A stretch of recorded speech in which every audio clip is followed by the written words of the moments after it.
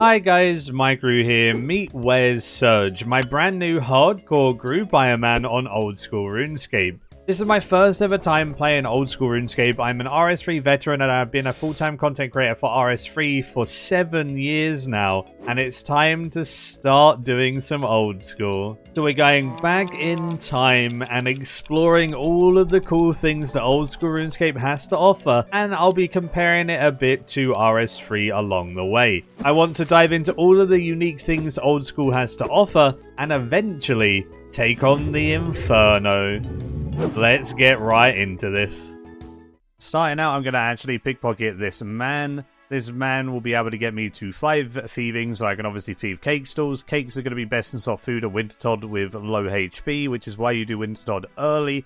It damages you based on your total HP pool. So if you're doing it with a low HP level, then you don't have to worry about using a ton of supplies. And I guess he gives me a little tiny bit of money so I can buy a steel hatchet as well. As I've been told, you don't actually gain anything for having over a steel hatchet at Wintertodt. The only thing is the special attack of a dragon, but obviously I'm not getting a dragon anytime soon. That guy just... Give me your bones. Can I pick him up? He picked up his own bones! This guy's efficient! Holy! Old school is a different breed of human. The guy died for 4 prayer XP. What are you drinking there, bud? Water? You're still drinking water? Try this instead. Wow, this is so much better. Where can I get some? Funny you should ask. Simply click the link in the description or the pinned comment to the GamerSupps website and you're able to try over 50 flavours of zero sugar, caffeinated and decaf energy drink. And if you use code Maikeru, you get 10% off. Although for the next week, there's free international shipping with my code so that anyone can try it without paying those pesky high overseas shipping fees. The code will always be available and always give 10% off though, even after the promotional period. And it isn't for only first time buyers, you can use it every single time. And if enough tubs are bought with my code, I could potentially make my own flavour. Imagine that. Anyway, back to the video. Absolute insane scenes. Level 5, we can thieve from cake stalls. And there's the lovely steel axe from Bob with the money that I got from the pickpocketing as well. We are absolutely gaming.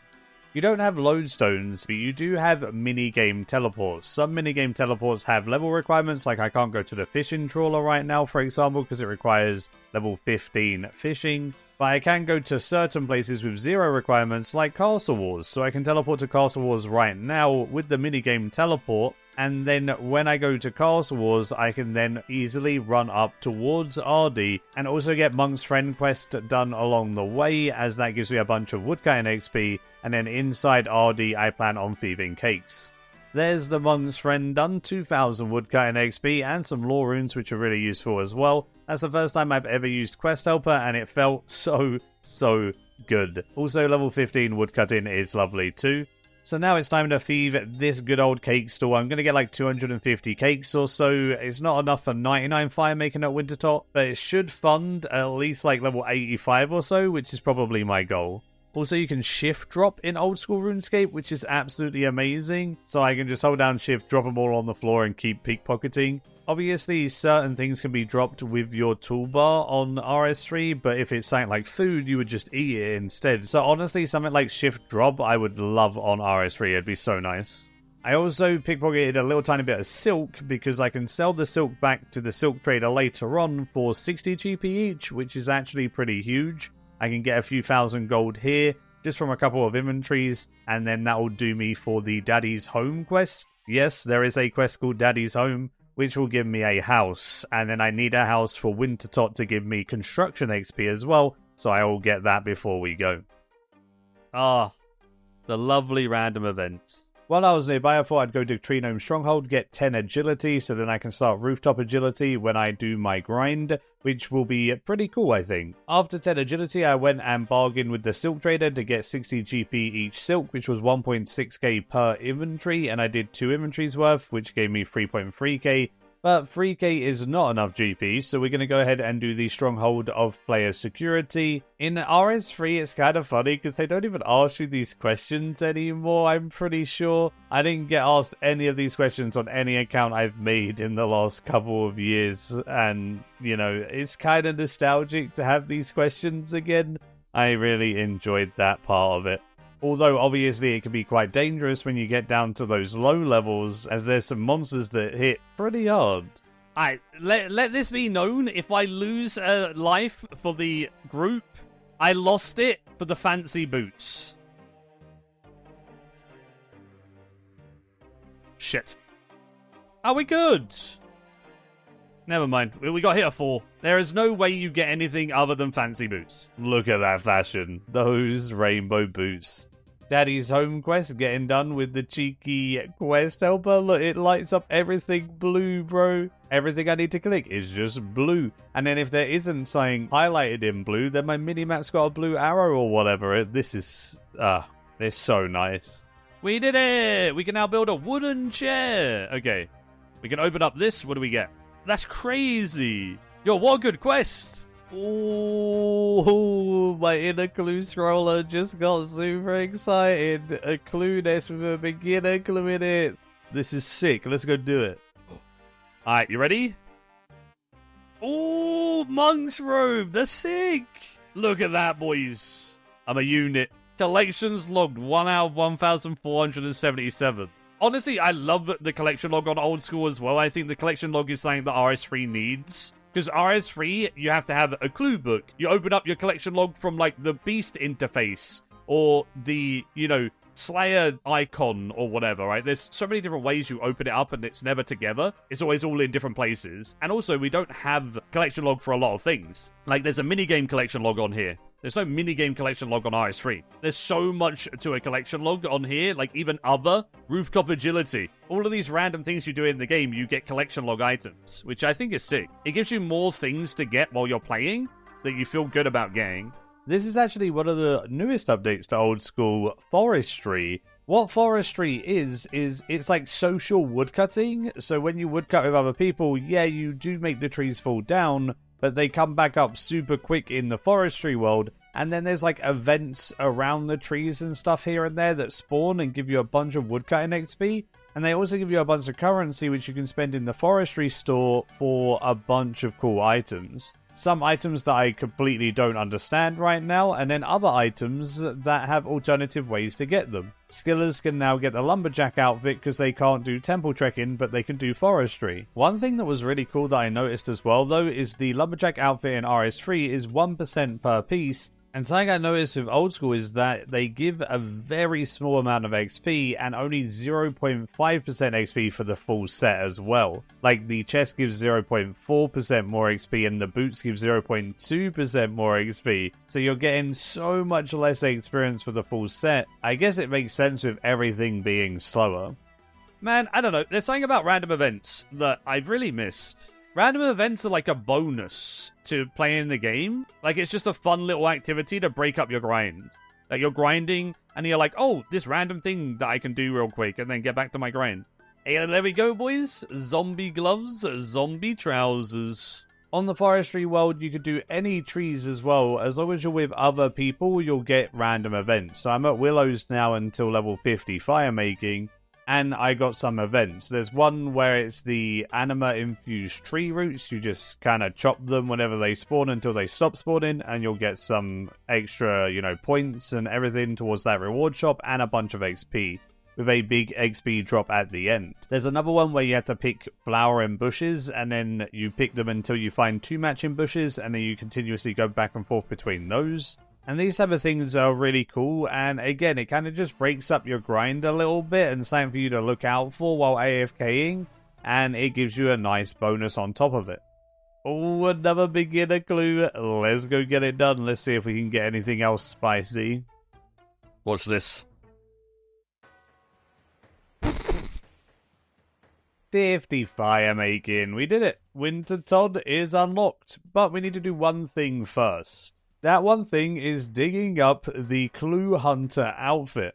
The Clue Hunter outfit counts as warm clothing, and you need 4 pieces of warm clothing in Winter Todd to reduce damage. I dug up the legs, and then I dug up the gloves and the boots. And I bought a rainbow scarf from Draenor from Diango, and that is my 4 warm items. I am ready. But there's one issue. Walking all the way over there is not something I want to do. This is in the Great Kourend, which is a brand new region, but this region is massive. I also don't really want to walk through a bunch of places that I haven't been to before without exploring them. So I'm gonna kinda not spoil myself by teleporting directly there with a games necklace. But that means I need 22 crafting and 7 magic, so let's get it. Quest helper is nuts. Like, I don't have to do anything. My brain is turned off for this quest. Oh, I gotta go up the stairs? This big blue shine. And watch, when I go upstairs, you bet there's another blue shine. Even an arrow this time. 3 quest points, 1,406 craft and XP, and 2,000 coins. Yo, we can replenish some of our cash stack. So now we're sitting at 11 crafting, which means we can do bowstrings. I channeled my inner bot from 2005, and I picked some flax and spun it in the house in Sears Village. But it did get me to 21, nearly 22 crafting, which I could finish off with Goblin Diplomacy, so I could get a gold bar at the same time. 200 crafting, which takes us to 22, which allows us to make sapphire necklaces. And we got a gold bar to make that said sapphire necklace. Someone in my Twitch chat told me there was a clue scroll quest, so yeah, obviously I had to drop everything, get my clue scroll quest done. And there's X marks the spot done. It actually gave me a couple of magic levels, got me into level 4 magic, and it gave me a beginner clue. So let's test my luck again, and hopefully we can get more than 6 lore runes. Oh, no way! We got the monk top as well? We have the monk top and bottoms in 3 beginner clues.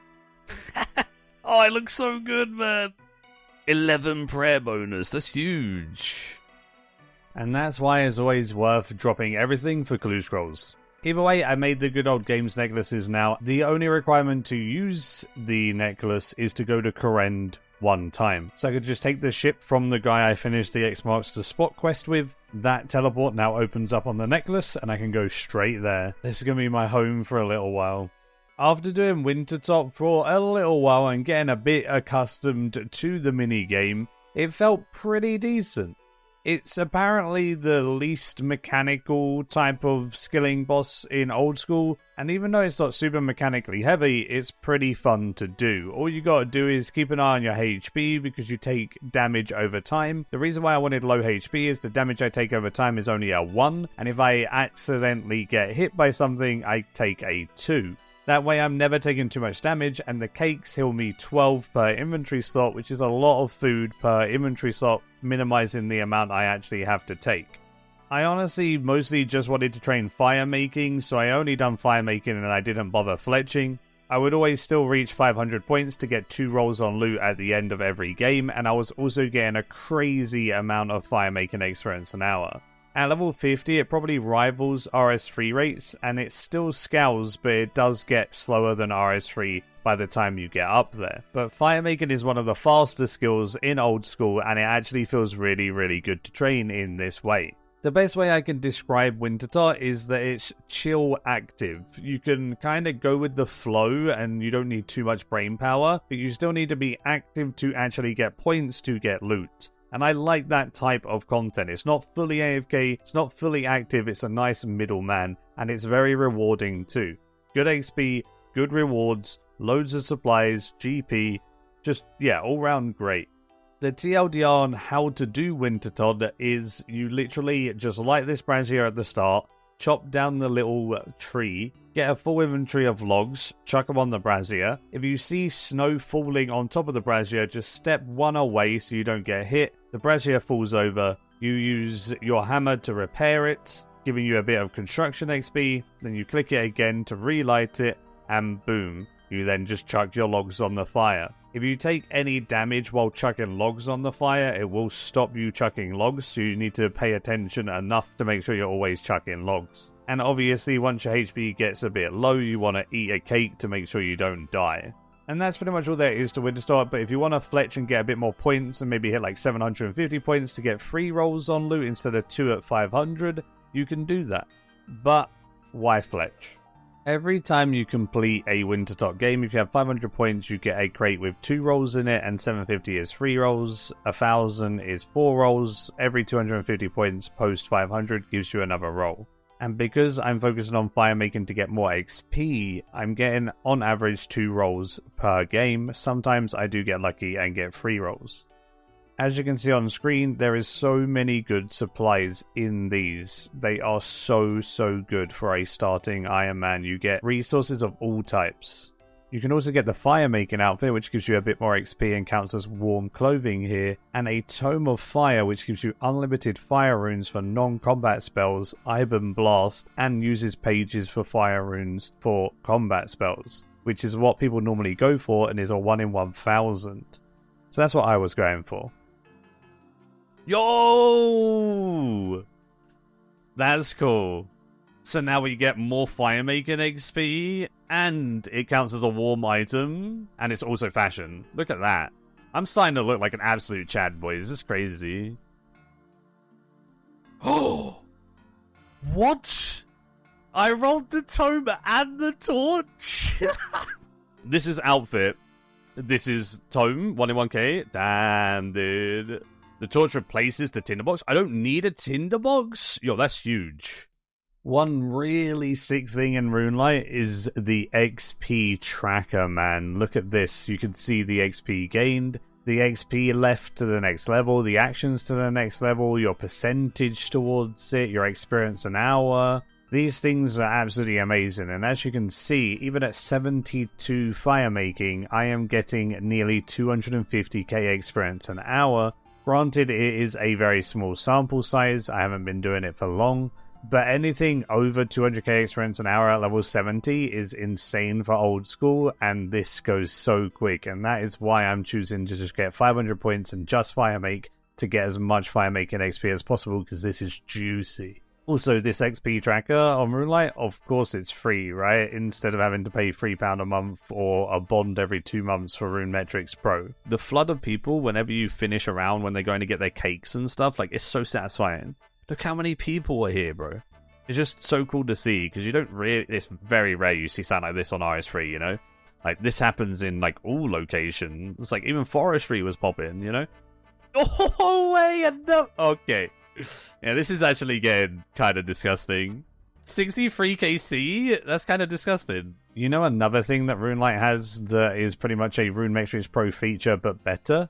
A drop tracker. Look at this. It tells me how much KC I have at Wintertop. It tells me how much GP I've made at the top, total. And then it shows me every single item I've received from those 66 crates. And all of my spoonage. That's madness. It is so cool. You have to pay £3 a month for this on RS3. And it's not even as good. This is so sick. I got my first little bit of Rooftop Agility XP at the first course at level 10, which is the Draenor one. It seems pretty cool, it's quite fun. You do, like, you know, all of the roofs in that area and then you restart. I like the concept of going to different towns at different levels, doing the roofs at those and continuously progressing. Because on RS3, I know I'm keep on comparing things to RS3, but I am an RS3 player, right? So looking at it from that perspective, all you ever do is Anachronia course. And then you unlock a little bit more of the course, then a little bit more. So you're never changing locations. Changing locations makes it feel fresh and fun with new animations, new scenery. I like this. This is cool. On top of that, you get Marks of Grace while doing the courses, as you can see on the roof here. These Marks of Grace are traded in for the Graceful outfit, which is the reward for doing Rooftop Agility, and it gives you a reason to train the skill. I love it when games incorporate rewards from just doing the skill, and then you're getting little milestones while training by unlocking it piece by piece, and I love that a lot. At level 20, I moved on to the Alcarid course, and again, yeah, I changed my whole scenery. There were so many different obstacles on that course, including one where you hang on like a tightrope with your teeth, which is wild, and I enjoyed that course quite a lot. 30 agility, now we have Varrock.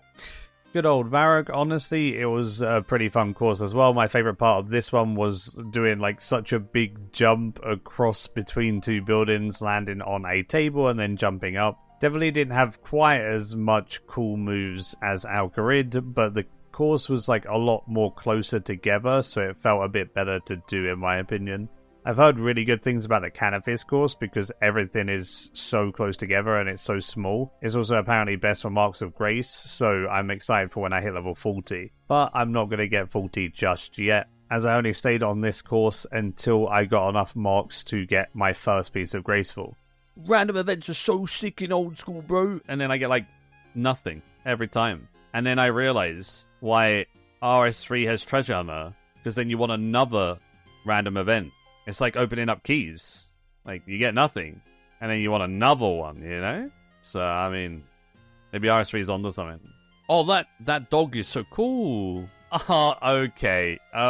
We got Mark, which is the dog, and we've got Grace. Oh, classic Jagex. So we get these bad boys, because they are 30 Marks of Grace. Taking a break from the agility grind, because I don't want to do it all in one sitting. That would probably kill me. I'm just going to get like one piece each sitting, and then that'll break up the grind for me.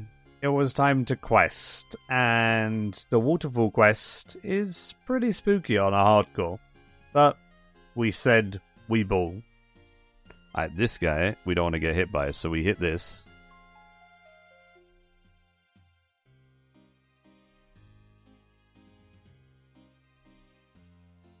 Shit. No! There's a way! I saw that one looking at me when I clicked the chest, but I was in the chest animation. Hey, you know, at least we go down not being a pussy. That's all that matters. Sadly, I was the first of the group to die, but in my defense, I was also playing the most. Okay, that's the only reason I was the first to die. Yep, not because I'm an idiot. With that being said, Death's Office exists in old school now. You don't just drop all your items on the floor when you die. So you actually have a Death's Office. You have the Death's Office just like RS3, but arguably it's better than RS3. For Ironmans in particular, there is a coffer. You can put items in the coffer and they work for like GE price and they pay for your deaths. So if you get a bunch of duplicates while bossing, you put them in that coffer and it'll pay for your death costs. You can't do that in RS3, right? And I love that. That is so cool. Otherwise, deaths just work the same way. You pay a bit of GP, you get your items back. So it's time to get revenge on the waterfall quest and get it done with a bit more HP this time. I don't want to get too many HP levels just because I still want to go back to Wintertot and I don't really want to get hit for like 2s and 3s. So I'm going to keep my HP sub 20 hopefully, and I'm going to go do waterfall now that I am 16 hit points. I actually did get the amulet when I searched the chest, so I only have to do this part. It's single way combat, so I waited for this zombie, I attacked him, and then I kind of just like half walked, half ran, and was a scaredy cat to make sure that the moss golem didn't hit me and the other stuff were hitting me instead, because, you know, without it being multi, I couldn't get hit by everything. That's easy, bro. This guy just carried me. Look at that juicy XP, 13,000 attack and strength XP, 2 gold bars, which is 2 more games necklaces, which gets us to 30 attack and 30 strength, you know, the classic start for like any account ever. This is mad to me. The fact that Wizard's Tower's here, this is Wizard's Tower, right? Meets RS3 Wizard's Tower. I got the Restless Ghost done, 13 prayer from that bad boy. I also got a odd one out minigame, which is one of my favorites because it gives you a mystery box. The clue scroller in me just loves opening up caskets or boxes or whatever, right? Gamba. It actually gave me a medium clue. So, it just fed the clue scroll addiction. Let's go get it done. Ooh, black elegant leggies. And a U short bow. That's actually kind of good, right? For an Iron Man. And some lobsters. Oh my. Man, every single one of those items are great. I just did the classic Merlin's Crystal into Holy Grail for those juicy prayer and defense levels, and now I actually have okay combat stats, 31 defense and 29 prayer from that. Quests are so good early game. I mean, it's the same in RS3 and it just feels so good. Even though I've done these quests before, it's like that dopamine rush for 30 levels, you know? Oh, it's so nice. I went to bed after the Holy Grail, woke up in the morning, exited Camelot, and there's no better feeling than walking out to about 5 bald bots teleporting to Camelot. That's nostalgic to me, as weird as that sounds. Look at these boys. 80 fire making coming in from Wintertot. I've genuinely enjoyed this skilling boss. I would rate it a solid like 8 out of 10, even though it's not even that mechanically heavy. I'm liking it quite a lot. After hitting level 80, I thought I'd open up some more chests, because the chests do scale with your levels, so I'm getting more GP now I'm a higher fire making level, and I needed some extra GP to buy some runes and just get some supplies and whatever. And now I'm at 100,000 GP. I've got a white cash stack for the first time on this account. I'm going to be ending this video off saying that we made a clan on Old School. So if you are someone who's just started Old School or someone who's come back to the game or something and you want a community, we have one. We made a clan called RS3 Refugees, and honestly, it's crazy the amount of people that have already joined. The clan's now sitting at 176 members, and we instantly got like 50 members join as soon as I made it on stream and stuff. And it's been so much fun to see people leveling up and seeing the clan broadcasts and just chatting to each other. The clan is open to guests, so you can just visit a clan and search RS3 Refugees and ask for an invite if you wanted one. I wanted to train up my magic, but I didn't want to train up my HP because I want to go back to Wintertot and finish off 85 fire making soon. So I wanted to do a bit of magic training without that HP XP. I grabbed some armor to make my magic bonus nice and low. It's minus 58, which makes me splash near enough all of the time. And I'm going to do something that I done back in the day. I'm grabbing some waters and some bodies so I can use the curse spell and splash it for XP. I went to the monk in Varrock Castle and I just kept splashing curse on him. You can filter your spells in Old School, which is really cool, so it makes it easier to press the spell that you want and you don't misclick spells as much, etc. It's also just a larger icon, so it's easier to click, and that's a really nice quality of life improvement. I got a little bit distracted and added a plugin called Dance Party. What this plugin does is if you take a look on the screen, it makes everyone party, it makes everyone dance, it makes everyone have a good time with you. So now, when I'm walking around the world, I am going to go ahead and just see everyone dancing.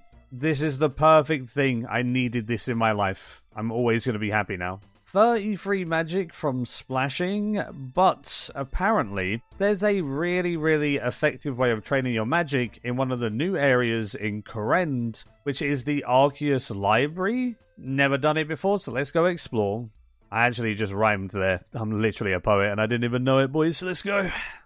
Just rocking up to this place. Look at these crystals, man. This looks absolutely phenomenal. Absolutely beautiful scenery. Considering it's old school RuneScape, the graphics have so much charm, man. It's awesome. Let's go in this giant library. So the way that the library works is you have a bunch of like white squares. You just search some of them until you literally have the locations of the books. It detects the locations of the books by you searching and finding a couple of books, and then it kind of knows where they all are somehow with the RuneLight plugin, because Wooks made it and it's insanely 5-ed and I'm dumb and I don't understand these things. Then you just go to every bookshelf on each of the 3 floors and just search the books when they're, you know, highlighted. Once you have all of the books, you literally just go on the ground floor in the middle. You go to one of the guys and they request help and they want a certain book. You give it to them. You go to the guy on the other side. You say, hey, what book do you want? They'll tell you. You'll give it to them. If you want some, I'll give it you. You want to do it with me? I think on average you should be able to see about, 6 hand-ins or so. That's what it seemed like for me. And every time you hand in a book, you get an XP book for magic. It gives you a considerable amount of experience an hour, and it's actually a pretty chill and fun way to do it, and it doesn't cost any runes or anything like that. There it is. We got a Arceus 100% favor. And 45 magic is coming in with these tomes. That will give me pretty much every teleport I need for quests and stuff, so I can go a little bit harder on quests now. And by going harder on quests, I mean killing vampires and hellhounds, and also shitting myself getting hit by this Skeletor lookalike. Holy he hit me for a 9. Alright, well, we're okay. Man, everything hits so much harder on Old School than I've ever remembered in my life. 2 levels in thieving and 5 levels in attack. That was pretty huge. That's crazy. 7,000 fishing XP, and it literally took, what, 2 minutes? 24 fishing? That's so unethical. The satisfying Camelot teleport. I just saved literally 10 minutes of my life walking to Catherby. Who thought, instead of giving 2,500 XP, they had to give 2,437. 26 fish in now. You love to see it. So it turns out that Wazzy had a little bit of a fight with a guard at the silk stall while AFK pickpocketing off stream, and he wasn't even recording. From his description, he was very preoccupied with a video on watermelon, and he was so distracted that he didn't see the guard smacking him in the face. But there is a reenactment of sorts on screen of what happened. Then it came to the Tree-Gnome Village quest, where I was just killing the Warlord. I just kept kind of like running out of his distance, and then he kept running towards me. I'd hit him, he'd run away. I'd hit him, he'd run away. And as he runs northwest, he kind of just got stuck on this tree eventually, and I definitely meant to do that, and I killed him, you know, without having to run, and I definitely know how to play this game. There we go, 11.4k attack XP, and a cheeky gnome amulet. There's 41 attack, I can wear a rune scimitar. Hello, Spirit Tree. Man, I love the Spirit Trees in old school as well, man. They are a tree of all time. We're safe. Oh! We're good. You know, Quest Helper, screw your safe spot, mate. I made my own one. 18,000 attack, 7.9k agility, and 2,000 magic. Okay, 38 agility, 44 attack, and 46 magic. Doric's quest is so strong. Doric literally just took some stuff and said, hey, take 11 mining. So now we search Night Sword on Quest Helper because I can't do quests myself because I need a blue light guiding me. Let's go. 29 smithing. The Night Sword is always so goated, man. Next up, we're quite close to it. I'm going to start Druidic Ritual because it's just in Tavali, right? So let's go get free herb lore. This is like super nostalgic to me because on RS3, they've completely reworked a bunch of quests. And it just feels good to be doing this quest this way. Like, I haven't done that in 10 years. So that feels cool. That's really neat to me. Level 3. Boom. 41 quest points now. We're moving up in this world, chat. We're kind of zooming. Kind of popping off. Green highlight. Thank you, Runelight. Level 9 Slayer. Level 9 Hunter. I need to keep thinking of all of the really good quests and just do like all of the really good XP quests for now, and then probably go do some more rooftop agility. I think I want to do as well because I do want more graceful. I'm not minding the run energy, and now that I have teleports, it's a lot better, but I do think I want more graceful. Look at the look of this thing. Look at his tiny little horn. There's Priest in Peril done, which gives me access to Cannabis, so I could do agility there. Which means it was back to Varric to get 40 agility for the Cannabis course, and now I'm going to do the Cannabis course to get my next piece of Graceful. I heard really, really good things about the Cannabis course, and it is just insanely good. It's such a small course, so you get around it so fast. And there is also this cool part where you pole vault, but it looks like a broomstick, and I feel like Harry Potter going up in the sky, so that's also really, really cool. It's just fun being able to change locations every like 10 levels and just do something new. But this is definitely the best course I've done so far.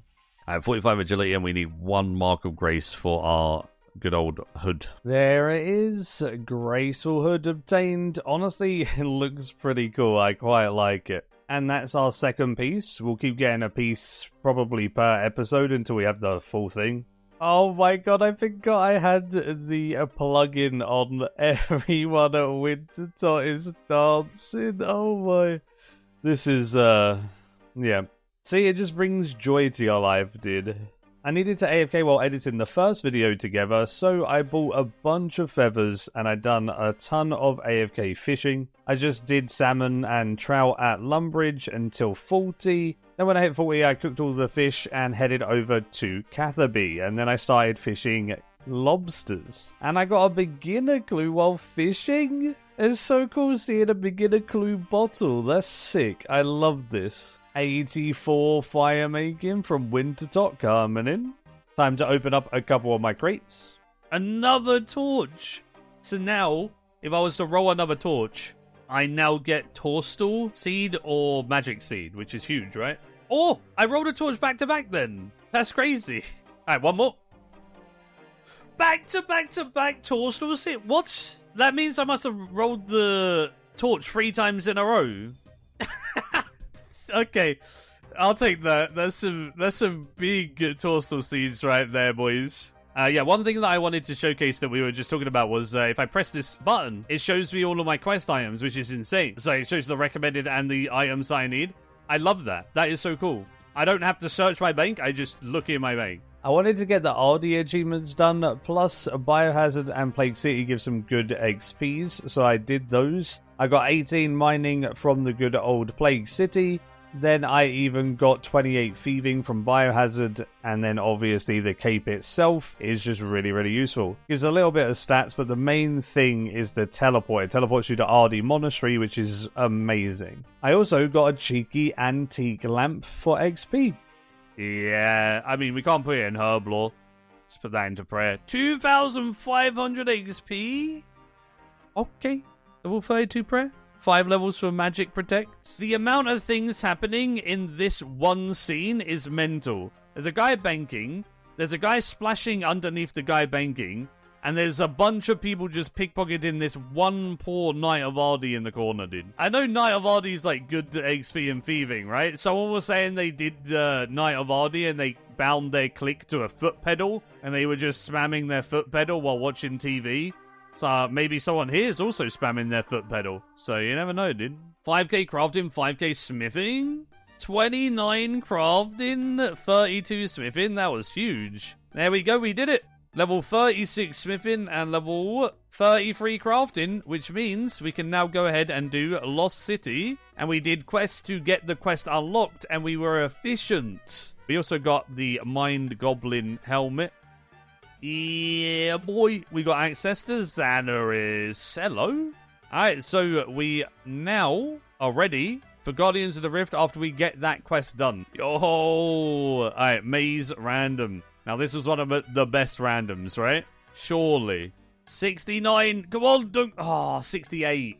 I was so close, boys. 8 natures, 83 deaths, and 1.5k. That's actually mad. That's crazy. I was doing the quest to get Guardians of the Rift unlocked to train up my rune crafting because everyone keeps telling me it's fun in old school. And the Stoner Jazz is just sitting there in the quest.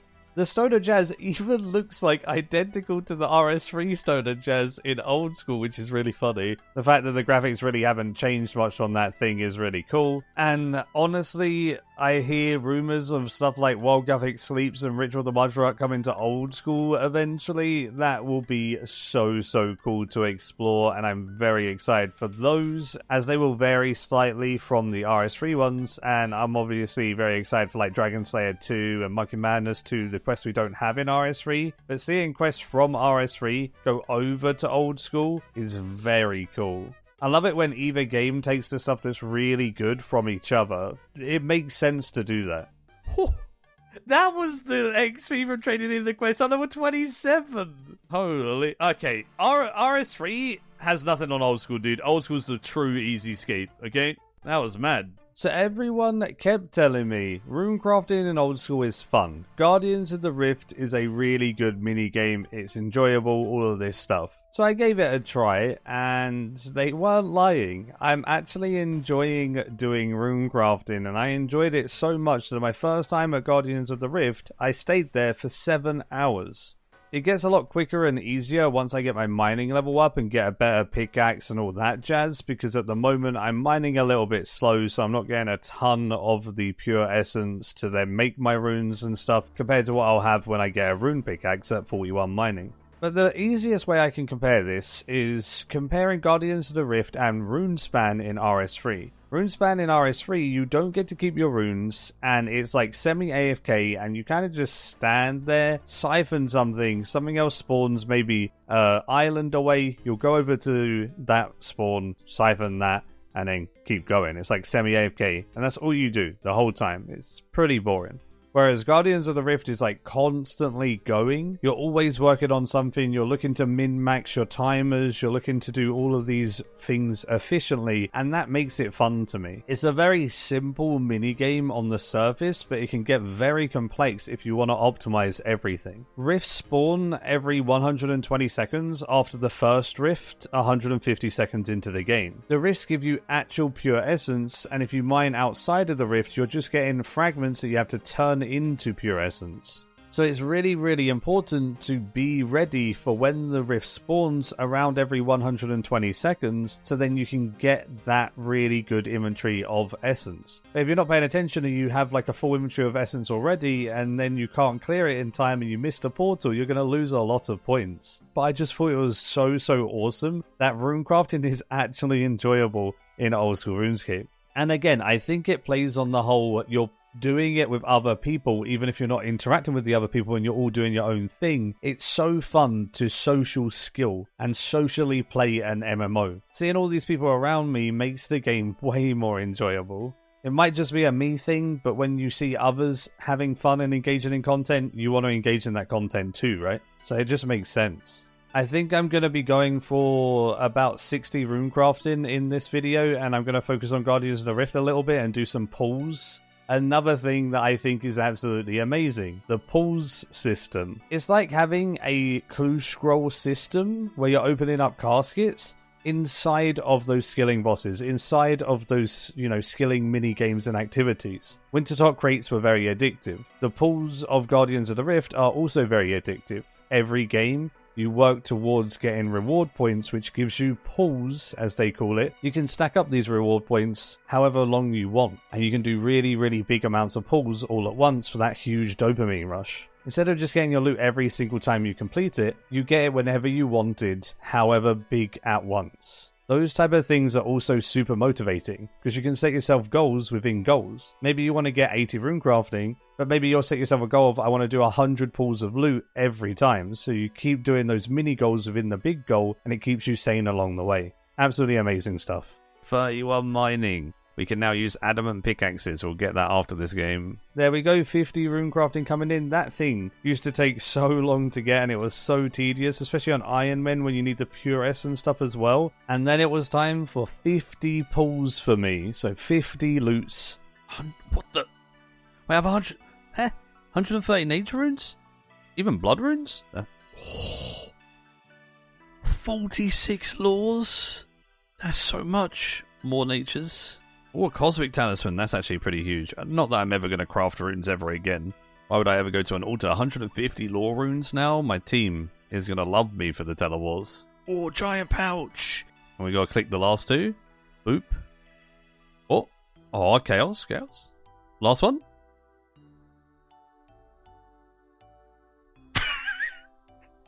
We got it on the last. That felt so good, though. The amount of loot that I got there. 234 laws, 590 natures. That's crazy. And then I got the 2 pouches. Like, they're massive. Well, they're actually giant and large, but... So that's the one that works for Death Talisman for Morning's End, right? Man, that list is horrible. The amount of times I've done that on RS3. This used to be my favourite. Dunce. So that gives 1.5 times... like 150%, right? So that should give you like 470 XP or whatever. Or 480 prayer XP, that was huge. Okay. Yeah, those random events are the fun ones, right? You can tell this is new content. The houses and stuff actually look pretty good, considering it's old school RuneScape. Like, it actually looks nice. It's funny because, like, the grass is so awful, but then, like, the buildings actually look pretty good. The grass definitely ruins it, like this hill, but the rest is sick. I went to the Catacombs of Kurend, and honestly, it's really cool down here. There is a bunch of Slayer monsters, and the ones that I'm going to be focusing on are Hill Giants. Hill Giants give me keys to fight the free-to-play boss Obor, and I want to showcase that on episode 3 because RS3's free-to-play is really, really bad and has like no additions, whereas Old School has a bunch. These also drop beginner clues as well as Obor, so I can showcase a bunch of beginner clues as well, and just have fun with like the free-to-play items in the game. Obviously, if I was free-to-play, I wouldn't be killing the hill giants here, but killing them here allows me to get dark totems and stuff like that at the same time. Shout out to Mr. Verf for actually making me aware of this place, because I've watched his good old Extreme 1 Chunk series enough to know that hill giants are pretty fun to kill. So we're gonna take a leaf from his book and kill some, but not quite as many as he killed. There we go, there is the beginner clue. I'll be doing all of these clues and hill giant gains in the next episode. So I was back to close out Wintertot. I got level 85 fire making, and I was going to stop at 85, but I was kind of addicted and I wanted to stack up a decent amount of crates, so we actually got 86. Sadly, those crates didn't give me anything of use, but hey, supplies are supplies. Witch's House, 6,000 HP, XP, what level's that? 29! Okay, we went from 22 to 29 HP, which is huge. Task Chicken? Go on, my man, with your full myth. Then I wanted to spend some more time going ahead and doing some more Guardians of the Rift. Now that I've got a better pickaxe and I've got like a decent rune crafting level, I can make better runes, I can get my rune essence way quicker, it feels a lot better. I'm getting on average like 3 pulls per game, which is pretty good considering my stats are still rather low. And it just feels so rewarding, because those pools give so many runes for the group, and we can stock up in that way, and then hopefully the group can then more easily manage stuff like enchanting jewelry, alking stuff, teleports while questing. So we're looking to be a team player, and this is a really good way to be that team player. Mr. Evil Lucario is going mad with his quests, so I gave him a bunch of lore runes and he was very happy. But he did give me a rune scimitar in exchange, so I can't complain. I found out about this earlier, but it is huge. If you need anything on the wiki, you just press the little wiki banner and you just click on the thing in game. So I want to know what the chance of my medium pouch is to see if it'll be worth it. I just click look up rewards guardian. It brings me up the wiki page. We scroll down. It's literally a 1 in 9. So it's a pretty common one. It's probably worth me just trading in my pools. Sadly, I can't stack up quite as much as I wanted to, but that is crazy. Level 54 rune crafting, and we unlocked the good old lore runes, which is actually huge. But I don't have the quest done for lore runes, sadly. But I do need to do a couple of pulls. I've got 16 pulls. I need to get my pouch back because it broke. Okay, well, I got my pouch back in 1 pull. I can keep the rest now. Let's go. I have to hear Sea Engineer whisper sweet nothings in my ear. Not even whisper, yell sweet nothings in my ear. Alright, let's go. Oh, 82 lore runes? That's crazy. Hey! Collection log slot completed. So what is this? A hard clue and some death runes? Oh, if I could do this hard clue, man. I think I could do that one, right? Behind the PvP arena? Old Duel Arena one? Okay. And we got 19 more to go. Let's get some more. 259 laws. These are obviously my favorite ones. And then nature's also really good. Bloods are amazing as well, right? So that's big. 59 abyssal pearls. We got the collection log. Let's try and get this hard clue done. Sadly, the second step requires Swan Song. It's in the Piscatorius fishing area, so we gotta drop the clue. But we'll probably get another one in the future, and maybe we'll have more of the requirements by then. Alright, this will be a screen that we'll be seeing quite a lot this video. A beginner clue that gives me nothing. Well, I mean, this is actually a pretty good beginner clue, I'm not gonna lie. But the goal essentially is to kill a bunch of hill giants down here in the Kren Catacombs. Inside here, killing hill giants gives me extra bonuses. Not only do I get the ensouled heads, which give me prayer XP that you would get everywhere, alongside the giant keys to fight Obor, which is my goal for the end of this video. I also get dark totem pieces so I can kill Scotizo like really far down the line. But that's a cool boss to at least get maybe 1 or 2 totems towards. Alongside then also being able to get dark crystals, which charge up your dark light into an arc light. I'm not 100% sure how it works, I just know it's really strong against demons, so it's a nice added bonus for being down here as well.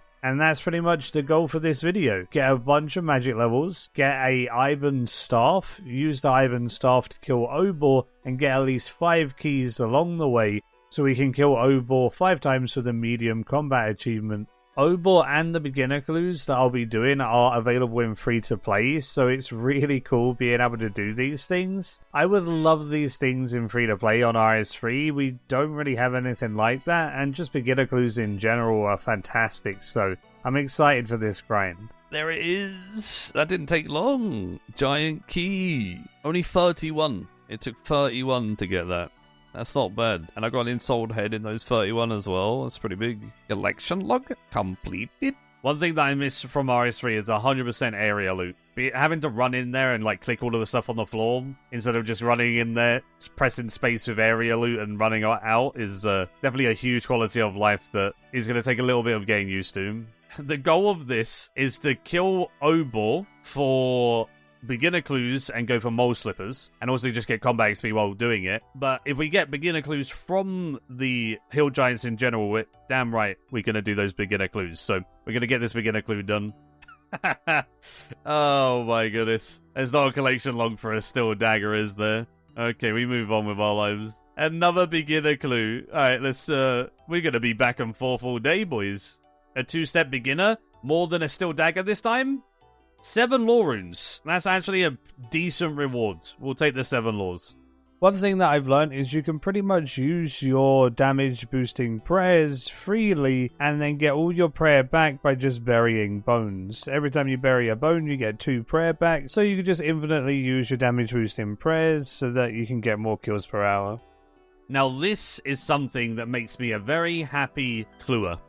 I get to build the stash unit, which is just a hidey hole in RS3, and then I get to stash the gold ring and gold necklace when I've used them after this emote clue. Oh, and I got an evil bomb event. Yo, random event. Have a present. Oh, 3 uncut diamonds is actually huge. I'll take that. And our next step of our clue is Reldo for the device, which I can grab from my bank, so I can skip the device step now. Once you've had this device step before, you'll have the device, so you can skip the whole step of going to Reldo by just feeling the strange device, and it tells you the possible locations. So it's Cowfield or Alcarid Mine, and then if I do this again, it's now pinpointed it. So we'll just go to the Alcarid Mine. Oh, that one I can actually use. Steel plates got to go with my steel plate body. Okay, we'd take that, I guess. Level 50 magic, we can wear this. Tome of Fire. Oh, that actually looks sick. The little fire rune symbol on the tome is actually really cool. There he is, Tome of Fire. Look at my chat of a gamer, dude. Come on, finally give me a collection log update. Come on, dude. Okay. Oh, what'd I get? Dark Totem Base and a sandwich lady. Oh, triangle sandwich. Do one, mate. Never mind, it wasn't even a baguette. Imagine if I got the style baguette at the same time. Look at us zoom in, boys. 51 magic. Watch this. If I do a 360 and then open, it gives you better RNG.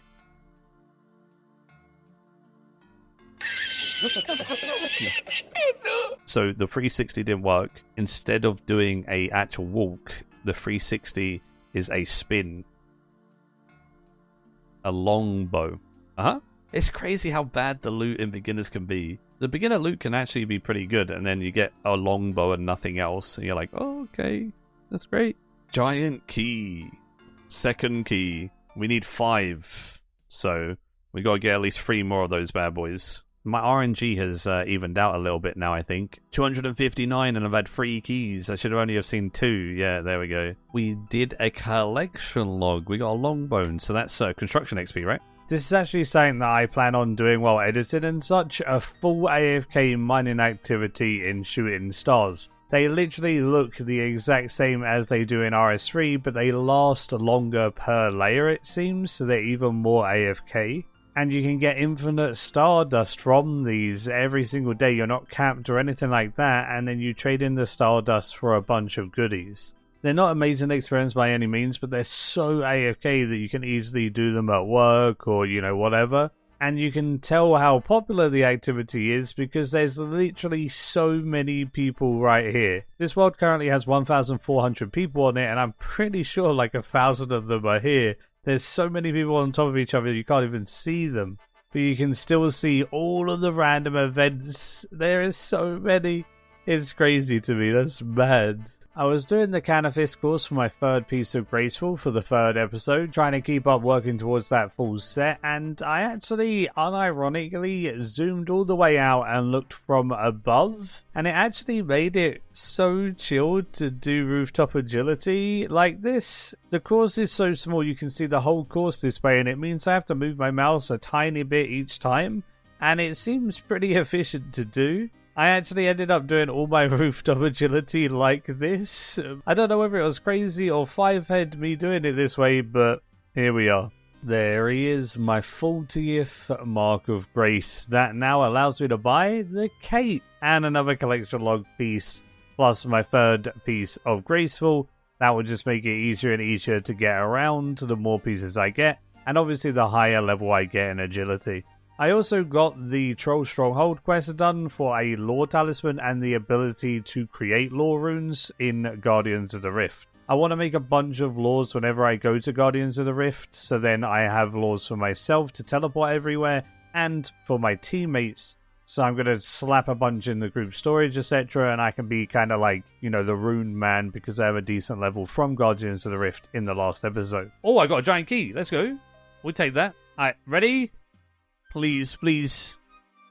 Oh, 55 magic. High level alchemy. Oh, that spell icon's so cool in old school as well. That's so nostalgic to me. It looks different in RS3. One day we'll get something. Please let me hear the engineer, bro.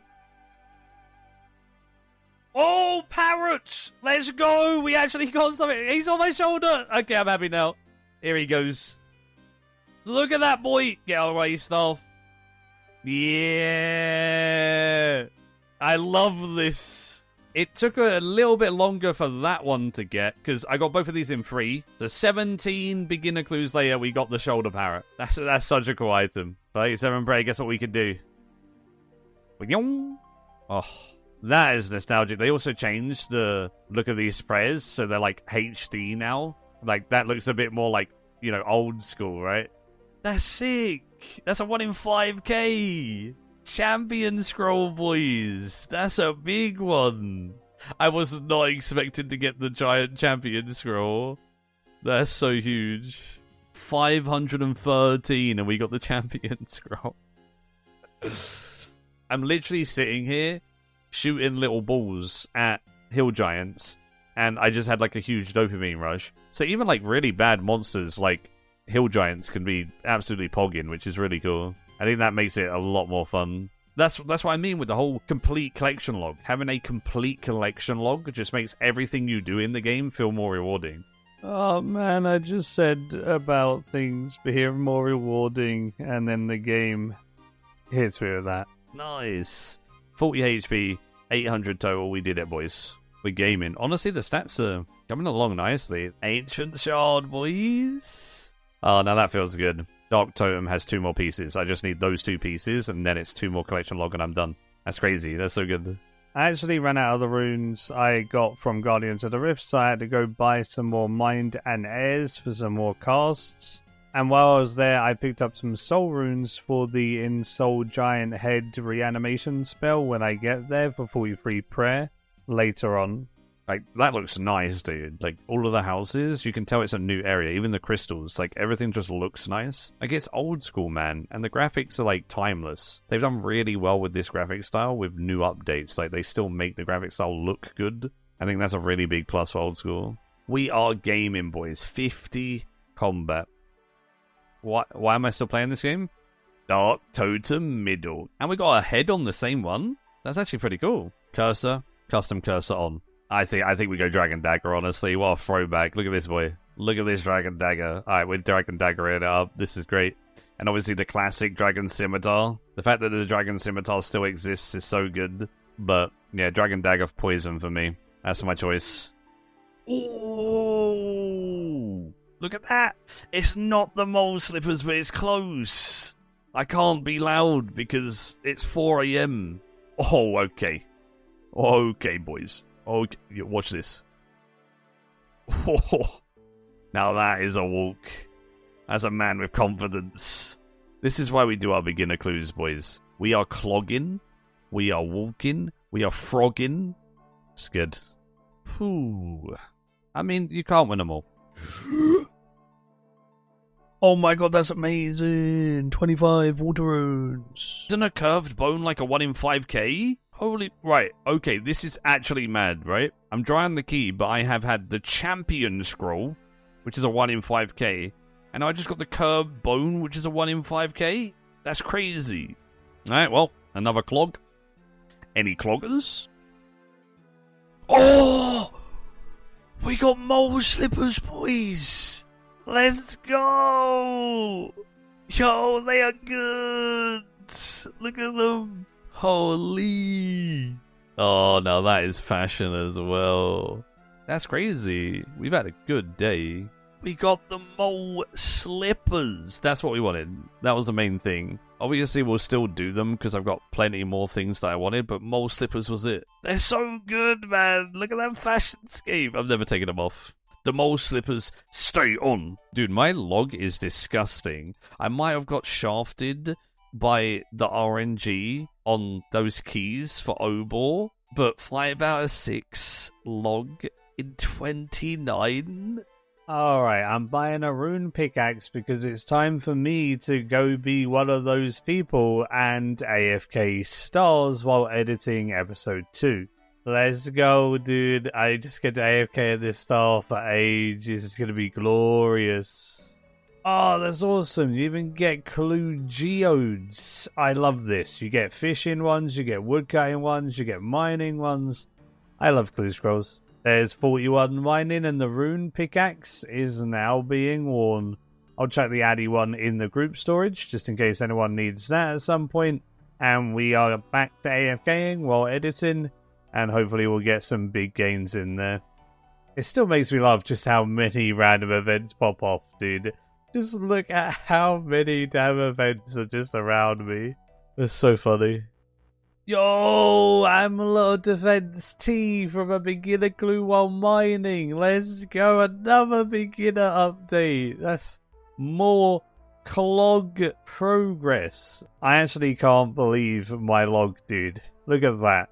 That is just so crazy. 6 items with 0 dupes. I haven't even done enough to even have the drop rate of 3 items.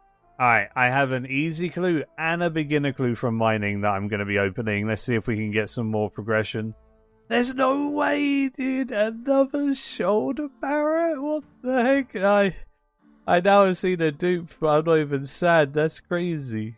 And I got a red beret from the easy. Nice. The camp teleport was also log rest, so we take that. I had a bunch of Stardust to trade in. One big thing that I definitely wanted was the ring. One of the reasons why I wanted the ring is for the future. It gives double your ore. So when I start mining like Adamant and Rune, I can get a lot more from that. In addition to that, it does actually work at Guardians of the Rift if I ever wanted to use it there, but I think that will cost quite a lot of Stardust because it uses Stardust to double ore. And I doubt I'm ever going to have that much Stardust, so probably more for those Addy and Rune doubles in the future. I also bought a star fragment just to get the collection log done. I'm not going to lie, all it does is recolor your outfit, which I don't even own yet, but I wanted to get that collection log. Now in the future with all of my Stardust, I can just focus on gem bags, which gives a bunch of different gems and soft clay packs for if I need any soft clay. I did buy one gem pack though, and it gave me my first ever dragon stone, which is really cool, and it does give you a lot of gems. Look at those, absolutely amazing. The mime event. This is a huge throwback. I do love me some nostalgia. This mime event is goated. How cool is that? Little me is happy right now. Ooh, second overhead prayer obtained. We got a cheeky protect from range. And I haven't even done any of my insold heads yet. That's crazy. That's just from big bones and some quests. Dark totem top. So I have a full dark totem now. Oh, look at that bad boy. Dark totem. This is the best minigame. This has to be the best minigame because I can use this. Boom. We can deposit these into the bank so I don't have to go bank. I can stay at Hill Giants. Zombie boots and shirt. Not bad. 2 more clog. Oh, that feels so good. Holy. Finally, I'm free from this prison. Yeah, so we got the weirdest collection log ever. As you guys can see, right? This is the KC. We've had 25 beginner clues, which is pretty good because they're 1 in 50. We got 5 keys, all of the Dark Totem, a Ancient Shard, and a Champion Scroll. So we've actually completed all the clog items from Hill Giants, which is kind of mad. This is probably the thing that I've done the most since coming to old school. There is no tool belt and there is no coin pouch. RS3, you put your pickaxe, your hatchet, your spade, your rake, whatever it is in your tool belt. You have your coins on you at all time in your coin pouch. I go to do these things and realize it's actually in my bank on old school and the tool belt doesn't exist. I do think the tool belt could be a bit too overpowered in old school and I'm fine without it, but it's just funny how many times this has happened to me.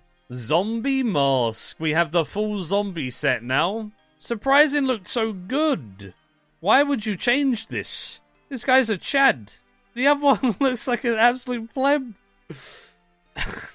Shadow of the Storm is done, which was my last requirement for the underground pass for Ivan's staff, and it got me 28 range. I think I was like level 3, that's crazy. While wearing monk robes, prepared to use the Ivan's doll on the well, as Ivan can deal lots of damage quickly. Okay. Well, it's a good job that he dealt a lot of damage. Ivan's staff! Let's go! I can't weld it. Huh? Why do I need an attack level for Ivan's staff, bro? It's a magic staff. Okay, we got Underground Pass completed. 3k agility, 3k attack. I don't think that gives us a level in either, but XP is always good. And we've got use of the Ivan Blast spell. And now I need to get 50 attack, because I didn't realize I actually needed that. I thought I had escaped the Hill Giant prison, but here I am, back here, training melee and getting 50 attack. Let's see if we can get any more keys at least. There we are. Obor times 6 now. Oh, my attack level is now 50. The only thing left for Obor is 43 prayers, so let's go do our ensouled heads. Alright, hello spellbook T-Wise. Oh, the magic book icon changes. That's so cool. Adept Reanimation. Reanimates a medium-leveled creature. Go on. Okay. Whoa! This thing's sick! Okay, this is cool. And then it gives me 650 prayer XP. And then we do it again. Reanimate. Whoa, this guy's caked up! Holy, I didn't notice that. That's kind of mad. 42 prayer? 1 level to go. 43 prayer? Let's go. I honestly remember as a kid coming down here, looking at the gold, looking at the bars, the ring, and just thinking about taking them. And now I can just yoink it. Hopefully you like my sound effect. And time for a Sapphire Amulet. I think you know where this is going. We string that bad boy, and then Amulet of Magic. Literally a best slot amulet for me for a long time. Now with that Amulet of Magic, we have the gamer setup. I am looking an absolute beast. Good old Alphonse the waiter in Brimhaven. He sells me swordfish and a bunch of Gwambwans. I can then combo eat the swordfish and Gwambwan in the same tick to get more HP. I'm going to want this against Obor just in case I take the max hit of a 28 to the face. That would hurt quite a lot. The joys of old school as well is that you could just keep hopping worlds and buying the stock in each world. In RuneScape 3, once you buy the stock and hop worlds, it's gone. The stock in RS3 is tied to you, and it restocks typically every 24 hours, so you just have to do it as a daily run, which kinda sucks. Whereas on old school, you can just get it all whenever you need it, and just keep hopping to buy it over and over again, which is so much better. This guy's a beast! Yo, he winked at me! Okay, I see how it plays. I've got a wife, please don't hit on me. Alright, I just walked through the Edgeville dungeon. I've picked up the good old brass key so I can take the shortcut at Varric next time, and I am ready for Obor. Hopefully we don't die. There he is, 106. I go down, I snare, and then I hit. Okay. Oh, I don't know how much HP he has, but yeah, scary. Okay.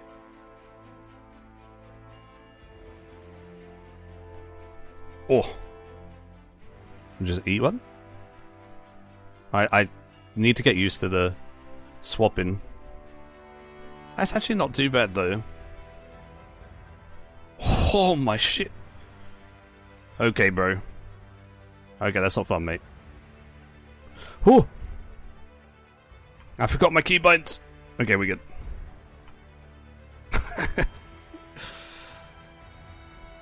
Did we get him? Okay. Insult giant head, big bones. Wait, is that it? Cosmic runes. 68? Oh, I don't know about that one. That wasn't that great. Oh, I got the back to the wall. I never got knocked back. Easy one step. Bang. Well, that wasn't a log progression. Shit. Get away from me, bro. Okay. I kind of just face-tanked that last one because I knew he couldn't one-shot me. Oh! Yo! Let's go! Rune Kite Shield. That's actually sick. Oh. Oh my goodness. That goes on the floor. I made a bunch of emerald rings into rings of dueling because there is a really useful teleport on that ring of dueling to the Ferox Enclave. Not only is this teleport a useful bank, it also allows you to replenish all of your run energy, your HP and your prayer points by drinking from the pool while you're there. This would be super useful if I'm farming anything in particular to replenish everything at the end of a run. So for O-Board, this is perfect. Death runes. I keep getting hard level bodies for some reason. Wait. Oh, okay. Congratulations, you got easy combat sleeping giant. I've killed him 5 times, and I got some lore runes. So at least I got the combat achievement done, but no more rune items. That's 5 O-Ball kills. That's a sick drop, though. 20 Limpwort roots. Okay. Last clue. Charlie the Tramp. Of course it's Charlie. Damn, 9 sardines? Now I know where the phrase crammed in there like sardines comes from. Damn, RuneScape generates so many different sayings and ways of life, I swear. Starting out this video with something that I wanted to try for quite a long time, a good old bit of Temporos. A better skilling boss than Wintertot, honestly. It's like everything that Wintertot offers, but way better. I had quite a lot of fun doing this boss, honestly, and it's some really good fishing XP at the same time. I think in the future I'll probably try solos, but doing it as a group at low level and stuff was very fun. And if I need to train fishing at all, or even cooking from the rewards from it, then I'll probably just do it here, because it's a way more fun way of training, unless I need to AFK Quam ones or something in the future. The boss is very simple for anyone who doesn't know it. All you gotta do is you gotta do a bit of fishing, then you cook the fish. You want to cook while waiting for the good fishing spots to spawn, the one with jumping fish. Then you go there when they spawn, prioritize those, and then shoot all of your fish on a cannon in order to damage Temporos enough that you can open up his core and attack him. While this is happening, there'll be some fires that you put out with buckets of water on the ground, and if you don't put them out in time, they spread. And then also there's a wave that happens. You need to tether yourself to the totem pole so the wave doesn't drift you away and you lose half your supplies and stuff. So you have to pay somewhat attention to make sure you're not losing your items from being washed up or something like that. And then you just need to get as much fish as you can, shoot them and attack and get your points from doing that, and then you get points at the end, which are pulls. The same way that the Guardians of the Rift works. You do a pull, it gives you a bit of loot, you'll get a couple of pulls to kill or whatever, and you're happy. Honestly, the way that skilling bosses are designed in old school is phenomenal. I'm so impressed. I've been thoroughly enjoying exploring all of the new content, as well as getting the nostalgia from old school at the same time. It's like the best of both worlds, right? I get all the nostalgia from old school RuneScape, and then all of this new content on top of it. It's perfect. I'm having an absolute blast. Yo, I want that Jad plushie. That is sick. Ooh, I got a combat achievement. I'm going to need to do those soon enough, because they are needed for the no drain from barrows. Whenever I get there. Let's go. 50 fishing. You love to see it. 26,000 fishing experience an hour at level 50? It's 2 levels an hour. For fishing? That's not bad. It's quite promising. 10 KC. So we're the champion, apparently, because that's all it takes to become a champion, I guess. Nice. 26 KC, 101 permits, around 4 permits a kill. Honestly, not bad. Time to go loot the 100, see if we get anything good. Okay, swordfish. Bass. Casket, isn't that a 1 in 20? Okay. Dude, this food is great. Okay, there's the spirit flakes. That's 1 collection log. There you go. That was the easy one. So I should see that a lot. But now if I hear collection log, it's going to be something good. Can we get the pet? or the Dragon Harpoon. I think I'd like literally poop. Oh, there we go. There's the soaked page, boys. Alright, so we got the 2 easy collection logs done, so now it's the hard stuff. I'm unsure whether this is better than Guardians of the Rift in terms of loot, but you do get a lot of good fish to cook, which is cooking XP. You get oak planks and normal planks. I mean, that's good, right? Construction for the future. The caskets can have some good stuff in, like jewelry and rune items. I unfortunately didn't get any rune items. I only got jewelry, but again, I can enchant that and such, so it can be useful. Especially the ruby necklaces that I got. That is some dig site pendants. And yeah, I mean, I enjoyed this skilling boss. It's probably not as good as Guardians of the Rift still, but it's probably my second favorite now, which is kind of cool. Alright, we're going to do a fair few quests in this episode as well, as they need to get done. So, I did the Lost Tribe, I did Death to the Dorgishkan, bought a bone crossbow and some bone bolts with that as well, because that is a good way to train up my range in the future whenever I get around to that. Where's Surge? Here's Surge. That's such a bad... That's terrible. You should feel bad about yourself for having that name, dude. Oh my goodness. Got Nature Spirit done, easy peasy. That then allows me to go to do Fairy Tale Part 1. And Fairy Tale Part 1 asked for secateurs, uncut diamond, raw cave eel, and some edible seaweed. So honestly, some pretty decent items that it gave me. Uncut diamond I have in abundance, raw cave eel I can literally just fish, and the edible seaweed I can get from rock crabs. So it was time to go take a trip down Nostalgia Lane and head over to Relica, dude. This is like peak content when I was probably about like 12 years old, making like 1 defense pures and getting the 60 attacks so I can get my dragon scimitar. And I would wear the bear head from Mountain's Daughter. I'd wear my unholy book. And then I'd listen to Linkin Park Meteora album on repeat. And that was like literally the peak 12-year-old me. The big golden days, dude. Absolute bangers. Yay, we got it. The edible seaweed. Linkin Park just came on after I said about the Linkin Park at rock crabs. Spotify's always listening, so I just have to go ahead and kill some more rock crabs until this song's over, and then we'll get the quest done. 48 hit points, though. Let's go. What a fun and interactive quest. Pow. This is I'm level 1 farming. Should have got some farming levels, boys. It's gonna take a while. We got him. Sit. We got him. It only took us 7 minutes. That seems fine. Completely balanced. 3,500 farming XP from level 1? 17? Okay, that was worth the 7-minute fight with the magical secateurs.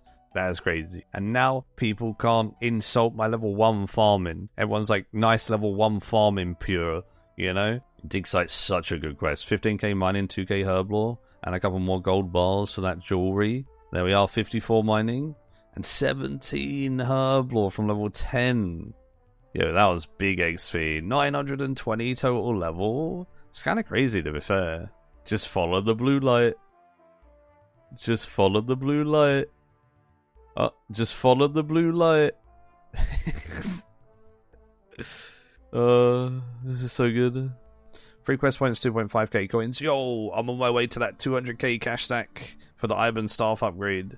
These are the type of things that Jagex do, like, perfectly. Certainly. Like, certainly. There's circumference on one of them. There's surprising. Certification. Yeah, ceramic vase. And then, throwback to RS3, where you literally have circumcision. Was a white knight, his grave could be found north of the Invention Guild during the Halloween event in 2016. Here lies circumcision. The less said of him, the better. Yeah, that one. A little bit more on the border.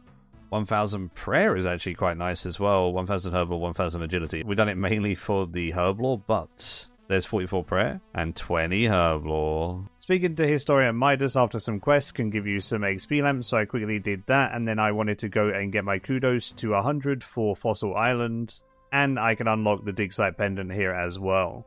Okay, now I just need to clean some stuff, and I can get the last 50 from the dig site cleaning in here, and then we can do the Fossil Island, but I want herblore XP. Boom, 1k herblore. Boom, 1k herblore. We're now level 23. Let's go. Alright, we're gaming. There we go. We got 100 kudos. Look at us go. We can actually do it, but I guess we'll get the dig site pendant then. Yeah, that one took quite a while. That clean necklace took quite a lot longer than the other things I put in the display, but it's so worth it. Dig site pendant is going to be absolutely amazing, so I like this. This looks sick. That boat actually looks cool. You can always tell when something's new in old school. Like, you look at the look of, like, this floor and, like, the dig site, and then you look at this thing. It's so pristine and polished. One quest point, access to Fossil Island. Let's go, we're here. Hello, Fossil Island. A gold ring? I'm rich. Build chest pieces.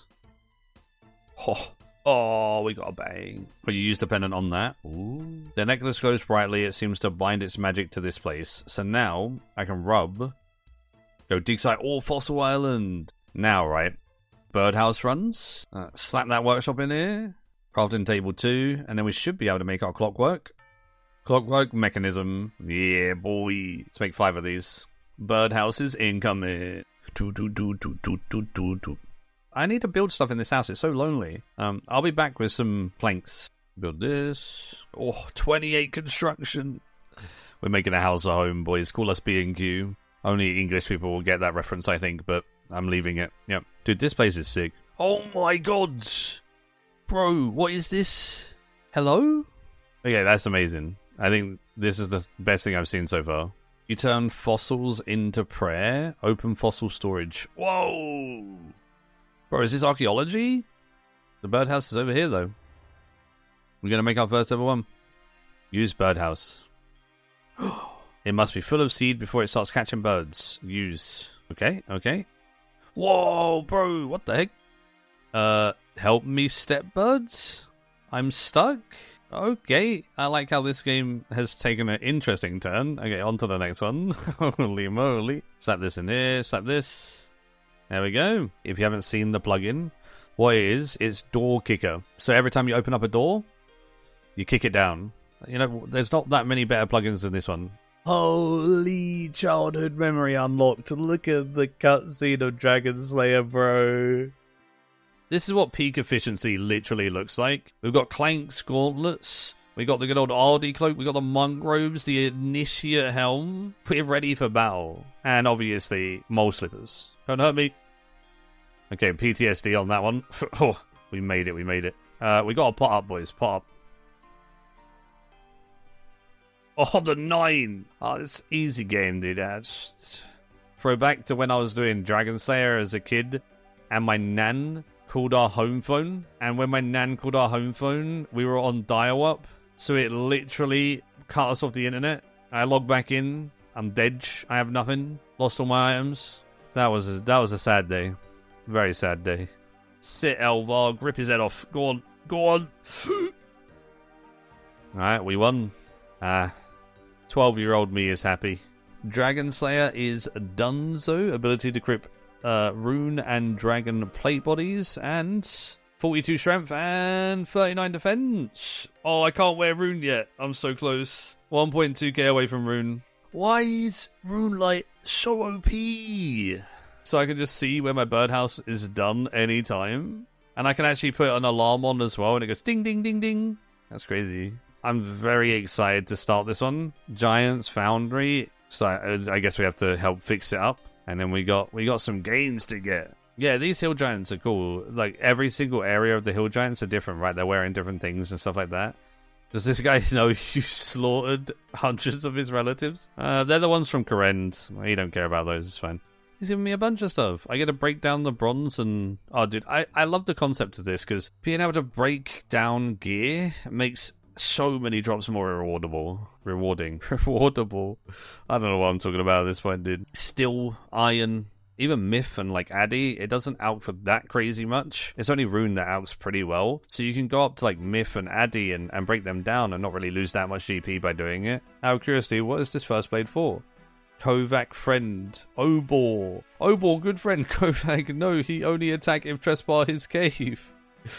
Maybe you should have some manners and knock first. Yeah, I mean, to be fair, I did trespass his cave, literally jump down and snare him, and then shoot him with fireballs. I mean, it was kind of my fault. Yeah, You're not wrong there. Yeah, that's fair, honestly. Mana, very important. Go back, think Obor show other giants how strong swords are, then every giant want one. That's pretty clever marketing plan, I must admit. Kovac know what he do sometime. Thank you for help. You free to use Foundry whenever you want. Thank you, mate. 6k XP. So maybe we do some smithing? That'd be pretty good. Yoink, I'll take those ice gauntlets. I need these for Giant's Foundry, so I don't need to use a bucket of water to cool it down. The ice gauntlets will cool it down for me. Pour it in. Alright, boys, let's go. Sword look good, hand over. Oh, 3.3k smithing XP in 6 minutes? And 6k coins? We're going to be peak efficiency, boys, right? So we use our cape, and then we go bang. We get 18 coal, and then 9 iron. We superheat on the way back, and then we come back here. Game's easy. Now we're playing old school RuneScape correctly, right? Now we're an actual old school RuneScape player. Superheat. Superheat. Superheat. To the bank. But we take it a step further. We grab the Ring of Dueling, right? Now this is satisfying. We can just go Castle Wars. Bank all of it. Oh, we're efficient, boys. Get rid of the iron, get rid of the steel. And then back we go. So we have all of these bars now. And with all of these bars, I can use a mixture at Giant's Foundry of iron and steel to get more XP than if I just use steel. Use the lower tier metal and the tier that you want to use together at Giant's Foundry, which actually is great because you use less of the higher tier stuff, which is amazing. I use 18 iron and 10 steel as it's actually not that much worse than using a bit more steel, and it works out to be way easier and way cheaper on an Iron Man especially, so it's been great. So once you put your mixture of bars in and grab your sword, you need to work it, and the way you do this is you have to keep your heat in between the levels on the display at the top of your screen. It looks a little bit confusing, but it's very, very simple. So my first bar that I need to work at the bottom is a red bar, so I need to keep my heat at the red bar above it. So then when I work it, it goes down and down and down until I need to reheat it and then rework it. The red and green bar both go down when you work it, but the yellow bar goes up when you work it, so you start from the bottom of that one. And as long as you keep between these lines when working the sword, you'll have 100% of the reward of the sword. If you ever mess up and do the wrong thing or make it so it's too cold or too hot while doing it, you break the sword a bit and then you lose out on rewards. So it definitely rewards you for paying attention, and if you don't pay attention, it definitely punishes you. So you kind of have to be 100% active for this, and it's absolutely amazing. I'm enjoying it so much. The thing that I'm loving about old school is that active skilling is king, and you're really rewarded for actively skilling. RS3 has just become more and more AFK, and it feels way less rewarding just AFKing your life away versus actually playing the game. I'm really enjoying actually playing the game. This is like what ceremonial swords were on RS3 back in the day. I'll put a little graphic of that on screen here. You can still do these in RS3, but it's a random chance to be given a ceremonial sword plan now, whereas back in the day you could spam them over and over again, and you definitely got rewarded when you did them correctly. The closer you were to the specifications, the more XP you would get, and if you got a perfect one, you'd get 20% bonus. So it's kind of like this, you want to make it as perfect as possible, and you're rewarded for doing so. These type of skilling methods are some of my favourites for sure. Giant's Foundry is my second favourite skilling minigame now. Sorry Temporos, but you're down. And Guardians of the Rift is still king, but only barely. This is absolutely sick, and it also gives a ton of GP, ton of XP on top of that. Super cool. You've successfully finished your sword. You ready? Hand in. Sword look good. 6k, 12k GP. 12k GP is big. 43 smithing. Big XP, big dopamine rush, hand in 8.7k GP, 4.3k XP, a cheeky 55,000 experience an hour. We are gaming. I think I used the mold that I bought, so it should be better. 6.5k XP and 13k coins. Yo, those molds are good. Holy. 157k. I was down to 50k gold. I got 100k from that. That's so much money. I need 200k for the Iban upgrade, so I'm super close. 40 defense. We can wear this. Oh, that's going to actually make us so much more tanky. That's huge. Look at me. I'm a gamer. The scenes right here, boys. Oh man, I like literally missed this because I was enjoying mining so much. 1,000 total level 149 smithing. Let's go, dude. Thank you for the gratses. Ooh, I have a decent amount of steel, and I actually want to do some myth with it. So I don't have Fermenic Isles, which means I can't use the claws for myth to break down, which are actually the best. But I can get plate legs, which is like the next best thing. They're not anywhere near as good, but I should still profit and get a lot of XP. So I just hopped a bunch of worlds and bought the plate legs from the Alcarid store. A nice little tip is if you hold down Shift, Control, and side arrow, you can hop worlds very, very quickly, by the way. 9.7k and 19.5k gold. So we profited pretty heavy there. We spent 13k on the legs, and we got 6.5k profit just from our steel. That's so good. I'm so close to 200k. Not only did I gain 30k GP from buying the legs, I gained 6 levels. Wow. First time in the Motherlode mine, apparently is really good for coal and such, and I think you get myth, so this will be amazing for Giant's Foundry. Look at this guy with dragon pickaxe, bro. Oh, I'm mining his ore. Yeah, I just realized it's not social mining like RS3, bro. Sorry, I'm an RS3 player. We share all that.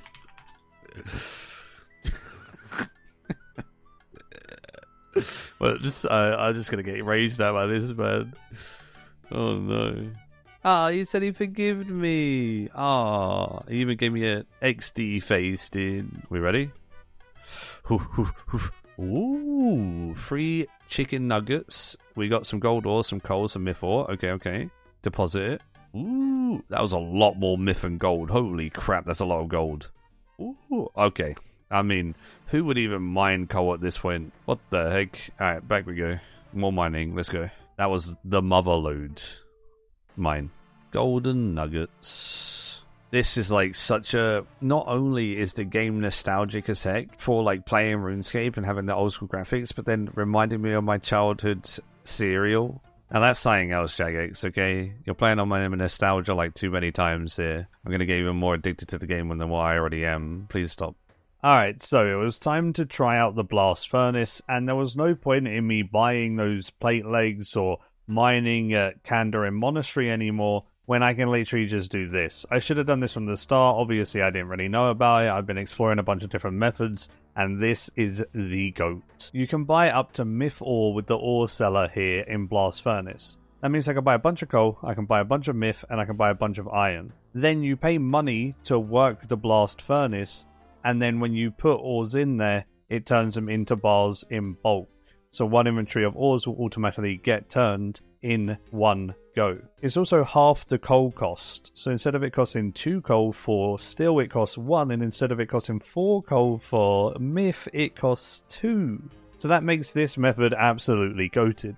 I had 200k gold now from the previous methods to invest in this. You do need some starting gold, so I'm glad I did the Kandarin Monastery and stuff to get some gold. And now I'm going to invest all my gold into Blast Furnace to get as many bars as possible, running back and forth from the bank, adding my ores into the Blast Furnace, and just getting a bunch of bars. You have to spend GP to work the Blast Furnace. So every second you're doing the Blast Furnace, you're spending GP. 12,000 gold covers you for 10 minutes. And obviously I had to buy the ores and such as well, and I was even buying ores while working the blast furnace, as the cellar is only right near the furnace, so it's actually quicker than going to the bank sometimes. If it has stock, you can just buy the ore straight away and put it in there, which was really, really nice as well. After doing this for a while, we actually got 55 smithing from making the ores into bars, and we ended with 350 myth bars and 380 steel bars. But unfortunately, I couldn't turn the rest of my coal into steel bars at the moment, as I ran out of money. So I'll work this, get some more money back, and then I'll turn some more steel bars and use the rest of my myth. This is going to be some juicy money right here, though. 10,000 smithing XP with 21k GP. Holy, that is mad. That is a PB. We have 357k. We just ran out of steel, but we still have so much myth, so we need to go back to the blast furnace. We need to quickly turn these coal and buy some iron ore, turn that into more steel, get the last of the myth done. We're going to have like 500k plus at the end there. I actually only run 9 myth and 19 steel. The reason why I only used 9 myth instead of 10 or 11, which would give me a little bit more GP, is actually to keep the amount of actions I need to do to 4 different actions. If you go over 9 myth bars, it turns into 5. So you're getting 5 progress bars instead, and it's way more annoying. So to keep it simple and easy and a little bit less GP, but not even much, I just keep it with 9 myth and 19 still, and it works absolutely perfectly. We are done. We have no more to make, which means moment of truth. Oh, 744,000 coins. And not only did we get that, we got level 67. So close to 68 smithing. That's crazy. That's so much XP and GP. We are upgrading our Iban staff to hold 2,500 charges instead of 200. That's 200k well spent of the money we made from Giant's Foundry, and then we will also put some money towards a Dragon Dagger and a Dragon Scimitar and work towards 60 attack, etc. So all of that is money well spent. Giant's Foundry came in clutch to give us that money. And now we have a awesome Iban staff to use wherever we want. Oh, that's so good, dude. I feel epic. Those are good. Absolute epic boss fight, dude. These things that spit in your face. I'm glad I'm wearing these wicked glasses. Easy clap. Right, moving on. I get to cut the foot off the dead Sour Hog. The 1k Slayer HP for that is actually really good. And 30 Slayer Oh, and it's a chicken. 4 quest points is crazy for that quest. 96 quest points. Let's go. So now it's time for Animal Magnetism. I don't know whether any of this gives us a level other than Slayer. Oh, I think Fletching gives us a level or 2 as well. We were a low level in Fletching, so that's great. 30 Slayer, that's what we wanted, so we can do the Slugminess. And 17 Fletching. That was 3 levels. That was 14 Fletching. That's pretty big. I remember wearing this as a kid. Like, I thought I was cool because I had a backpack. There we go. 3.5k crafting, rune crafting, and thieving. It didn't even give any Slayer XP. Fair enough. Promotion to Proselyte. 34 thieving. So we can now buy Proselyte. Yeah, boy. It was time for Monkey Madness. What a quest. I needed some super anti-poison, so I just hopped north of Castle Wars and kept picking up that one dose one. This way I can get a bunch of super antis and not have to worry about having a level for them and such. And then I equipped my best in slot gear. Look at this, man. All that prayer bonus with all of the gear. I'm feeling pretty confident at this point. This account is actually growing pretty nicely. It's been super fun. Please don't kill me now at this point, now that I've said that. As a kid, this is the most nostalgic thing, because you would get chapter 1, right? Then you get chapter 2, and then as soon as you got chapter 3, you knew shit was going down, and you had to go fight the demon, you know? Now, every time we get a genie, we're going to put the genie lamps in Herblore. Now that I actually have a good Herblore level, every lamp that I ever get in my life is going into Herblore. Oh my. That was a 15 from a Scorpion, bro. Maybe I'm not confident. They're so strong. They're level 38 and they hit 15s. Why is this game like that? What the heck is this? Honestly, the underground tunnels were absolutely fine. I just took a bunch of energy potions, ran through the whole thing because I was wearing monk robes. I had good prayer bonus as well. I took a panic prayer pot, but I didn't have to use it. And then I just ate some of the Kwambons, which are really, really good food, which I bought from Brimhaven. I think as a kid you didn't take stuff like energy potions and stuff, and you're walking through it, and it was a lot more annoying. But as long as you have protection prayers, Monkey Madness is pretty chill nowadays for sure. So I made my Monkey Speak amulet, and then I went back through the tunnel and made one of every single Gree for Recipe for Disaster. I do obviously want Barrow's gloves on this account as they're a huge upgrade, and you need all of the Grees for the Recipe for Disaster part, so I made them while I was here. Very, very easy to do. Might as well do it while you're doing Monkey Madness. And then it was time for the final fight. And the final fight, again, very, very easy. You just pray magic, you run over the bridge, stand where I'm standing right now, and you let the gnomes pretty much kill the whole of the demon. When the demon gets low, you just run to the bridge and then wait there. Then safe spot him over the bridge and hit him once. And when he dies, that's your kill credit, because apparently all you have to do is hit him once. Easy clap. And they say RS3 is easy escape, dude. What the heck? I think Monkey Madness is one of my most nostalgic quests. I used to do it all the time on a bunch of new accounts I would make. I'd make like Zerka Pures and 1 Defense Pures and stuff. I was terrible at PKing, but I actually enjoyed making the accounts more than PKing on them. So yeah, I've done this quest quite a lot of times back in the day, and it felt good to do it once again. Very, very cool quest. Definitely thoroughly enjoyed it. Brought back some of the childhood nostalgia, that's for sure. And it's done. There's 3 quest points, 10,000 coins, and we can go get some training, boys. Alright, so we start at 50 attack, 47 strength, 40 defense, 49 HP. I focus on increasing attack and defense. 90k XP. That's some XP towards 60 attack as well. One thing that I wish RS3 had was fletching while moving. As soon as the Make X interface shows up on RS3, you actually stop and just stand there. Whereas on old school, the Make X interface opens and you can just use it and then start making all the arrows while running. That is insane. We're going to be efficient while questing, boys. We're going to make some arrows while doing Gertrude's cat. There we go. We got a kitten. 2.8k XP. Look at it all. Had so many XP drops. Oh, you love to see that. That's big. Boom. 47 defense, 35 thieving, 48 crafting, 28 fletching, 60 wood going. 60 wood going was kind of big. Oh, look at that. What a good fashion scape. I swear having Twitch chat helping me with these quests and stuff is pretty unethical. I was just killing these trolls. You have to kill 10 of them for the quest. Obviously, I was just like running away so I didn't aggro too many, killing them in between. And then Twitch chat told me if you speak to the guy at the entrance, you actually get free stuff. So I got some free prayer pots. I got a free strength pot. I got some food. Goated. Absolutely amazing. I get to keep these prayer pots for something more dangerous in the future. Really nice. I'm just going to prayer flick the boss. When it comes to prayer flicking this guy, apparently you just keep prayer flicking mage and then that forces him to use range, because if he uses magic on you, you get absolutely clapped. So if you're protected mage, he's forced to range, and then you just continuously do that over and over and over again. And then he falls over eventually. Honestly, I feel like I've ripped so many limbs off on old school recently, but here we are, another head. Great. Yep, quest done. But It's Not Helm is a big pog. There it is. Got some woodcutting, crafting, construction, XP, and 2 lots of combat XP, which I'll definitely be chucking into attack.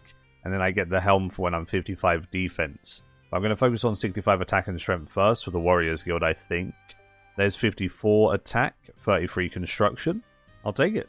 I did a couple of the Recipe for Disaster quests. I did the Mountain Dwarf, the Goblin Generals, and Pirate Pete. Managed to get, what's that, Steel Gloves or something for now, and then I'll get more Recipe for Disaster done once I get more of the quests and stats required. Then it was back to Temporos. I think Temporos is going to be my skilling boss of choice at the moment because it's the most beneficial to my account. If I can get the barrel, then I can hold a bunch of Kwambwans and I can AFK Kwambwan while editing, which is infinite food essentially. And then also it gives me a bunch of food to cook in general for the 70 cooking requirement of Recipe for Disaster. And it is just nice fishing XP towards the 65 that I need for Kwambwans. So a bunch of Temporos was on the menu. I was going to get another 100 contracts and then go ahead and do another 100 pulls on loot. I'm master of the buckets. I don't know what that means. I put out fires. Bang. That's a big one. 60 fishing. So we need 5 more levels for our Kwambwans. 104. Boop. Let's go. Oh, we got it. Let's go. I'm so happy. Kwambwan fishing. That's what we wanted. That's why we were doing it. That's huge. I can actually put the Kwambwans in there. 139 pulls and we've had the barrel. We're 1 in 400, so that's a massive one. That's so good. And we have a bunch more pulls, to be fair. We could get a harpoon. I want him. Tiny temple, bro. It's literally amazing.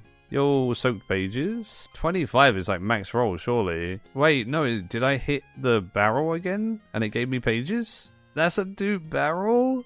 That's crazy that I got a dupe barrel. That is actually nuts. And now we open up these caskets. Give me a rune item. Just 1 rune item. Alright, we got some diamond rings. Some emerald rings. Whoa, 34 jades is so many. Got some ruby bracelets and a 2-file key. I mean, that's a really good opening. I got the barrel. That's what I wanted. That's why we did it. So, and the fact that I got a second barrel, which is 25 pages, is actually madness. And we can help out the boys with those rings of life. There we go. And we go in the bank. We go group storage. And we chuck some more rings of life in there. So when people go AFK, they don't die to guards now. That should help. Family crest quest done. That gives me some gauntlets, which I am going to turn into cooking. Caleb is in Catherby on old school. He's actually next to Gertrude's house on RS3. Don't ask me why. But yeah, cooking gauntlets got. Nice. That will help me when I'm getting the 70 cooking for Recipe for Disaster.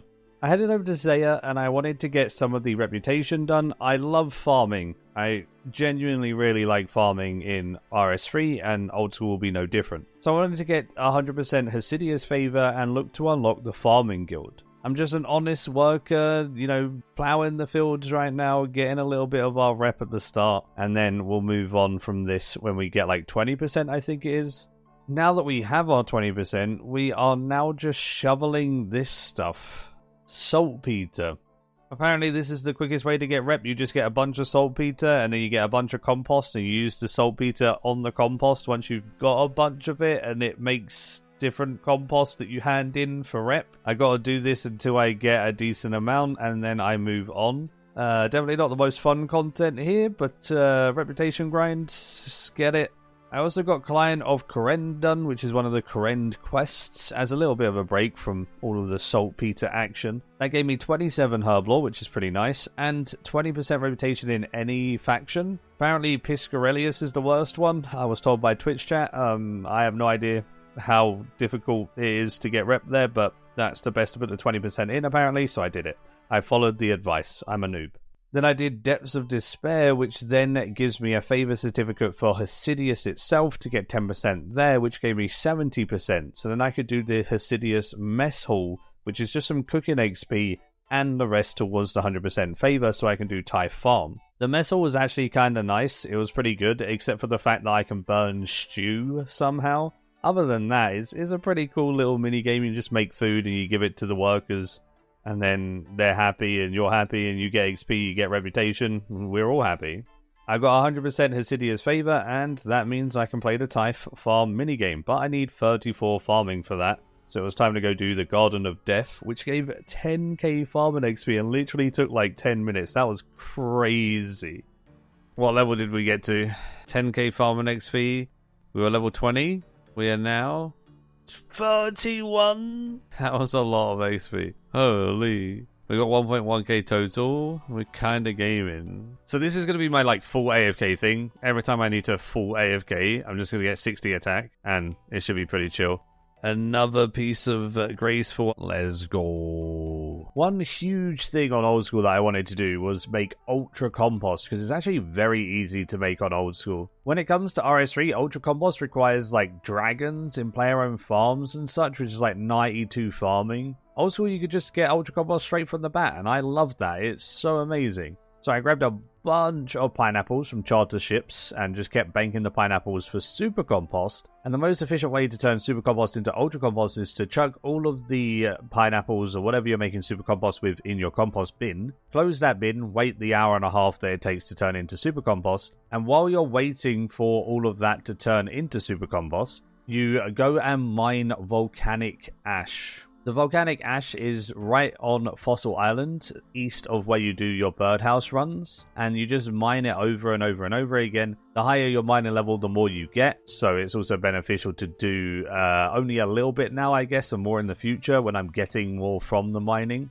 So I just figured I'd get like 500 ash for now and then start using that on my compost bins when they're done to get ultra compost instead. In addition to that, I moved my house to Hasidius. So now whenever I teleport to my house, I have an easy way to get to the Hasidius clan in Zaya. And then also it is right near the farming patch there, which cannot be diseased when I'm growing herbs there. So every herb that I put there will be my good ones. And then I know that they won't die. And then I can put the worst ones in other areas. Very happy with that. As you can see, leaving my house and running up, it's right here. And also just in general, Hasidius looks good. I like it. 43 hunter from a birdhouse run. A 34 farming, that gives us the Thai farm. I've heard mixed things about this. Let's go. So with the Thai farm, after practicing it for a little bit, I honestly love this minigame. I think it's really, really, really good. A lot of people don't like it because it's like 100% active and it can be quite sweaty, but I'm like the opposite. I'm really enjoying these active methods on old school because there's just not enough of them in RS3 anymore. I did the 25 plant method and marked floor tiles on where to stand when planting and stuff, and honestly it helped me quite a bit with learning a bit of the movement in old school.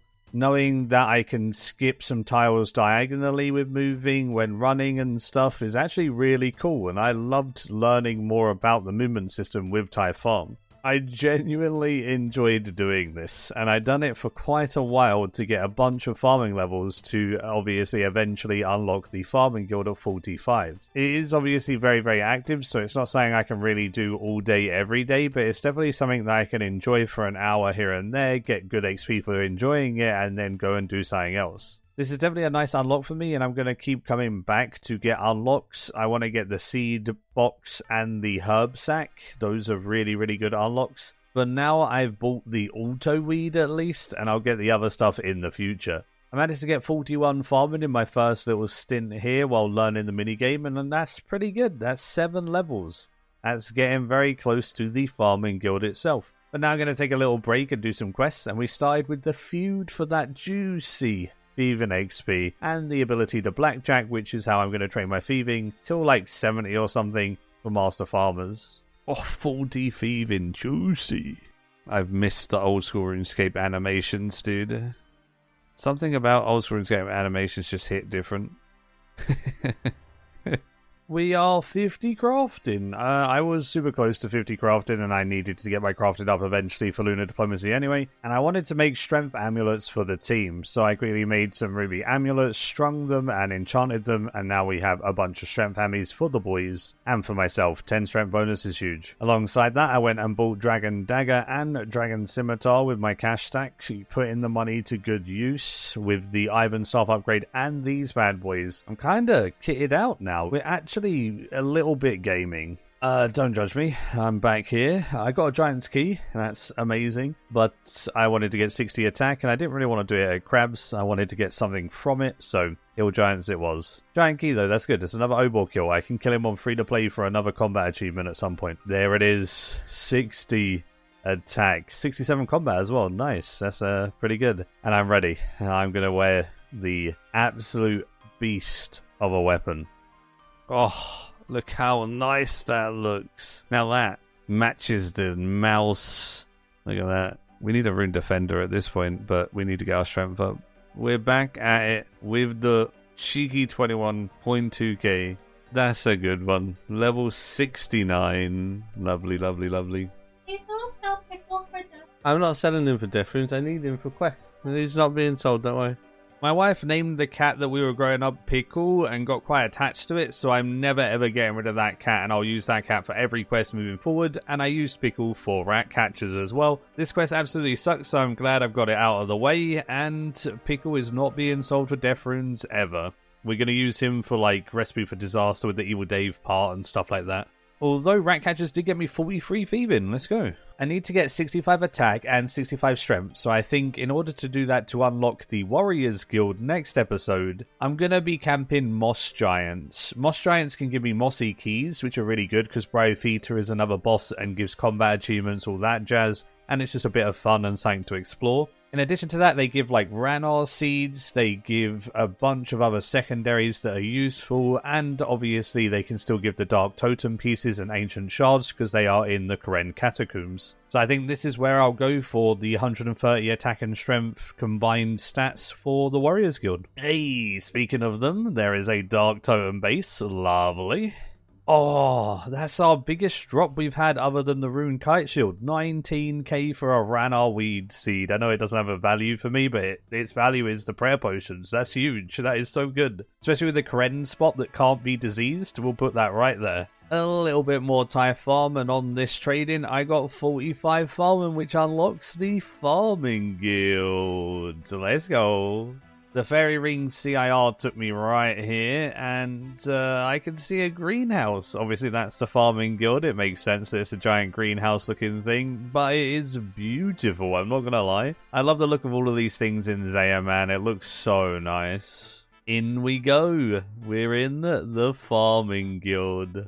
What makes the Farming Guild so good are these farming contracts you can get from the Guild Master. She gives you something to farm and then gives you seed packs when you successfully farm it. So I'm going to be doing this a lot, and it should be funding a lot of seeds for me. Strawberries are first, so let's get on that.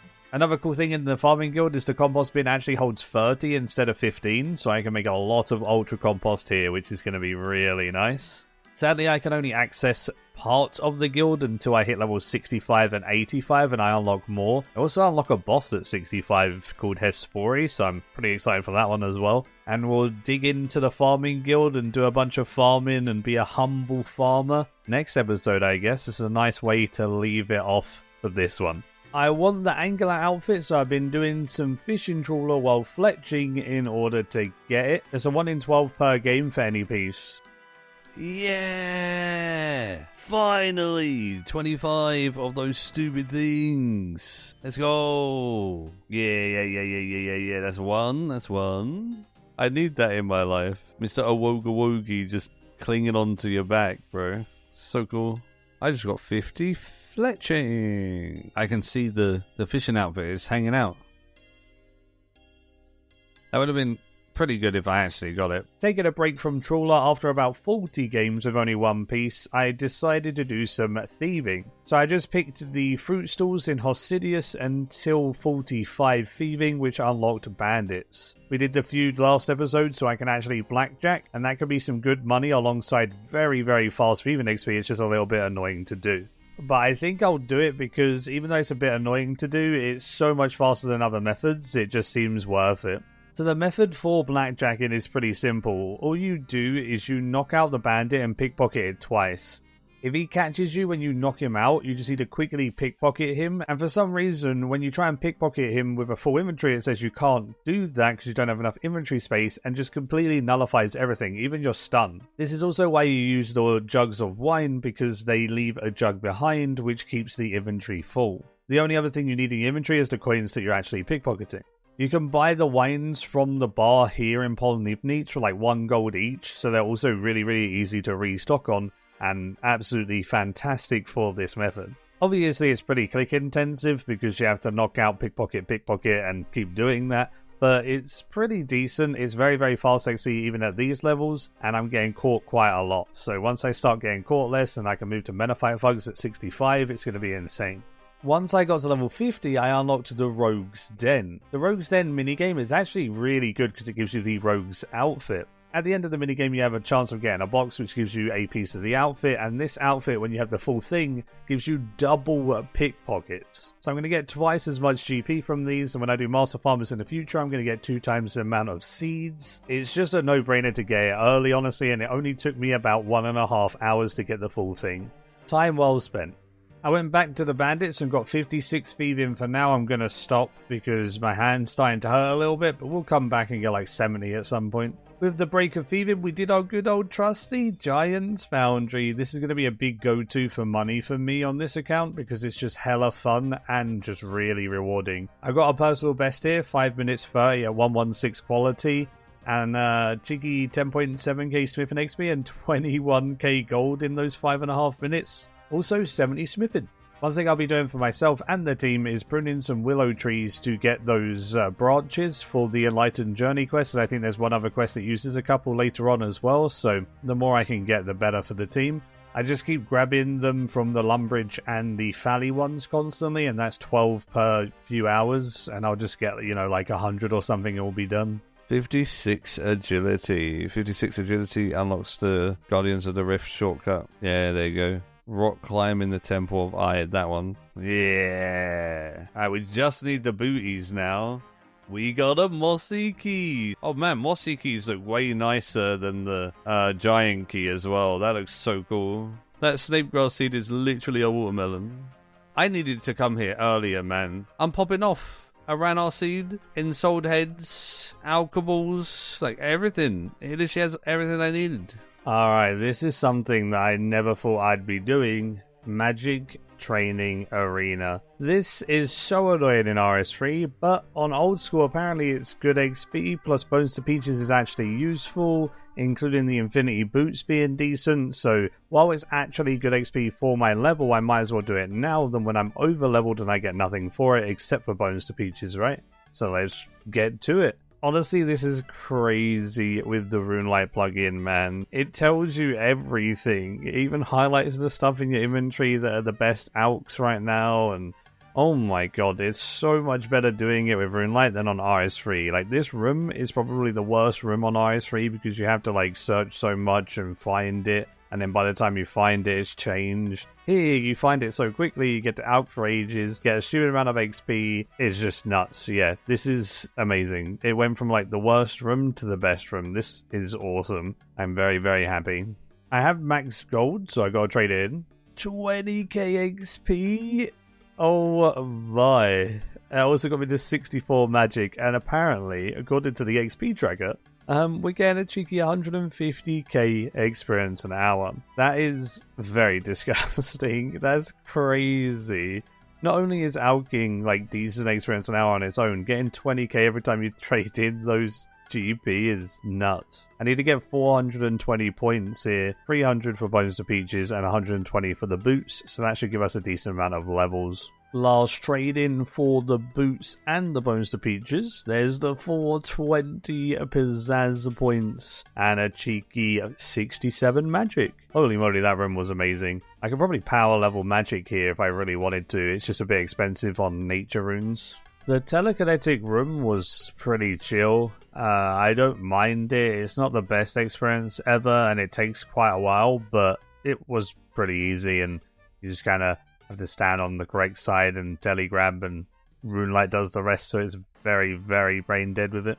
It is nice that you get the extra 8 bonus points every 5 mazes. That's quite nice. You get a bit of XP for that too.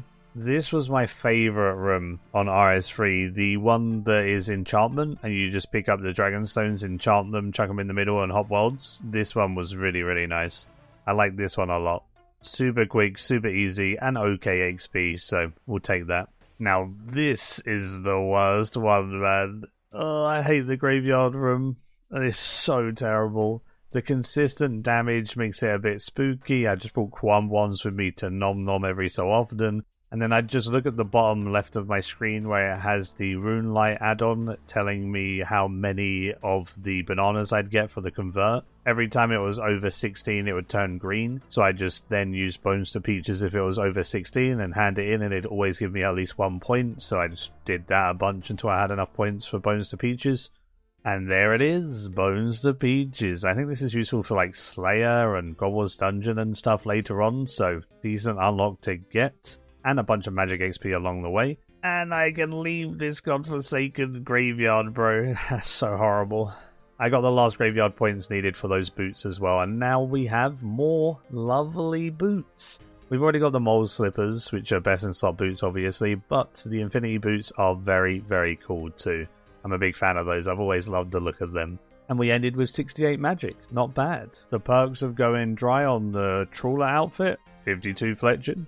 We finally broke the dry streak. I'm going to take a screenshot of that and put it in the Discord. Oh my goodness. I was at 58 with only 1 piece, so now this is finally a 2nd piece. It's a 1 in 12, man. Ugh, that was not fun. But hey, I was fletching the whole time. Can I get the back-to-bag? Nah, okay. Oh, I did get the boots on number 60 though. That means it wasn't quite back-to-back, but look at that. Trawler 60 loots. Okay. I just need the hat now. It's done. I'm free. I don't have to do the trawler ever again. Oh, and this looks really cool. I like the trawler outfit, and then I can upgrade it to the spirit one as well. Yeah, angular outfit, pretty good. That took a cheeky 75 trawlers in total, but 123k headless arrows made. Not bad by any means. 65 mining or AFKing and editing for a day. Honestly, it took a lot of level mine to get enough nuggets for this coal bag, but hey, it was definitely worth it because this thing is going to be amazing in Blast Furnace. I can't wait to use it. Gonna go there right now. When I was in Blast Furnace, it definitely was a lot quicker. I can do 54 coal per inventory, which is kind of mental. And then I could even buy from the shop sometimes and make steel that way or myth that way after loading up a bunch of coal. So I kind of just did all of the coal from my bank with the coal bag, and then I just bought myth and iron from the store to then make the bars. And it worked out to be very, very speedy, and I made so many bars. It was crazy. Also got a decent amount of XP as well. It definitely adds up. I know goldsmithing gauntlets method for this is like best in slot XP, but it's quite expensive, whereas I'm making money at Giant's Foundry doing it this way, and I personally enjoy it more as well. It's a bit more fun. So I done a little bit of Blast Furnace. We have 977 steel bars, 583 myth. Back to Giant's Foundry for me, I guess. Look at that, dude. 75 smithing. It's my second highest stat other than fire making. But who cares about fire making? Let's face it. That looks so good. 1 million coins. Oh, that is so satisfying. That's given us a bunch of money to spend on construction. And then I want to get a portal room for the boys and myself, obviously. Easiest beginner step from Charlie the Tramp you ever seen in your life? Man's asked for a leather body. All we do, right, is we run over here and we 5-finger discount a leather body from this house right here. And then that's the easiest one other than the iron dagger, which is also very easy because you just purchase it. He got the leather body, and then we got a fire rune and bronze arrow clue to reward us. Definitely exactly what I was looking for. It was time to make some oak planks for mahogany homes, and I had a bunch of oak logs that I was turning into planks. The logs weigh way more than the planks for some reason, so I just used the woodcutter skill to turn my logs into planks, and I walked to the sawmill because the logs are heavy, and as soon as they turn into planks they're a lot lighter, and I could just run back and I keep my energy up that way and I don't run out of energy, which was really, really nice. So I just did this a bunch of times for some oak planks for good old mahogany homes, and I wanted to try out that content. Novice contract, please. I gotta go to Barbara at Hesidius. Okay, my house is in Hesidius. Oh, that's really nice. The house is literally just north of where my house is. So now I just remove the stuff that are broken and replace it with new shiny things. Lovely. And you can also claim a cup of tea from the people each time, which gives you run energy, which is really cool. So you can just indefinitely run around. Awesome. Yeah, honestly, this is way more active than the RS3 one, but I kind of like it because the RS3 one's like that weird semi-AFK where it's not AFK, but it is AFK. I kind of like this more. I'd rather be like fully active and put a bit of effort in.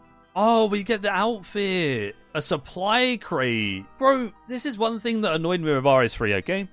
So we have mahogany homes in RS3, construction contracts. The thing with the construction contracts in RS3, you get an outfit, right? Great. You get a plank box. Great. You get the plank sack here. You get the outfit here. But you also have things to get post-outfit. You get supply crates. Once you've got everything, you just buy supply crates over and over and over again. Guess what you can do in RS3 once you have everything?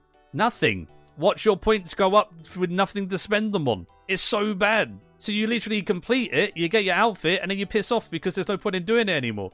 I'm so happy that there is more for this. That's so good. Ready? Bang, level 50. And guess what we unlock? A portal chamber. Yeah, and obviously I got better mahogany homes now, which is also pretty pog. It was time for some Guardians of the Rift for some juicy runes. I was mostly focusing on lore runes so I could stock up on a bunch so I can use them on my player-owned house portals without having to spend too much GP on the actual runes because I'll be spending a lot of GP on the rooms and such.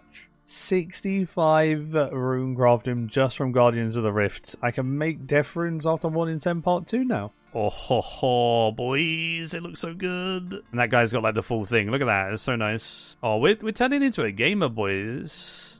And now look, we have 1,000 lore runes. Bunch of elemental... Oh, dude, we crafted so many runes from that and we weren't even there for long. That's kind of mad. Guardians of the Rift is so good. Absolutely cracked.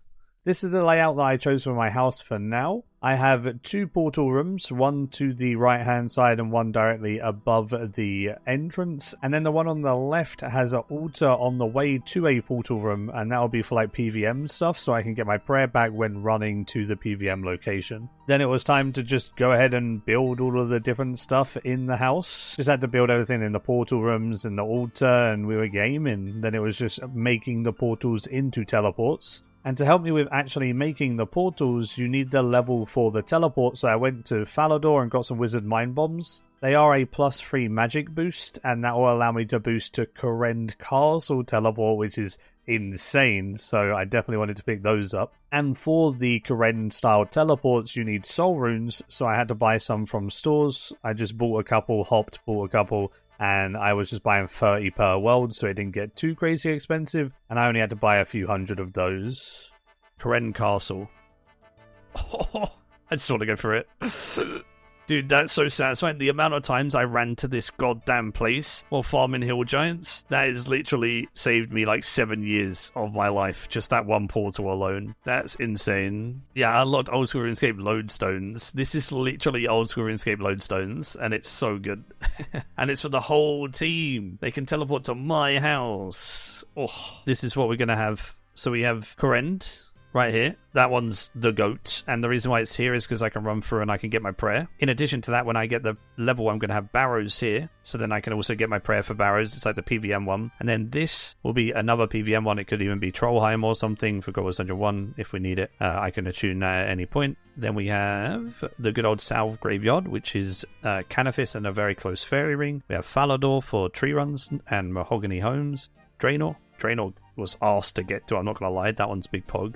We have Varrock for Spirit Tree, because I can reattune that to the GE, and that one will be really good until I get my own Spirit Tree. Ardy, again, Mahogany Homes, farm runs, all that jazz. Varrock is also good for farm runs. And then we have Camelot for, Camelot's SC's village / Catherby, farm runs, chartership, all that jazz. You can also get chartership from RD, so that seems pretty good. And finally, it was time to do some last man standing. And bearing in mind, I've never ever PK'd before, it went about as you expected. Bruh, look at this dude. Wait till you see the... No.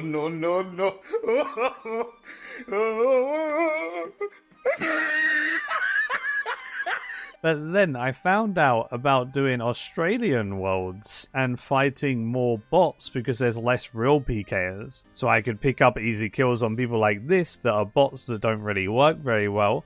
And if I kill a bot at the start, it gives me a guaranteed point. If I kill 2 bots, obviously I get guaranteed 2 points, etc. And it also gives me the chance of getting some loot, which I can upgrade my gear with and have a little bit of a better shot of fighting actual players. And it seems like there's less really high-skilled PKers on Oswalds, and it's more like an average player. So I stand a little bit of a better chance, and I started doing a little bit better. Alright, I'm going to lure him out, and if I can freeze him here...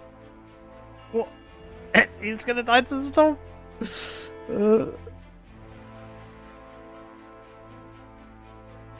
Nice. Okay. I mean, that was kind of cheesy, but we take those.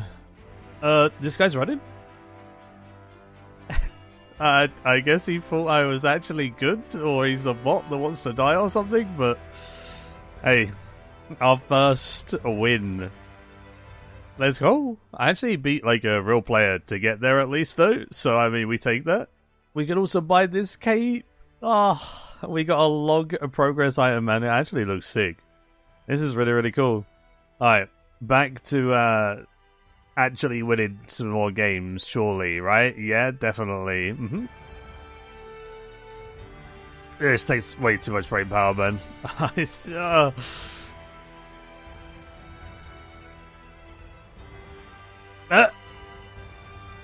I don't know why I shouldn't respect twice. Come on! What? We both died, bro? Oh, man. That was kind of fun, but yeah, definitely shouldn't respect twice with the declaws there. He's completely out of food. Nice. Yeah, we were both terrible. I'm definitely not going to show that fight in the editing. Holy. Alright, one guy left. Wait. The last guy must have been a bot and died to the storm or whatever you call it. Is this Fortnite? I don't know. Damn, okay, another win. Pretty sure this is a bot that just chases me down constantly, but also prayer flicks and stuff. I don't know, it's out of food. It just keeps running after me. We got the kill, nice. Yo, the last person alive is a bot! Okay. Australia was so good, dude. Look at this. Watch us spec him out. Easy game. I worked hard for that one. Come on, Darks. Do your thing. Hit. A 0. On 57! Sadly, I'm all out of food, but we did alright. At least we didn't get KO'd by him and we just ran out of supplies. We are so close. 72 points. Alright, potentially the last game. Let's see if we can win it. Oh, there's a bot right here. Let's get him. Okay, so we're going to get 1 point for free? That's good. Okay, we got him. Oh, Armadillo crossbow. Okay, that's huge. We could be in for a decent game here, especially if we can find one more bot. A 37. That's not a good start. This is definitely not a bot. Let's see if we can get them though. They don't seem to be swapping their prayer too quickly. Come on, hit. Man, how are we splashing and not even praying magic? Oh, we hit.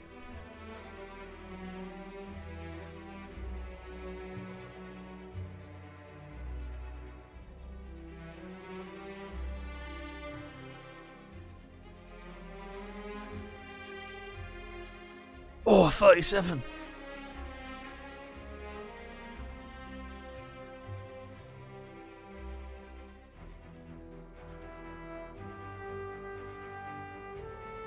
Oh, I think they ran out of food.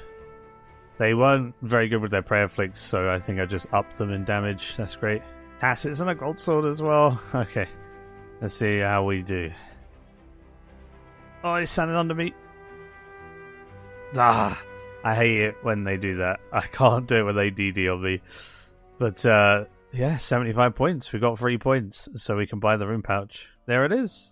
Wait, it wasn't a log item? That's surprising. But look at that, that's beautiful. I've got my teleport to house runes in there for now. Ooh, a dragon fruit tree seed. That is a pretty cool one to see. That's my first ever one. And I got a beginner clue as well. Let's get that done. What do we get?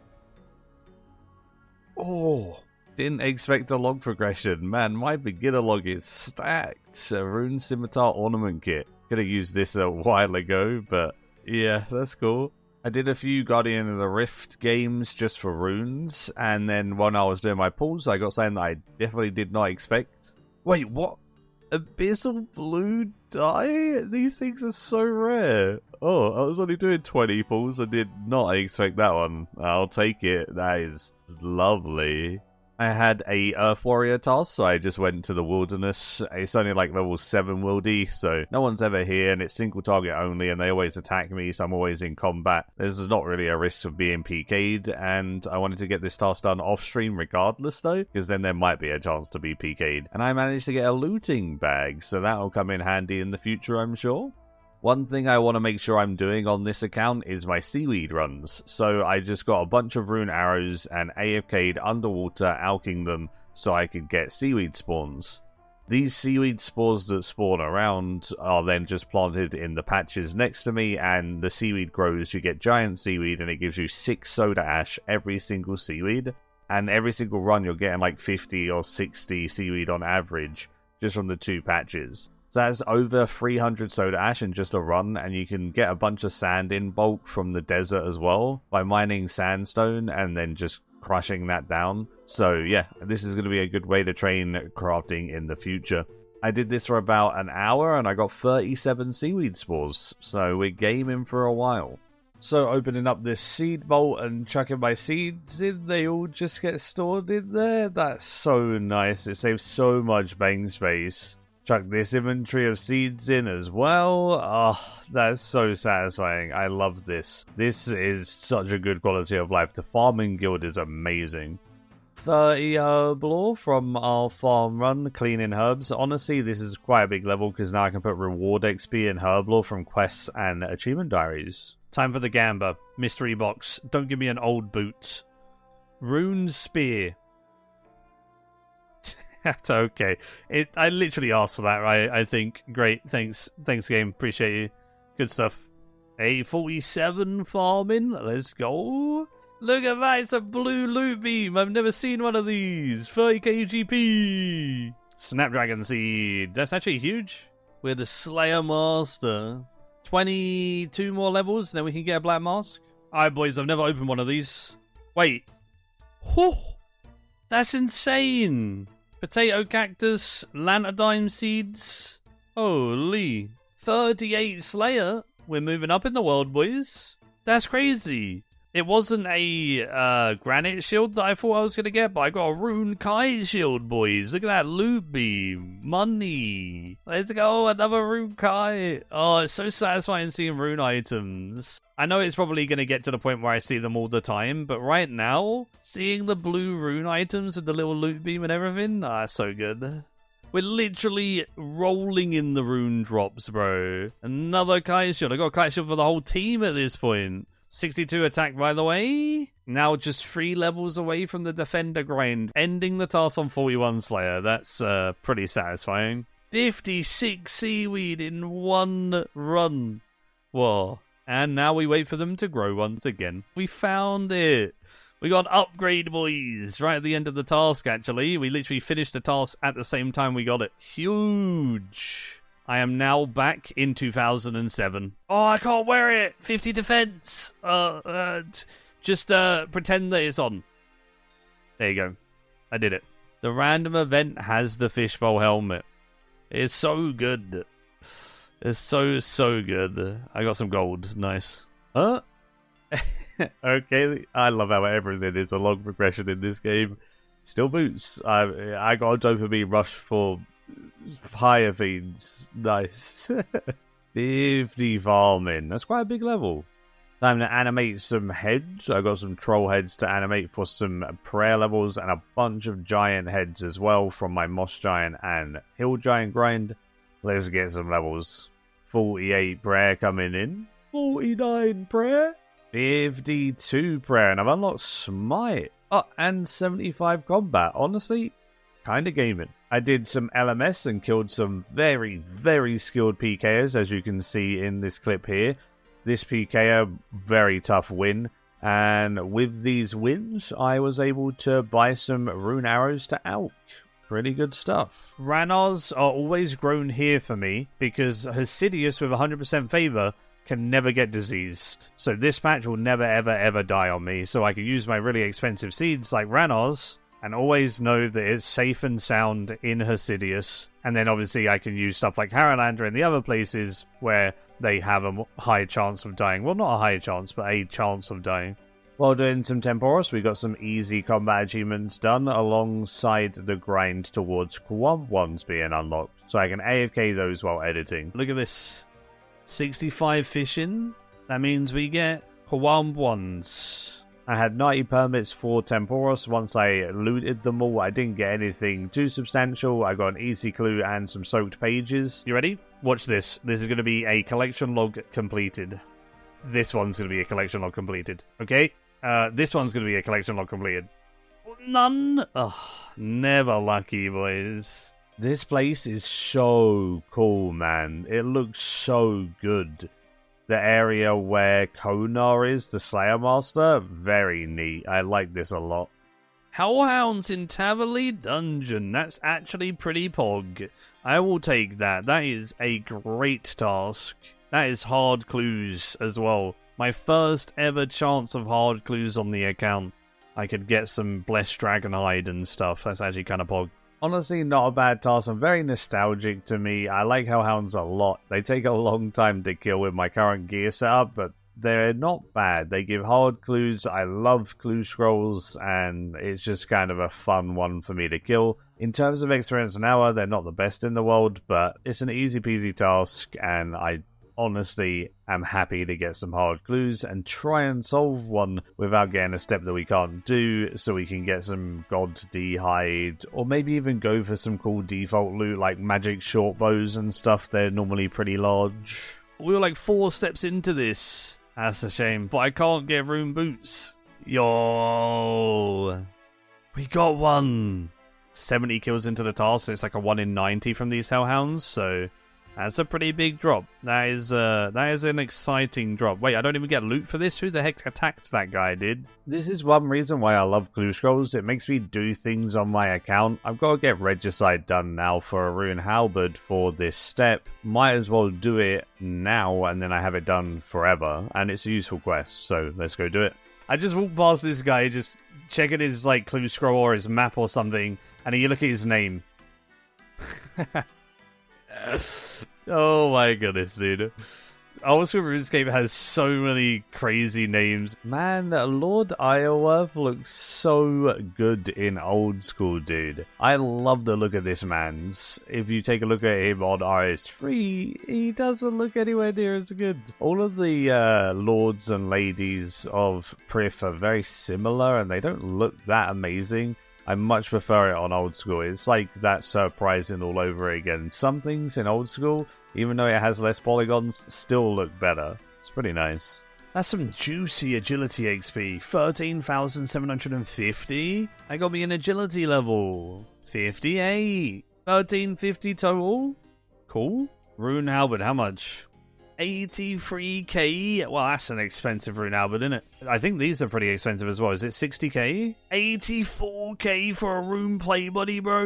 Okay. Well, we did it. We have a Rune Plate Body and the Rune Halberd and the Strength Amulet. We can get this step done. I am getting absolutely merged here. But, you know, we got the money. Spending our hard-earned cash, it's fine. Let's go over to Hasidius Mess Hall. I think I can do this. South of Shazen's Wall. Alright, can we do the next one? Oh, nice. Willow. That's an easy one. Let's go. Alright, slider boys. This is something that I dislike on old school. These sliders are so clunky. Every time you move in a direction, it lags backwards. The only good thing about this is it only has like 20-30 moves and it's done. RS3, the sliders are so much more responsive, but they do have like 150 moves, so they take a lot longer, but at least they're fun to do. I put a video on screen of me doing one, and as you can see, it's a lot more responsive and it allows you to go like super quick, and it's quite fun. I personally like slider boys on RS3, I'm not gonna lie. Come on, please, let me do it. Nice, Rogue's Den. That's big, okay. Another clue. Please let me do it. Okay. Big. We can do it. Oh. Our first hard clue casket, boys. Alright. Watch this. Oh! Blessed Dragonite, we actually got some! So that's bandos as well, so I'm guessing I could use that as a Gore's Dungeon non-aggro item. Can't wear it though, it requires level 70 range. Hey, we have the Warriors Guild unlocked. 65 attack, 65 strength, we are ready. Just gonna finish off this Hellhound's task. Yeah, so we got 2 Brimstone keys this task. They're like a 1 in 90, so that was a little bit lucky. We had like 160 on the task, so 18 points from Konar. We're actually only 12 points away from getting the bigger and badder unlocked, so we can get the big boy spawns on a Slayer task. That's pretty nice. We got 18.9k XP for that task, and my total XP in Slayer is only 70k, so that was a pretty big task. One thing that I did want to do is get the easy combat achievements done before I do the Defender grind, because it gives you more Champions Guild tokens for just having the easies done while you're killing armor. So I did a solo Temporos, and honestly, solo Temporos was really fun. It makes the boss a lot more enjoyable than a mass. It does make it a lot more active, which is really fun. I still think I like Guardians of the Rift a little bit more than Temporos solo, but Temporos solo is definitely up there. Super fun. So we just did our solo, hoping to get a 10 loot kill for the combat achievement. Come on, give me 10. Yay, I got 10. Why cook, boys? Now we got all of the easies done. Collect them from Gomol. Okay. Can I help you? Yes, combat achievements, mate. I did it. Okay, we got the hilt. And then we got the antique lamp that we put into Herblore. Bang. 34 Herblore. Pretty big.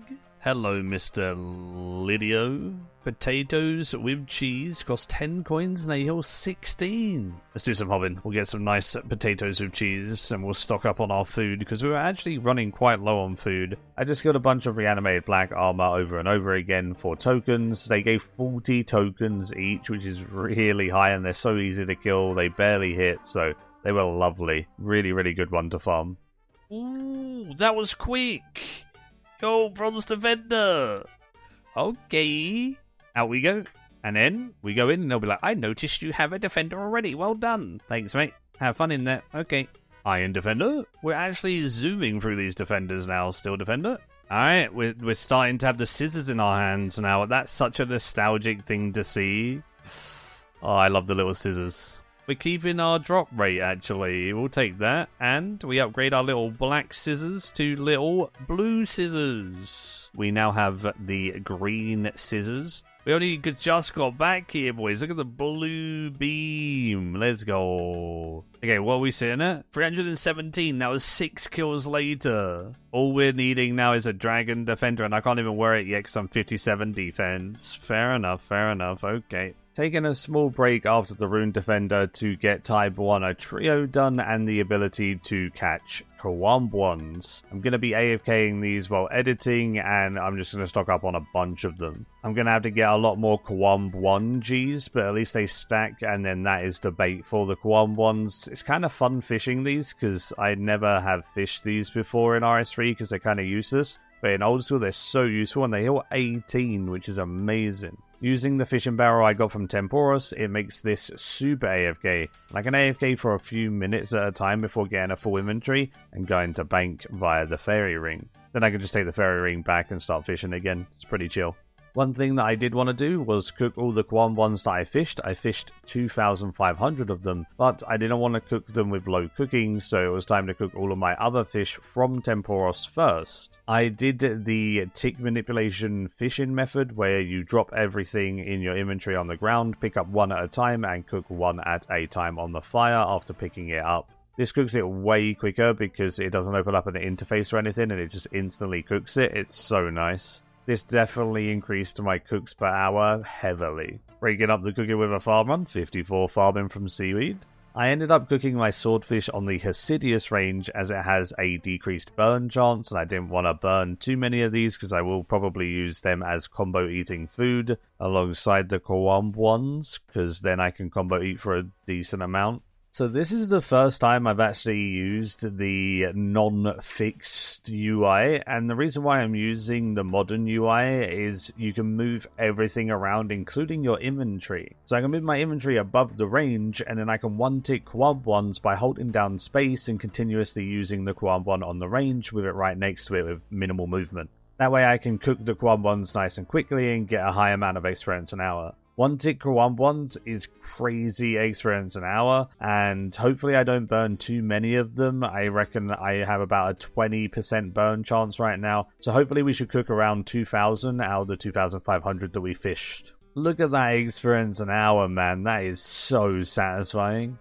586k an hour, and I have to run to the range after banking and such. I think you can push like 800k an hour with these if you're like super efficient and don't have to run to the range like I do, which is just nuts. That is just so much experience an hour in old school, man. Oh, that feels like RS3 rates. There we go, cooked the last couple, and I got 73 cooking, which is a lovely level.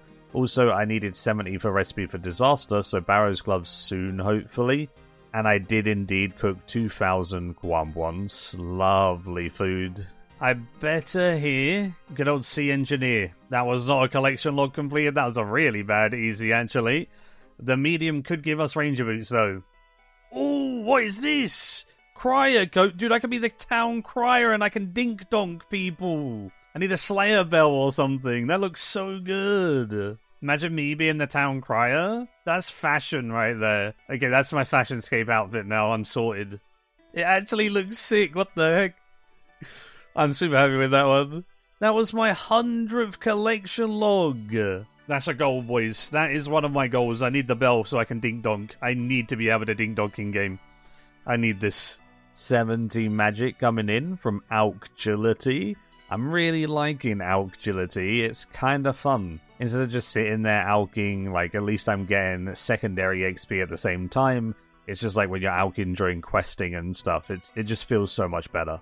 That is our last Mark of Grace. That's the last time I'm doing that agility course for quite a while, I think. We're going to go ahead and we're going to teleport to Birth of Games Room.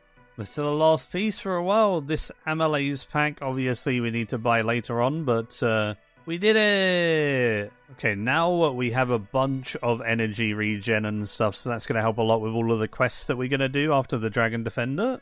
The place that we don't have in RS3, because you just keep getting Dragon Defenders from upstairs. This one is actually downstairs. Into the basement we go. And then, oh my goodness, Rory. Why is he so small? Hi, Rory.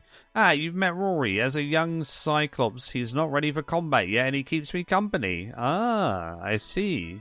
I have a Rune Defender here. Please let me in. See if we can get the cheeky 1 in 100 and spoon this one. It wasn't a Dragon Defender, but that is a sick loot beam, and we got a rune full helm. Thank you so much, Mr. Cyclops. Big. This random event is always the go. I could just deposit. Oh. Man, now I could just prayer flick and pick up items. So good.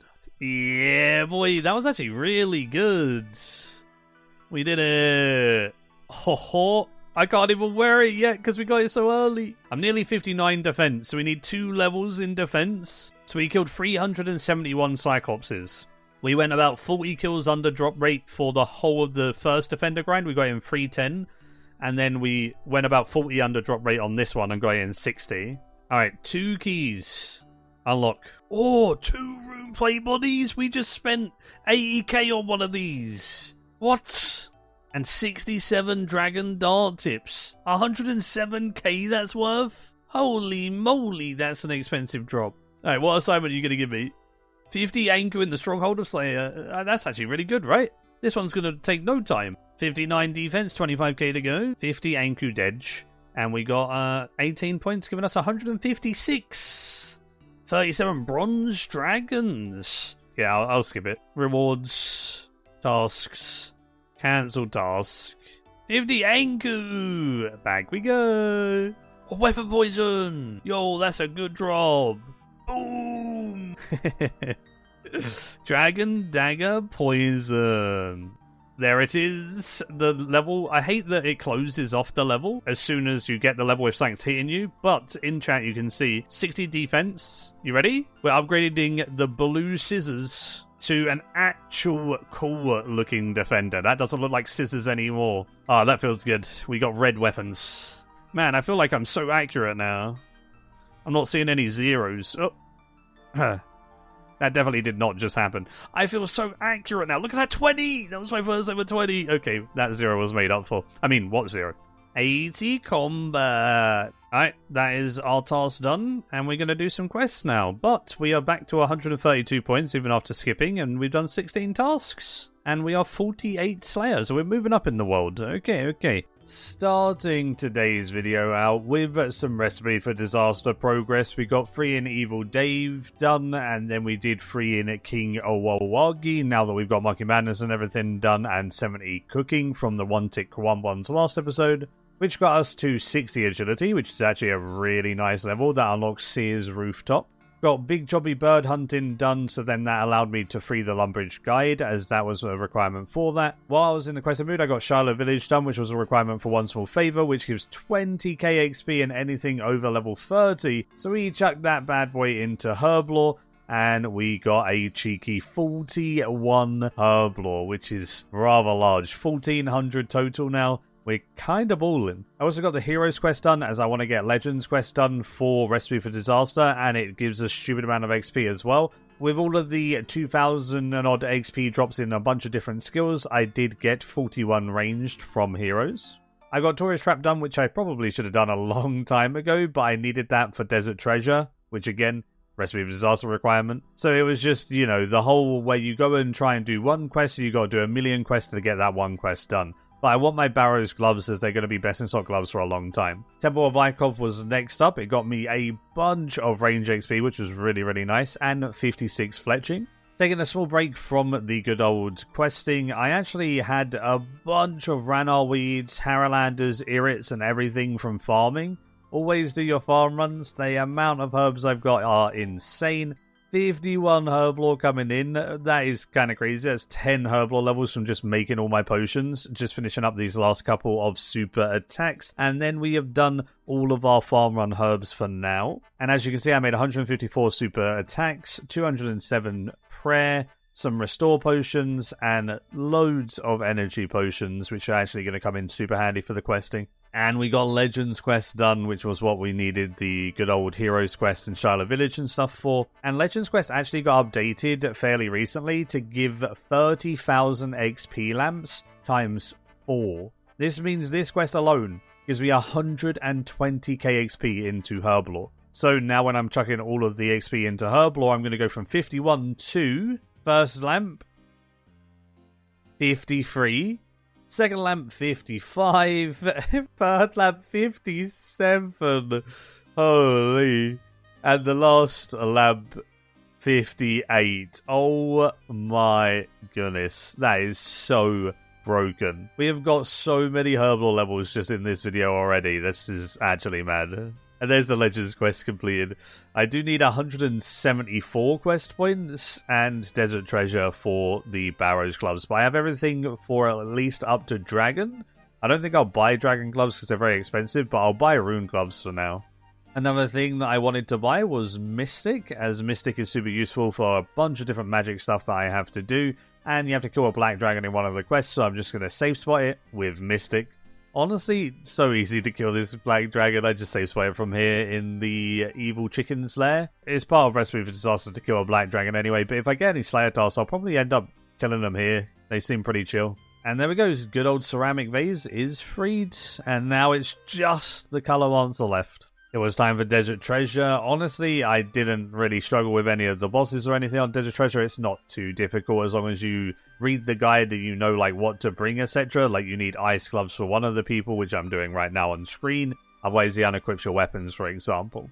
So as long as you bank the gems quickly and you don't get ambushed, shouldn't be any risk really. The only fight that was somewhat hard was the one that drains your stats in the icy area here. He's a bit annoying because you just have to make sure you're restoring your stats up so that you don't get too low of a level and like can't kill him or take too much damage, etc. But as you can see, it did take me long to kill him, and we had our full inventory of food left, so we're kind of balling.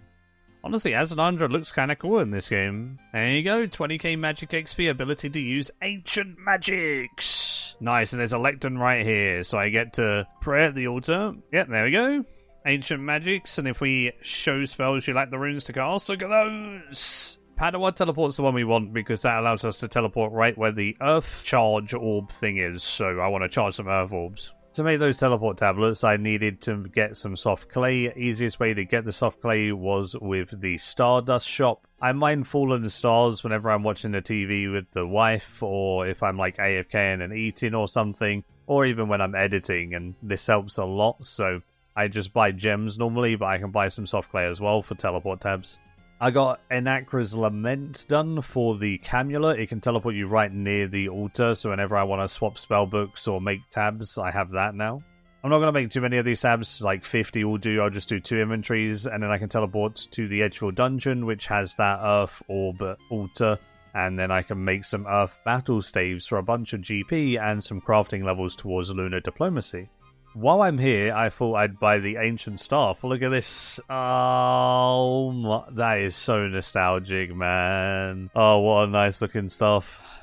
I could use that for Ancients, and I think it's a clue step later on anyway, so not a bad thing to buy. In order to make the battle staves, I needed molten glass, so I did some sand mining in the quarry, and then I just gave some buckets to Mr. Drew and put all my sand whenever I got a full inventory into the sand grinder, and then you can just spend some GP and he gives you buckets of sand. So easy buckets of sand and some mining XP at the same time. Seems good.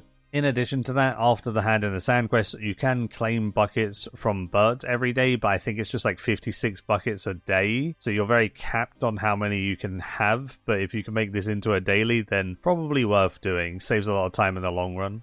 And then otherwise, I just had to cook my giant seaweed. In the future, I can use super glass make with Lunas, but obviously I'm getting the crafting level 4 Lunas, so I can't do that yet. Easiest way, in my opinion, that I found to do this was I would get a full inventory of giant seaweed, then I would drop the whole inventory of giant seaweed. Every giant seaweed gives you 6 soda ash, and if you only have one thing in your inventory, you don't get a make all interface pop up, so it cooks it the tick that you click. So you can pretty much 2-tick cook. 1 tick to pick it up, 1 tick to click the fire, and then it continuously cooks. Then once I've cooked 4 of them, I bank the 24 soda ash that I got from it, then I would pick it up, cook it, pick it up, cook it 4 more times, bank, repeat, repeat, repeat. Honestly, felt pretty efficient doing this, and I felt like I was actually getting, more engrossed in the old school players because, the efficient stuff that I see people do is fun to try and, replicate, I guess. I am loving the skilling in old school. It's so cool. Then, obviously, I just had to turn the buckets of sand and the soda ash that I got from my giant seaweed into molten glass. Then blow the molten glass into the good old unpowered orbs. Then it was time to power the orbs up with a Edgefield teleport. It is in the wilderness, but it's like level 3 wilderness, so I didn't see anyone while I was out there, and it was super safe. And I just charged my orbs every time, and then went to Ferox Enclave to get all my, stats back, and then go again. After I got all of the orbs done, I went ahead and hopped worlds in the Yanil magic store to get battle staves. You can buy 5 battle staves in this store, and then you hop. So there's a lot of hopping for battle staves, but it's so worth it because the amount of profit I get per ALK is insane. This shop is actually better than the Varric one because it's slightly cheaper. The staffs themselves aren't cheaper, but the price per one you buy goes up less. So it works out a few hundred GP cheaper for 5 each time. 61 crafting coming in. There is Lunar Diplomacy. And 72 magic from alking those battle staves so far. Really nice. You might notice that I'm underwater. So I alked all of the battle staves while I was underwater while searching for seaweed spores because I ran out of the seaweed spores that I had. So I would just go underwater with a inventory full of unmade staves. Then I would make them and then alk them, then leave and repeat. The bank's like right up there. So it took a little bit longer because of the walking. But I did get 55 seaweed spores out of it. So definitely worth. Time to do the last quest for my quest grind for Recipe for Disaster. Now Desert Treasure's done. I just wanted some easy quest points. I done stuff like Sheep Herder for 4 quest points and good old Romeo and Juliet for 5 quest points. All of those easy ones. And then I got some more useful ones done like Eyes of Gloffrey because I would need to do Path of Gloffrey soon for the Slayer XP and the Warped Creatures. So I can get that Scepter once it's better at 81 magic to upgrade my Ivan staff. It also gives me a crystal source, so I made that, and that gives me a +3 boost to my construction level, which means I can make things earlier, which is going to come in super handy. The last quest needed was Corsair Curse. That's 174 quest points, but I did do a bonus quest of the Haunted Mine because I wanted a Salve Amulet, and the Strength XP is welcomed as well, I guess. I made 3 Salve Amulets to be on the safe side. While doing a bit of AFKing, I had a lot going on today, so I just done a whole day AFKing crabs. I'm starting at 43 range. Let's see where we get to. Just gonna AFK crabs with a cheeky bone crossbow. Whole day of AFK later, guess what level we are? We are 57. Not too bad. Honestly, range is so slow at the early levels without chins, man. Holy. Then it was time to get Recipe for Disaster done finally, get my Barrow's Gloves. The Colour Monster fight where he gets all his guys to attack you wasn't too bad because I have decent stats. I just meleeed the first guy, which I think was the hardest one, then I maged the rest after him. The first one hits fairly hard, I think it can max like a 20 something, so I had to keep eating a decent amount, but you would just nuke him down with melee with a decent melee setup and it was not bad at all. The others could be kited with mage and stuff like that, and you can wear tank armor and stuff and they were fine. Colour Monster himself at the end, very, very easy. I think it was the easiest out of all of them. I barely used any food and he fell over, hence why he gets all his minions to fight for him. And that was it. Cheeky Recipe for Disaster done. I got an antique lamp. I don't know how much XP that is, but I got a quest point, and I have Barrow's Gloves. So we get to use this lamp in Herblore, I guess? 20k Herblore XP? Okay. Honestly, those Barrow's Gloves look awesome, and now my setup is looking absolutely amazing. I'm going to head to Dagonoth Kings and try and get a Zerka ring to add to this setup. One thing I will be taking to Dagonoth Kings is pineapple pizzas because they heal 22 and are the easiest good food I can get per slot. Now with that set up, I was ready to go to DK's. I had someone from stream kindly take me through. They guided me through the dungeon and used a throwing axe special attack so I didn't have to bring that in my inventory just to allow for a bit of a longer trip. It also made it a bit easier for me to actually get into the Enclave because they got Prime on them, so it, made it much less risky for me to take a 50 to the face. So big shout out to Twitch chat and how supportive they've been since making this account and with this journey. It's been so much fun to stream it. Then we just save spotted Rex. You just camp the corner here and you can just save spot him and continuously kill him over and over and over again. The only thing that uses up your supplies is a little bit of prayer if you have to protect against him here and there. And then you're going to need super antis because you do get poisoned by these spinalop things and they also hit you a little bit, so they use a little bit of food. I can stay here for a long time before needing to bank, thankfully, though. and I didn't actually get anything on this trip. It was fun killing Dagonoth Rex. You save spot him in RS3 as well, so it's the same in both games. Didn't get any 1 in 128 drops. I needed the Hatchet, the Berserker Ring, or the Warrior Ring. Any of them would have been good, so hopefully next trip we'll get something good. And that was 36 kills at Dagonoth Kings, so a decent start to the grind. I think I want to come back here with a task in the future. Then at least I can do 2 birds, 1 stone and get some Slayer XP with it. The boys, good old Wazzy and Luca, have joined me, so we can do some giant mole. We're just going to chase down the giant mole and kill it for some combat achievements, essentially, and a bit of fun. We're going to start doing some group content together more now, so there'll be some more group content in videos moving forward. Most likely in the next few episodes, we're going to get like a torso, and then we'll do like group DKs, we'll do some entry-level TOA and stuff like that in the future. So that will all be coming soon, and that should be really, really, really fun. The giant mole obviously wasn't too crazy, but it was fun to do stuff with the boys, and I'm looking forward to doing lots more in the future. I did get most of the CAs done, thankfully, so that is really, really awesome. Then it was time to do some barrows with the boys as well to see if any of us can get a drop, as, you know, sharing some barrow sets would be awesome in the future. So that is another thing on the to-do list for us.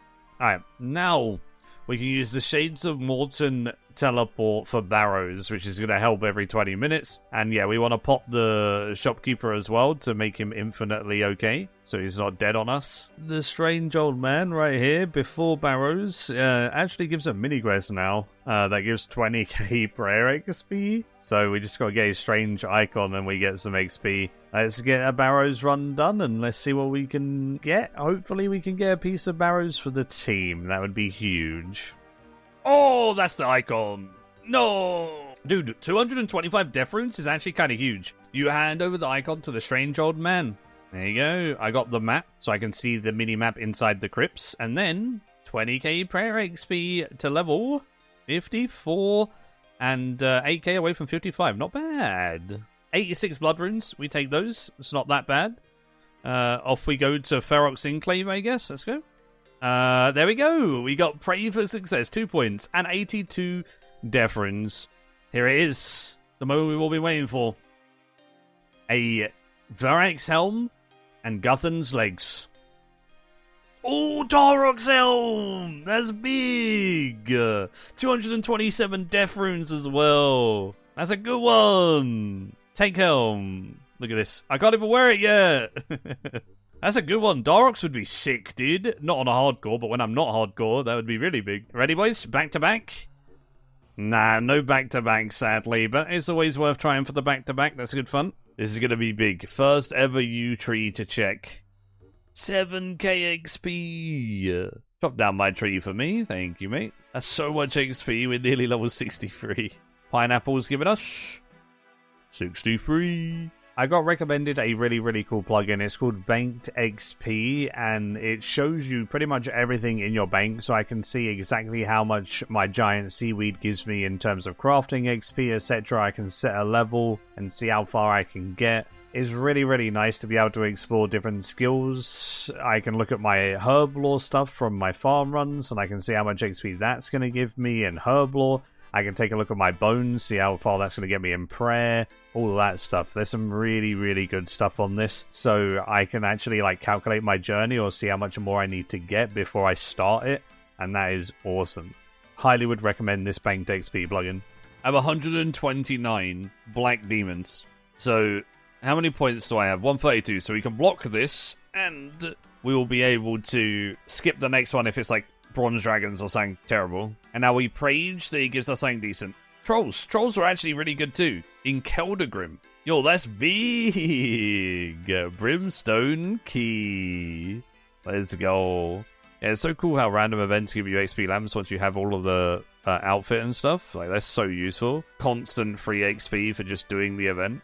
You chuck that into Herblore and you get 600 Herblore XP. Thank you so much, game. Yo, trolls are my favorite task by far. It's my second Brimstone key, and I get so much XP. Every kill's 90 XP. They're so chill. The experience now is crazy. What a good task, though. 150 trolls, 13,500 Slayer XP. That's so much Slayer XP. We're going to do tutorial skips, though. 9 task tutorial, 10 task Kona.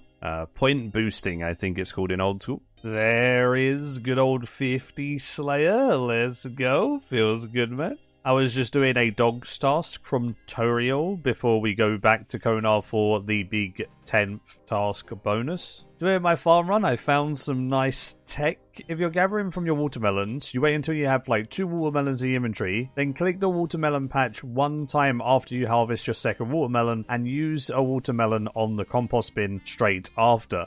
Then you'll continuously harvest and put into the compost bin at the same time. Look at this. These things make old school so damn good, man. These are the little stupid things and intricacies that I love about the game. I'm falling in love with the game more and more with things like this, man. It's so much fun. I love it so much. There's another farming method that's really good. It works with herbs and allotments. You spam click for the first 2 harvests, and then you stop clicking after that, and it will double harvest. You can see the double HP drops there. Crazy stuff. I love the intricacies. I'm a humble farmer. I walk up to my patches, I see it all alive, I put a big smile on my face, and we get harvested. Do your farm runs, okay? They are important.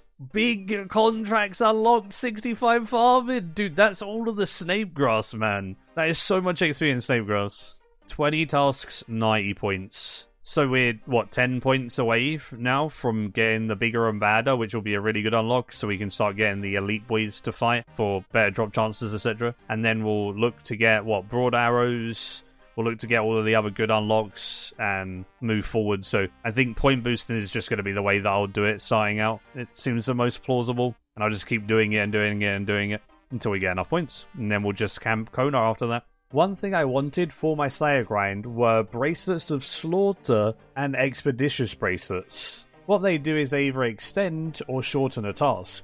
For good tasks, you want to obviously extend them, and that's later on, but the main thing at the moment is shortening the task as little as possible. Especially when I'm trying to farm as many points as possible, I want the task to go as quick as humanly possible, right? So I'm going to wear these bracelets to reduce the tasks to get as much points as possible. I just mined some gems at the gem rocks in Shiloh Village real quick. I then used the red topazes for the bracelets that extend the task, and then the opals for the bracelets that shorten the task.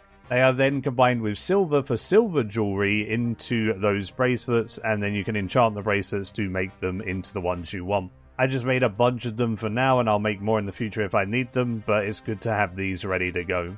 Then I just done some really easy tasks from Burthup. I had stuff like cows, which are like super easy. I just do them at the Ecto file. You can do chickens here as well in the Undead Farm. I did stuff like banshees and, all of those easy things. It was really chill. Then on 10th task, I would go to Konar and get a better task and get that done. I actually like the banshees a lot. They look so much different in RS3, but kind of like the old school ones better, even though they're actually like really funny. Alright, 29 tasks. We've got one more task to do from actual Konar, and then we've got 3 brimstone keys to open when we get to Konar as well, which is pretty big. 130 cow fight, perfect. That's such a quick task. That is amazing for points. And then, bang, 26 uncut diamonds, 383 iron. That's so many iron. And rune play legs. Honestly, all 3 of those, not that bad. That's some pretty decent drops, to be fair. That's such a good drop table. Like, anything's good. It's all supplies and stuff like that. That's such a sick drop table. Those keys just make the Slayer task from Konar, like, even better. But let's get right into it, kicking off with some miscellanea. I will be cutting out some of the more tedious grinds and focusing on the big stuff that has happened over the last couple of months. Let's do it. My second ever hard clue on the account, and we got a magic short bow. That is actually a bad boy, because with this imbue scroll I got from Last Man Standing, as you can see, there it is. Oh, it looks so pretty, dude. I actually love the look of that. That's actually going to be a really good weapon for me. I can use that to train up my range a bit, get it to like 70. We're gaming. I did a bunch of task boosting to do my early levels of Slayer, getting a ton of points which I can buy, you know, Superiors unlocked, I can get the Slayer helm be able to be made, I can get the broad arrows unlocked, all of that stuff. I currently have 590 points and we just done a Greater Demons task. There's 56 Slayer as well, which is Warped Creatures. That can allow me to do the Warped Creatures to get the Scepter. I just got to get the quest done before that. Wow, these things look so good. Yeah, I love this. Man, old school. It never ceases to amaze. Beautiful. Oh, a Rune Spear drop table. That's the first one I've seen. That's really cool. There's Path of Gloth redone. This is actually a quest they took from RS3. It's pretty much the exact same, so that's kind of cool. I did it. Although the warp creatures do drop different things in RS3, they drop like the shells for tortoises from summoning. Obviously, the summoning doesn't exist in old school, so they added the warp scepter as a nice mage middleman upgrade. I'll be going for that. And there is also 58 Slayer, which unlocks Cave Horrors, so I can grind out the Black Mask as well. Oh man, the account's progressing nicely. Cabin Fever done for the ability to farm that Black Mask. Before I do any more Slayer, it's time to farm the Black Moss. Let's go. These Cave Horrors are actually really cool to kill. The supplies they give me, huge for the account. I get a bunch of seeds, and I love farming. Farming's like my favourite skill, so I'll take these seeds from Cave Horrors gladly. Oh, speaking of seeds, a Snapdragon seed. Give me that. I thought I got the Black Mask, but honestly, that might be better. Yo, that's insane. We need that for the Audi Diary. Yo, I'll take that. Okay, I'm kind of happy with that. That's pretty big, and it was a collection log. I mean, yeah, I'll take it. Thank you. Yeah, finally. There it is. How many kills? 1,279. That's a lot of kills. How many seeds we got, bro? Shield left half. That was worth it. I'm really excited over that. I don't mind going dry on a monster like this because the amount of supplies I got was big. I then did some PvP Arena, which is the most annoying, janky content ever, but it's very quick to get the Scroll of Imbuing, so I could imbue my Slayer Helm, and obviously learn how to make the Slayer Helm, so it works with other styles, aka range and magic, as well as melee. And there is our points going to good use. 400 points well spent for the Slayer Mask. Let's put it all together. And oh, that is such a good looking item. I love it so much. Oh, 31! Oh my. Okay, that was crazy. Bro, this thing's massive. Bigger and badder. Oh my god, he looks so cool. I've been killing some Hespori, going for the bottomless bucket. Actually a really cool addition. I think a farming boss is fantastic. I am a big fan. And honestly, I'm really impressed with all of the skilling content I've done so far in old school. It never ceases to amaze, honestly. And the skilling bosses are part of my favourites. A little bit of the group content we done on stream with the whole group present was some Barbarian Assault for our torsos. So we could get that huge strength bonus and that absolute swag of an item. I had a great time playing with the team. We're really getting into group content now, so once these videos are caught up, I'm going to be putting a lot of stuff from the stream with everyone chatting and stuff and the whole group in action. It won't just be a solo Iron Man series soon. And there we go. The gang got their fire torsos. Very happy day. Yo! Is it a maze? Is it a maze? Or see you later. This quest was so overdue, and I should have got this done a long time ago, but we finally got it. Lunar Isle Teleport. Oh, that's kind of huge, actually. Doing some Alk agility, I managed to get 78 magic, which actually means I can stew boost to make the last portal in my house. That portal being the Barrows portal. This is going to make Barrows so much better. It will teleport me directly outside.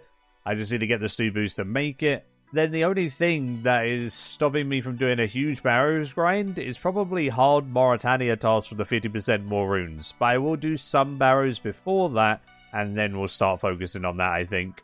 And there it is. We got the stew boost, and we built the portal. Barrows portal has been obtained. That is so satisfying. Amazing.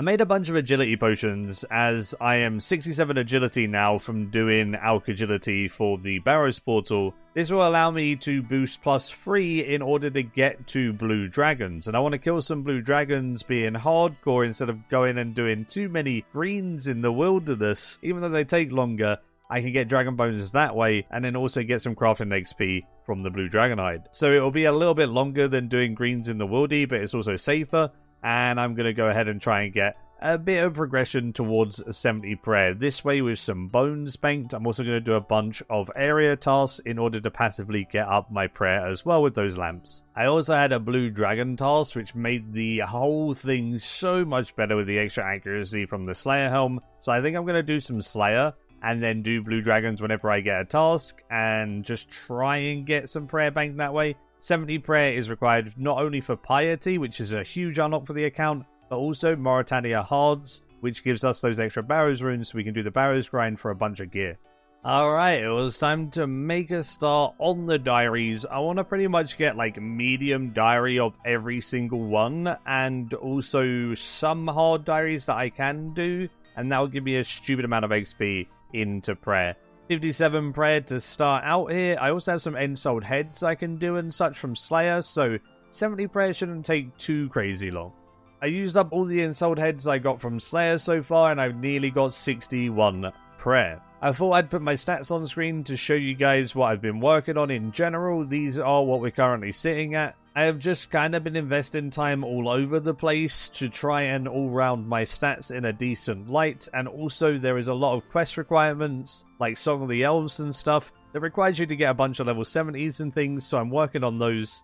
We're nearly at the crafting one, we're nearly at the agility, we've done mining, we've done smithing, you know, all that jazz, so we're getting there. It's actually going really, really well. I will keep posting my stats as we're catching up to the current day stats, because they are about to rocket. Watch this space.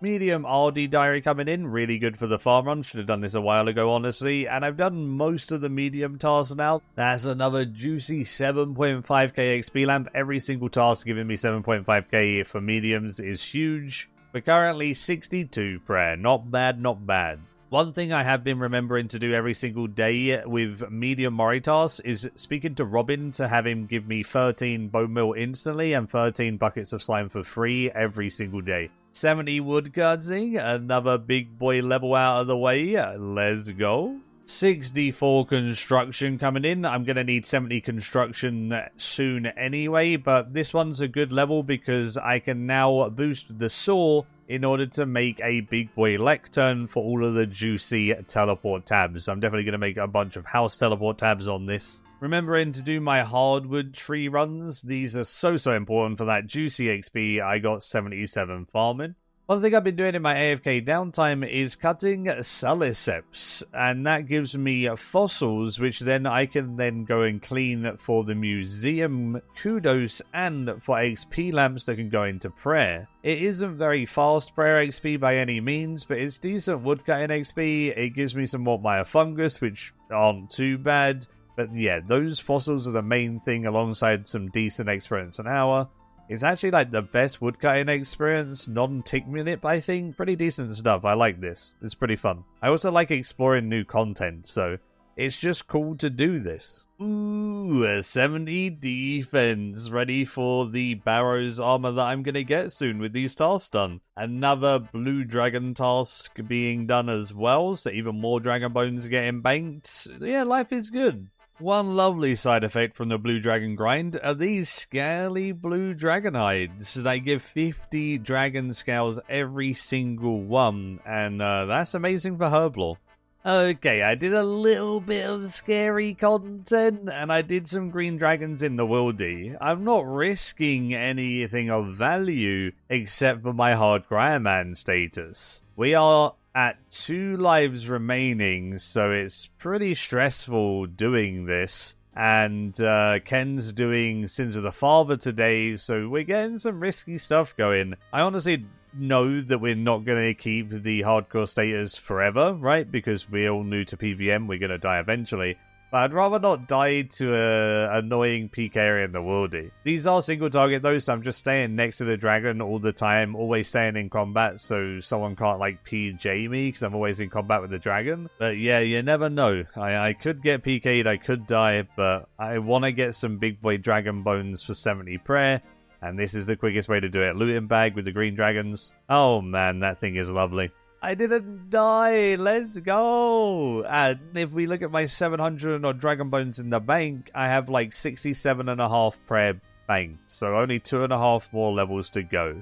And we're not dead yet. Speaking about dangerous content and not being dead yet, here's Ken doing Sins of the Father. Oh no, Bruh. I got distracted for half a second.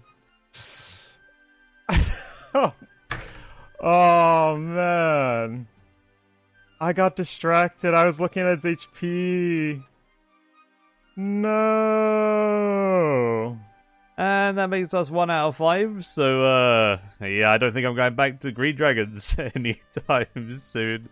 That's sick. I have never done any hard tasks on this account until now. From Menic, just got to claim it and it'll turn green. 15,000 prayer XP, which takes us to level 63. 15k prayer XP and Explorer's Ring free. How many teleports does the Explorer Ring free have? Infinite? Oh, yo, that is crazy. So what I meant earlier about fossils giving me prayer XP is if you go over here in the museum, you can like clean the fossils that you find in order to give you pieces of statues, which you go into the basement and then go put into a display case. When you put them in a display case and completely fill it 5 out of 5, either small, medium, large, or plant fossils, it will give you an XP lamp. Obviously, the more XP from the bigger ones made. So AFK and those Suliceps and such in my downtime for these fossils has really paid off for prayer XP. I just gained like 12k prayer XP just trading those in, and I'll probably continue doing it a bit more and get even more prayer XP. We're 64 prayer now. You can buy buckets of slime super cheaply from charter ship vendors, so I just bought a bunch there. I needed to buy like 700 for my 700 bones, and then it was time to crush all of the bones. Man, this took hours on its own. Holy moly, that's a long process. But it will give me pretty much infinite bone crusher charges with the Mori Hards as well, so that is a nice plus of this grind. So I'm just going to save all of the trouble and do some editor magic, and here we go. 70 prayer. Lovely. Now that is a good feeling. With the 70 prayer, that meant I could get piety unlocked, so I did the night training waves, and sadly didn't quite get a level, but that is the big boy prayer achieved. So now it was time for Mori Hards for Barrows runs, but one last thing was needed. Ken had the Herblore level to make stamina pots, so I had him make me 10 stamina pots, so then I could make the ornate pool to get my spec energy and run energy back inside my house. My house is getting absolutely decked out now, and when doing a Barrows run, I'll be able to get my run energy and spec energy back, get all my prayer back, and then go straight back to Barrows. It's going to be so epic. Then I'm going to get 50% more runes with the hard diaries. Dude, we're juicing these games. This took quite a while, but this is a huge milestone for the account. There is hard Mauritania task done. I'm going to start putting the lamps in Herblore now, and that is a Herblore level. We are 68 Herblore. Kind of zoom in those levels as well. Farm run's coming clutch for that. Right, so I got 4,396 tokens. I would like a bone crusher, please. Lovely, and then I use it. Oh, check. 109,000 charges. That's a lot of bones to crush, boys. It's kind of like an indefinite amount of bones right there. Watch this. We're going to get Arim's rope top. Oh, Darok's Great Axe! Yo, 2-piece Daroks! Let's go! Okay, we're starting off strong. I need to pick it up, though. Dude, if I teleported away then, that would have been tragic. Alright, we got it. Big lootations. Oh, Dorax flame legs! Let's go! That is a big one! Okay, now that is huge. Oh, now we're looking like a gamer, boys. Look at this! That's making me feel all kinds of different right now. I love the little, like, dots on the side. That's, like, so iconic to me for some reason. Oh, no! A duplicate Darrock's helm so early is not so good. 47 KC, and we've had 4 drops, though, so we're still one above rate. 357 death runes in one chest? That was disgusting. Chest 5-9? Oh, Torax helm! Chest 5-9. Jimmy was right, dude. That has the juice. Nice.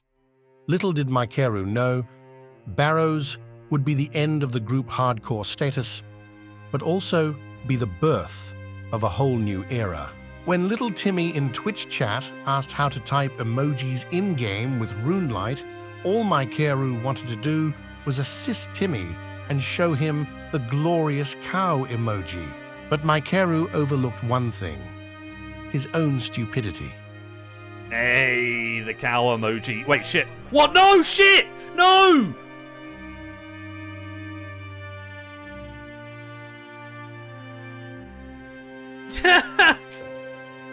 I'm so dumb, bro.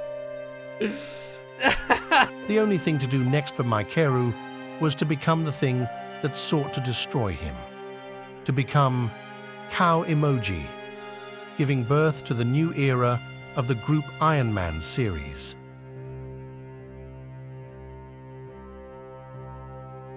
Subscribe. With this good old birdhouse run, we have 69 Hunter incoming and 1625 total level. By the end of this video, that'll be quite a lot higher. Let's get those gains. One thing that was super important for all of my Herblore gains was making these amulets of chemistry. It's just jade amulets enchanted, and they have a chance of giving you a 4-dose potion instead of a 3-dose one. They're actually the exact same thing in RS3, they're just called a botanist amulet instead. And these are just Iron Man's dream. Managed to get 70 Herblore, which is another Song of the Elves requirement. One thing that I was supposed to do a little while ago that I didn't get around to is recoloring my good old Graceful. So I want to recolor to green because I have 100% Hasidious favor. We now have the best colored Graceful in my opinion. I love like the trim on the Woodkind cape on RS3 with like the 120 green. This is similar to that, and yeah, it's lovely. Now I get to run around as a green man. That looks so good. Let's go! That's a huge one. If I could get full Guthans from this, that would be insane. That would be so good. 74 loots. And now we have 6 drops. That's actually really good. What? Huh? Guthans Warspear times 3. Oh, Torax hammers! I'm getting all the weapons! I don't think I wanted the Torax hammers, but I've got all of the weapons. That was not a duplicate, boys. Dude, I nearly have full Torax! Okay, that was huge. Oh, Thorax Score! It was one of my items I really wanted! Oh my god, we are popping off, boys! I've upgraded my Torax legs to Thorax Skirt! Oh my god, my screen is shaking and I'm having a fit. Hold on.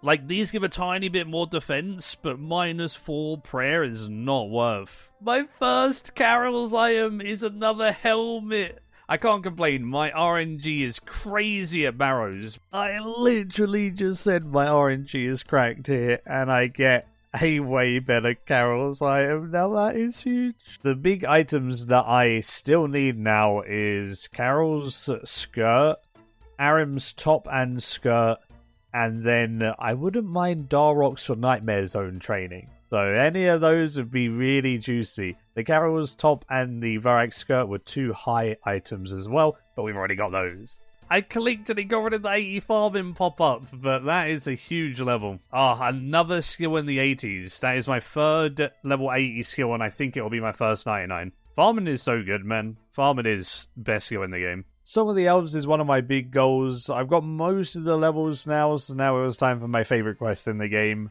Morning Zen Part 2. Drop it.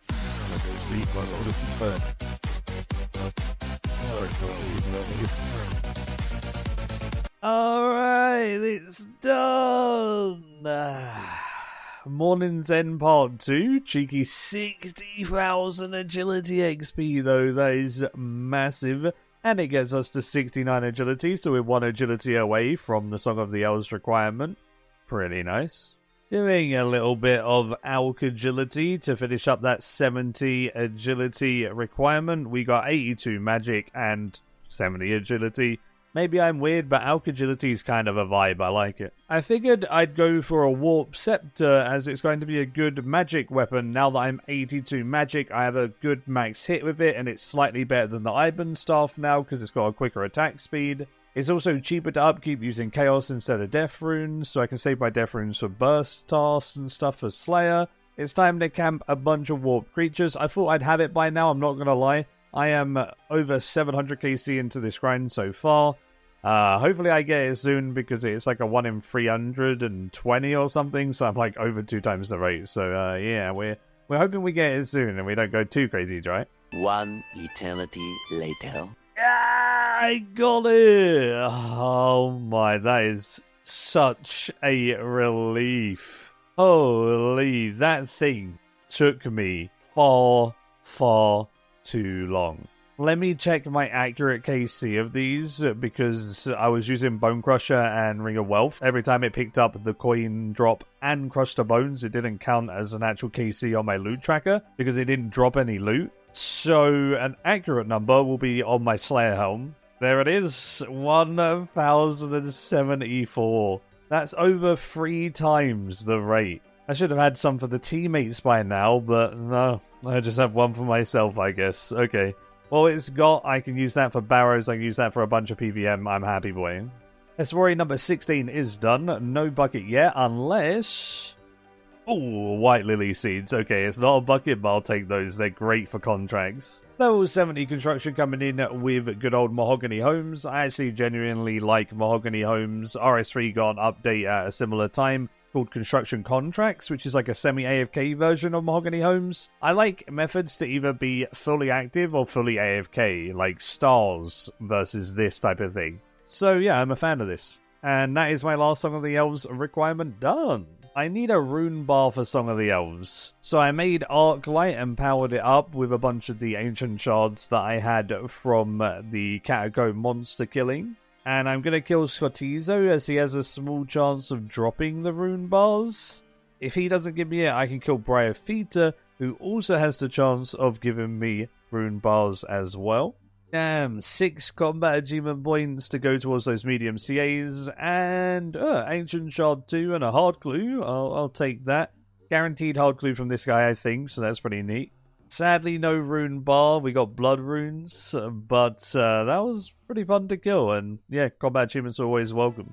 Bryophyta time then. I can get some combat achievements out of the way at the same time with this one. It's very easy. I'll just get those done and we'll see if we can get a rune bar drop from her potentially as well. Sadly, no rune bar, but I did kill Bryophyta 5 times and this last kill was in free to play. I also got the achievement for killing the hatchlings within like 3 seconds, so you just get them all low and chop them down. So that's some more CAs in my pocket, and Bryophyta done.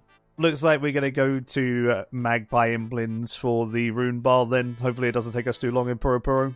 Watch this, rune bar first Implin. 3 diamond amulets, honestly not a bad one. 3 diamond amulets, 3 amulets of power. Okay, good start, good start. You ready to get 3 more amulets? Okay. And welcome to my amulet of power locked on the Iron Man, bro. If he gives me another one, I'm gonna cry. Okay, 3 rings of forging that time. Alright, something different. Yay! That was not bad at all. That was like 5 and we got a rune bar. We'll take that. We are Song of the Elves complacent right now. Song of the Elves is a pretty cool quest. The story starts pretty much the same as RS3 and then it kind of changes a little bit, but fundamentals remain quite the same. I read all of the lore and everything. Very, very fun quest. There was quite a few fights in it as well. They were interesting for sure, so I'm going to showcase those for you guys. The first boss in this fight was pretty cool. It only has a couple of mechanics. It shoots out an arrow of a certain color. Obviously, you just sidestep it or it takes down your prayer or whatever. I do like the old school RuneScape quests actually are like more challenging than RS3 quests. RS3 quests, a lot of the bosses are just pushovers nowadays since EOC. Back in the day, fighting the Nomad quests and stuff in RS3 before EOC, that was so good. So this kind of brings back that feeling to me, and I like that a lot. Although this was not fun. The wave battles, we have wave battles in RS3 as well, and they're always shit. They're just not good. So I wasn't a fan of this part of the quest, but I think I got lucky and I managed to do it first try when my barrier was just about to die, so we actually got, you know, niced on that one. Then this fight was very, very easy. The one with Esilit, whatever his name is, he died. That one was pretty chill. He just knocks you away and you pray range for a tick and then you pray melee again. I think that was his only mechanic, at least that's the only one I saw. Then you had the big boss Seren. I like to go in blind for these type of things. I did know that Seren did a big power-up hit, but I didn't know what it looked like and I didn't know how to deal with it. So yeah, I'll just let the fight play and yeah, you can have a little bit of a laugh, I guess. Ooh, she teleported me. What the heck? Oh, is this what I hit? Shit, I don't want to run into an MD. Get it back. Okay, we good. Oh, it heals a lot if I don't quickly kill those. Okay. Oh, is that it? Oh, I didn't okay. Cool. Let's get up.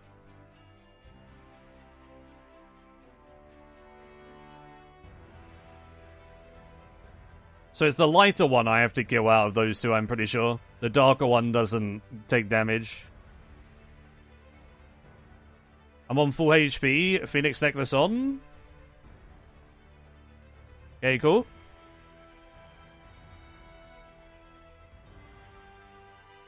We're doing okay. We're halfway through, but I'm guessing she gets harder at some point, so that one's pretty painful. That one's bright, right? Yeah, she spawned an extra one that time, right? Yeah. I keep splashing. Yeah, unless I can, like, hit really hard here, then I don't think I got it. Damn, we've hit really hard this time around, though. This is big. Oh, I splashed. Does that still count? Ah, shit. Oh, no, it does.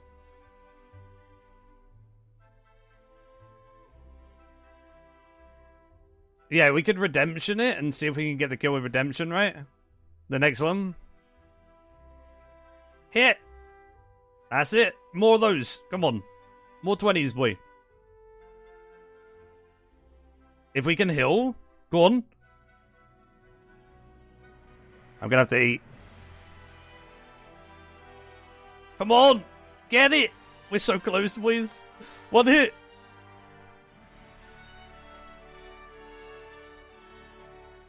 Oi! Not bad. Second try. That wasn't too bad. That was a fun boss fight. That was pretty cool. Towards the second half of the fight, we did like so much more damage. The first half, we were hitting like nothing. Second half carried us. Yes, she was angry, but she was innocent. I tried to stop her.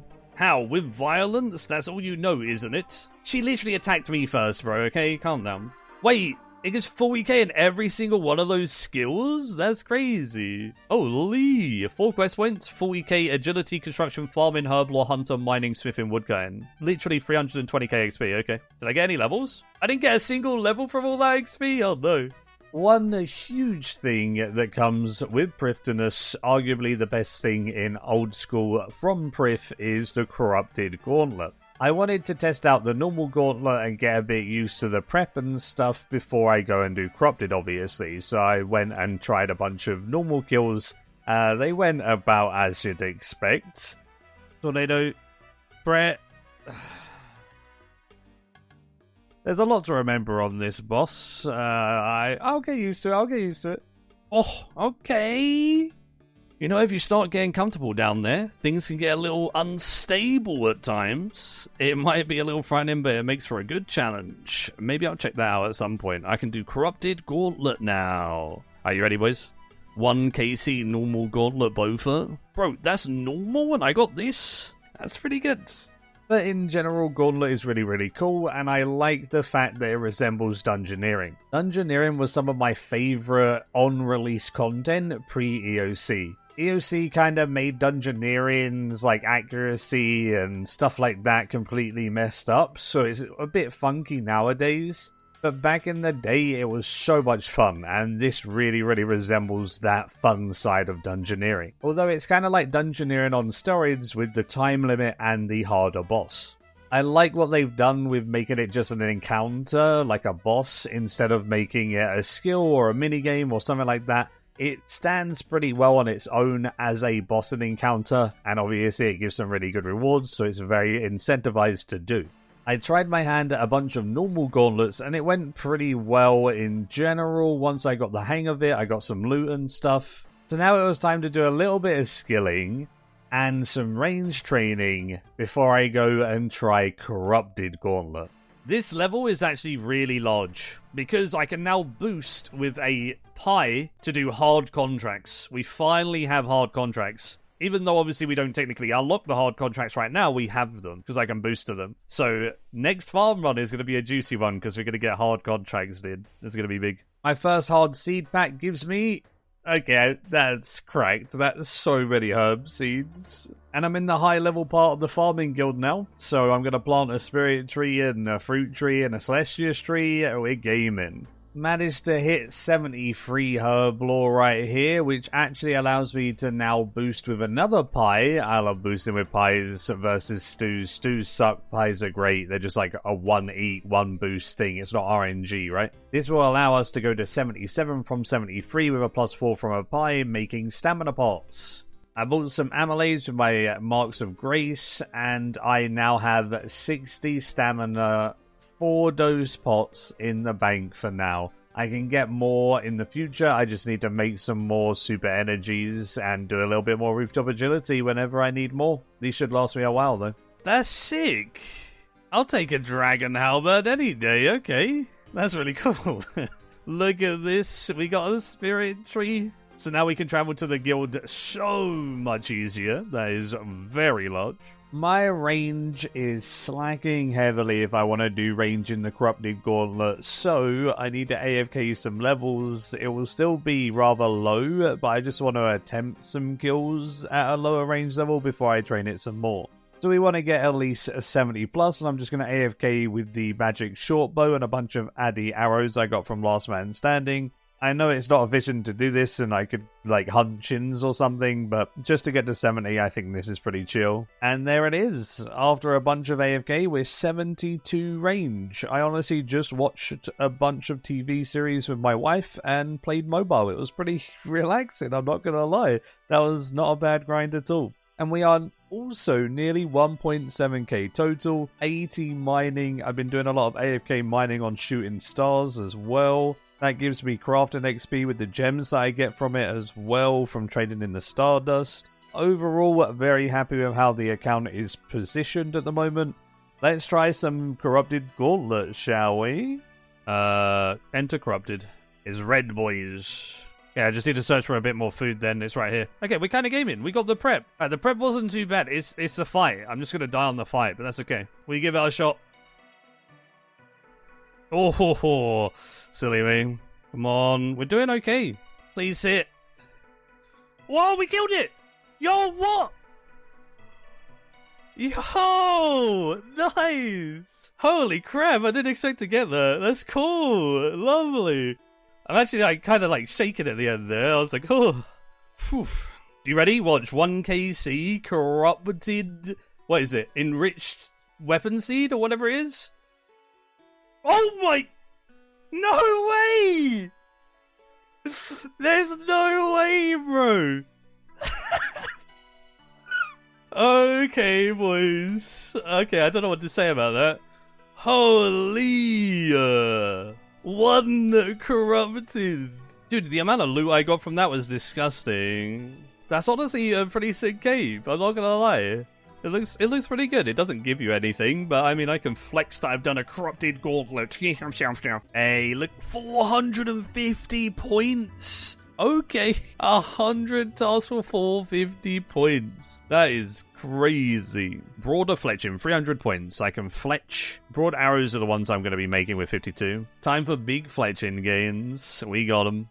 And we still have 400 points, boys. I'm going to go ahead and buy some broad arrowheads. We spent most of our money. Alright, there we go. We spent 800k on these. We have 17,000 arrowheads for now. I've got a bunch of things to alch as well, so I'll have a bigger cash stack than this again. I wanted to level up my fletching while squirking was still popular, and then also get that multi-gains in. I wanted thieving and fletching gains at the same time, so I'm, multi-skilling as much as possible. Doing squirking in the mass world was really, really nice. Using some of these stems that I got made it even easier. And it turned out I was getting like 260k fletching experience an hour, even with the extra clicks of doing the squirking itself. And then that's on top of around 180k thieving experience an hour for doing squirking. So that's some pretty good multi-skilling. Obviously, you don't get the XP until you trade in the squirks, but trading in an inventory worth of squirks was getting me over 50,000 XP every single trade in. It's just so nice. Speaking of being efficient, I wanted to try and be efficient whenever I was doing different things within the game, and I was looking up cool, quirky methods of all different things. Now that I'm not a hardcore anymore, one of the really cool things to abuse is your grave. The way that you abuse your grave is you die near something in-game and you set up a grave. So for me, I wanted to do air orbs, so I set up my grave by dying to poison by getting poisoned by the spiders outside, going up to the air orb altar and then dying right next to it with that poison from the spiders. This then set up my grave there, and what you can do is you can teleport to Court Beast with an inventory full of unpowered orbs, die to Court Beast, and instead of it going to Death's Office or a new grave, it puts those unpowered orbs in that grave in the wilderness that I've set up.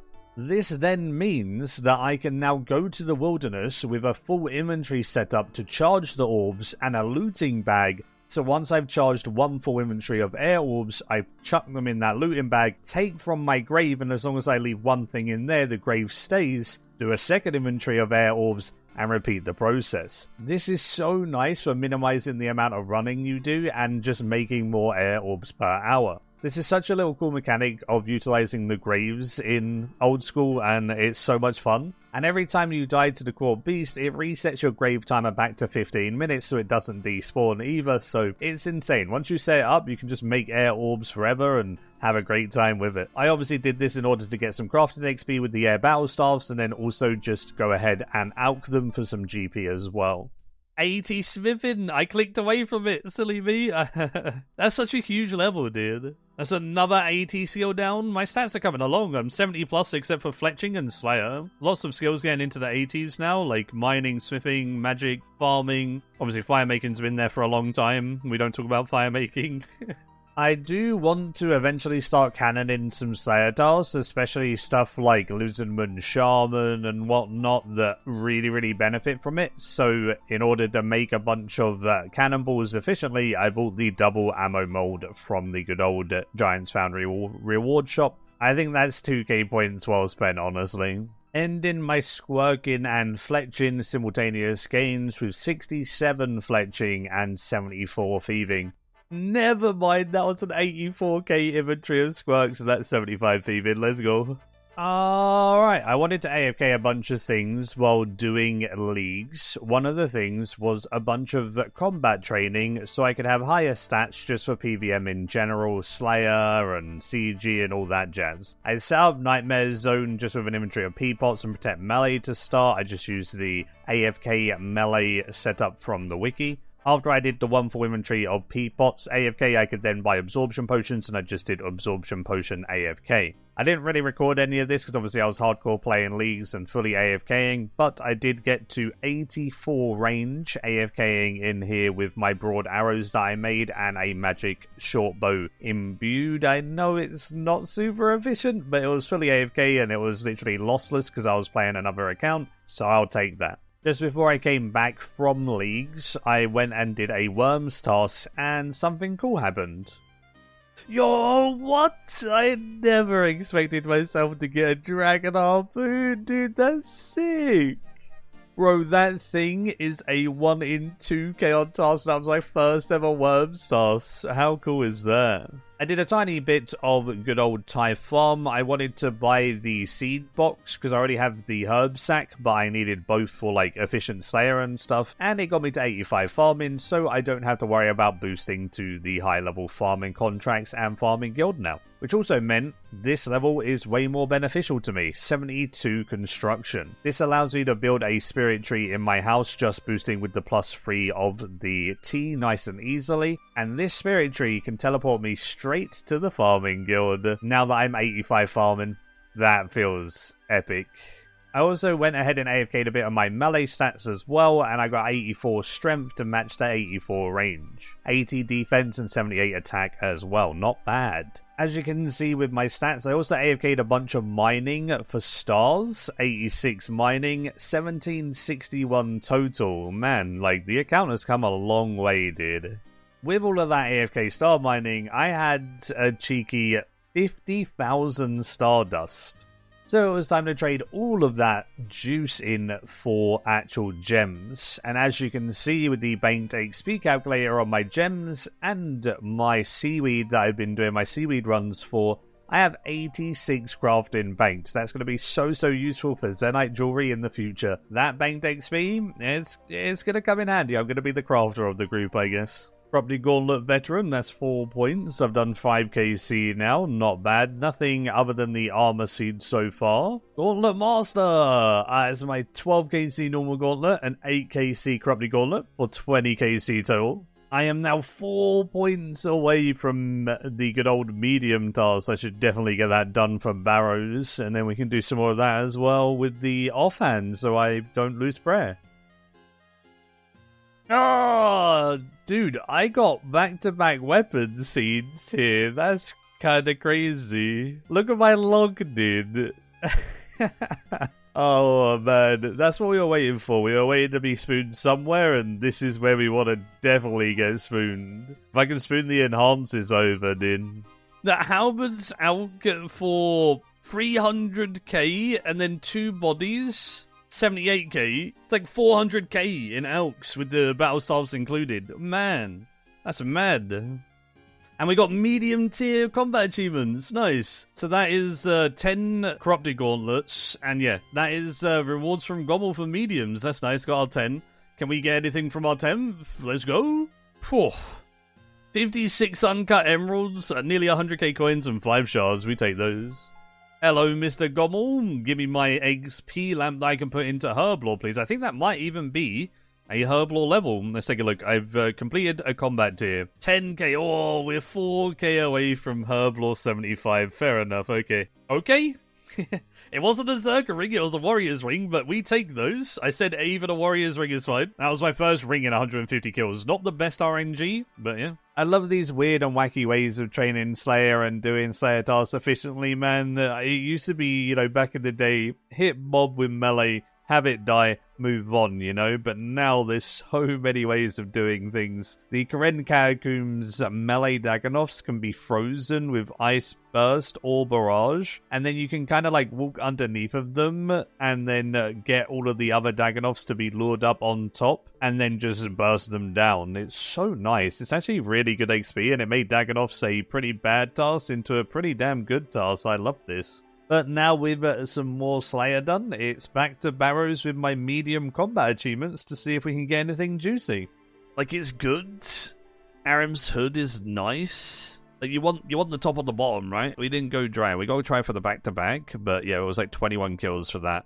Yo! I got Wazzy and Carol's top, or someone. I think Wazzy was the one who wanted it. Let's go! A double chest! I don't think I've ever had a double chest. That looks so sick. Nice. Carol's crossbow and Dark's flame body. 2 Darks legs have 2 sets for the team. And yeah, the Carol's crossbow is new. Nearly full Carol's as well. Damn. Dude, our Barrows log is looking sick. We're so close to so many finishes. 1 piece away from 3 different sets. Okay, this changes everything. That is such a huge drop. I am happy with it. So today we've had Carol's top and Arim's top. I love this. This is great. Our first ever Sarachna skill. We got Insect Repellent and Newspaper Enthusiast. Ready to pounce. I got the achievement. I guess that's don't let it hit you more than 2 times.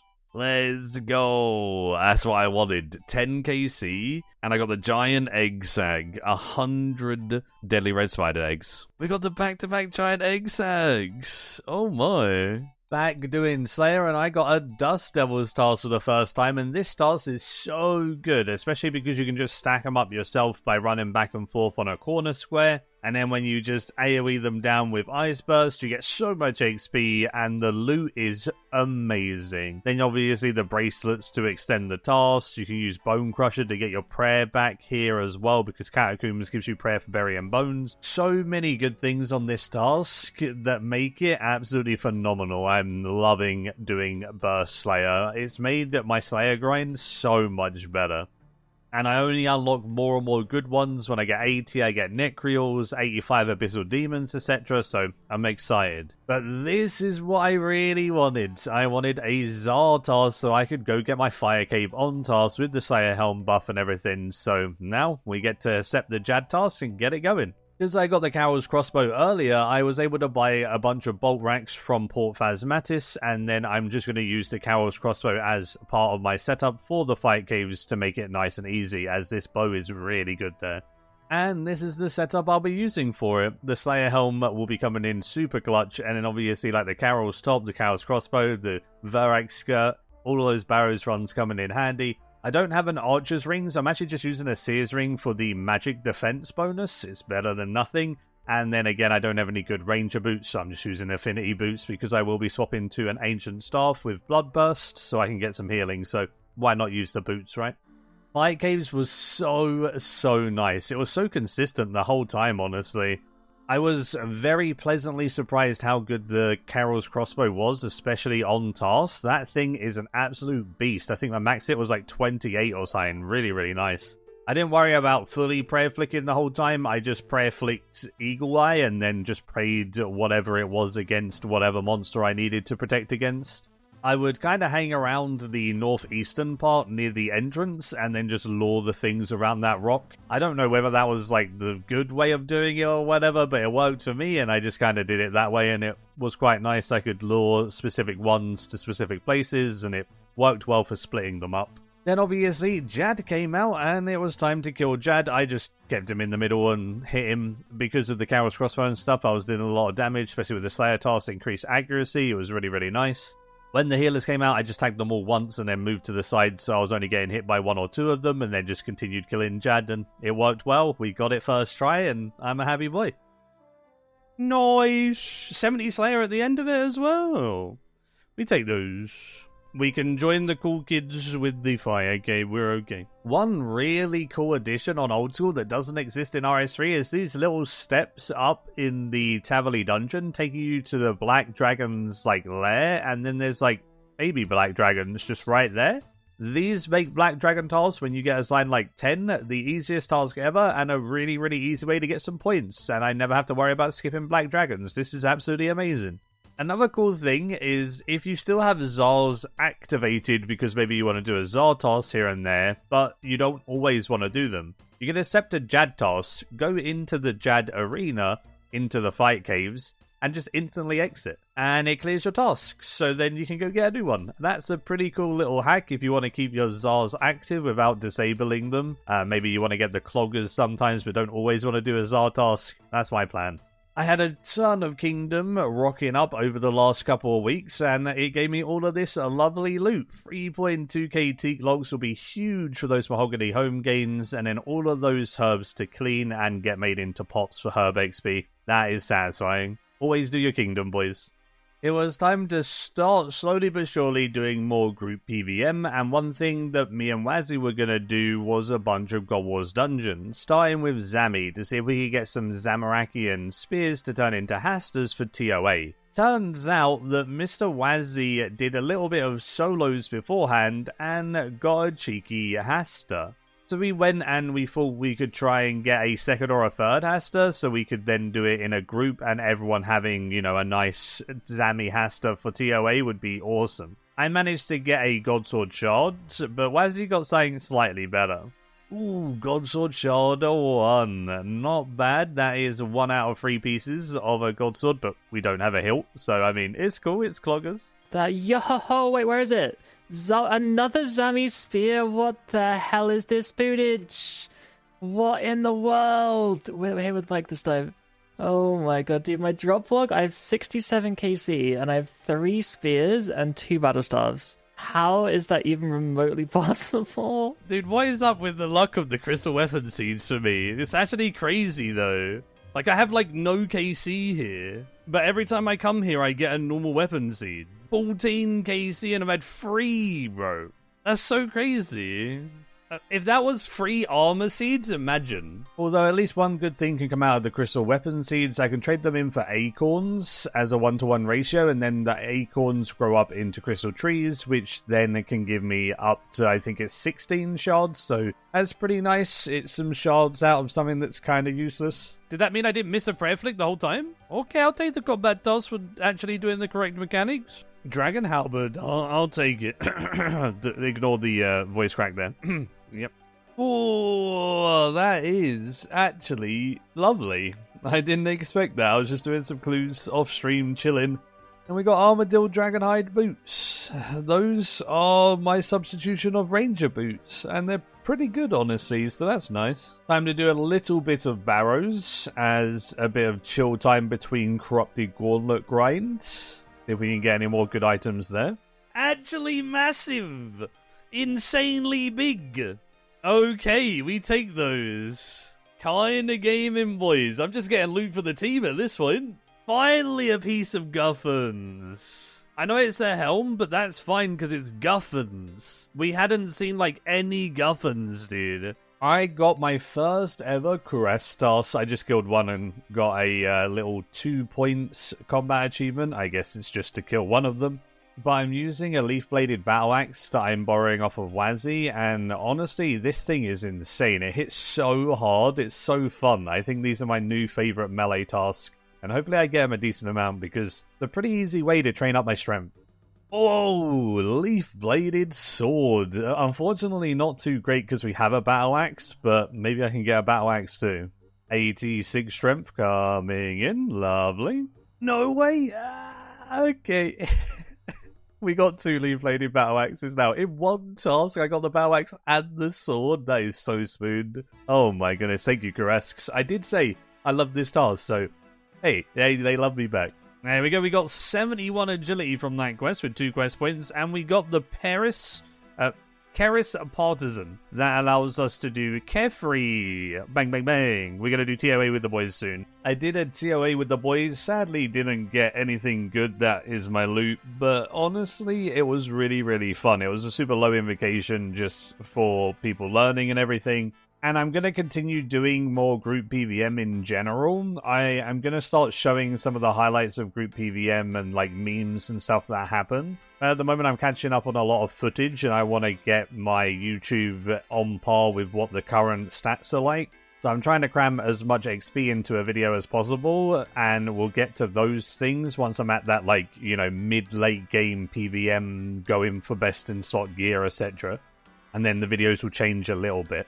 Less XP, more PVM soon. Wazzy's been a bit of a madman with the Slayer grind, and he can now feasibly boost to kill Abyssal Demons and go for some whips for the group.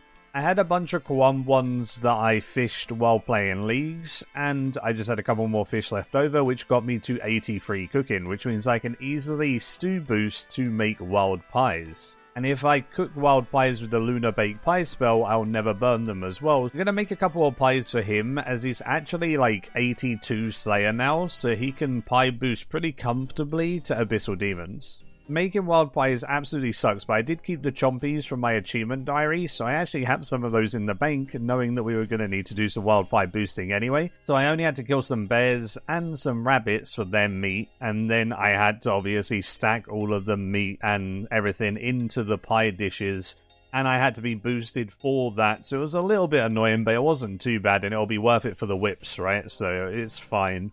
Then I just boosted and baked them with the Lunar Spell Baked Pie, like I said, because it doesn't burn them, so that is absolutely amazing. I actually cooked like 60, so that should be a long time boosting for Wazzy, and now he can go get some whips, or get debated about getting some whips. Yo, it happened, guys! Abyssal Whip! What? No. Who snuck in there and did that? Oh, you absolute fiend! He did actually get some whips after this, though, so thank you, Azzy. It turns out I'm going to be the crafting man for the team, so this is something that I'm going to have to do a lot of. Super glass make with giant seaweed from my seaweed runs, being a good farmer boy that I am. It takes quite a long time to make this much molten glass. The biggest reason for that is this, good old sandstone mining. I have to mine a stupid amount of sand, I am tick manipping it, which makes it a much easier process, and then you go to the big sand grinder, spend a little bit of GP for them to turn it into buckets of sand. Then you use the buckets of sand and giant seaweed to obviously make the molten glass, which you then blow for crafting XP. It is the meta for Iron Men, really, so I have to do this. Unless I want to get very, very slow crafting XP from like bossing and stuff and drops, but if I'm going to be the crafter man for the group, I kind of have to do it this way.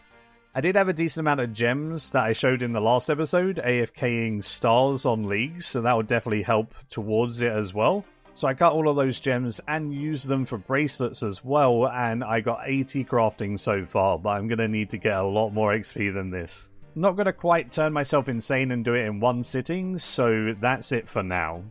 It's just such a satisfying feeling clicking on this cheeky tree.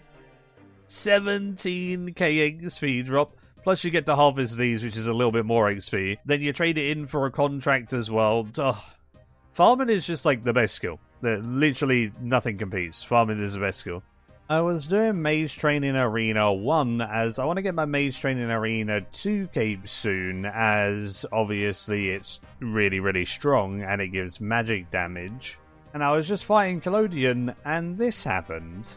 Oh, there's a PKer. Can he hit me? I'm guessing he's trying to PK people for runes here or something. I'm just gonna...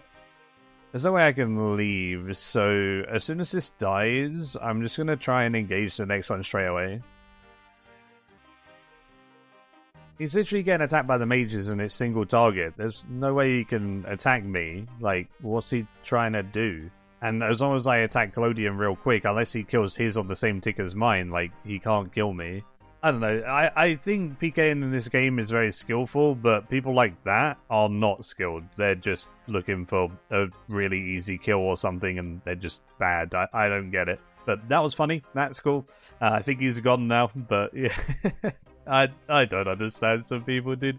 He would have got like 100 dev runes. And I need to be careful with my prayer flicks because I actually started taking damage there. But yeah, I was a little bit all over the place. That was funny.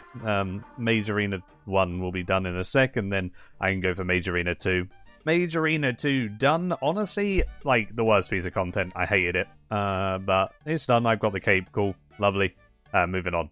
Yep, good. Got Karumja tasks done to get my Karumja gloves free and 10k Herblore XP, but the main thing is this teleport. Now I can go to my Slayer Master, nice and easy. I love the superior Slayer creatures, man. Look how awesome that looks. It makes me so happy.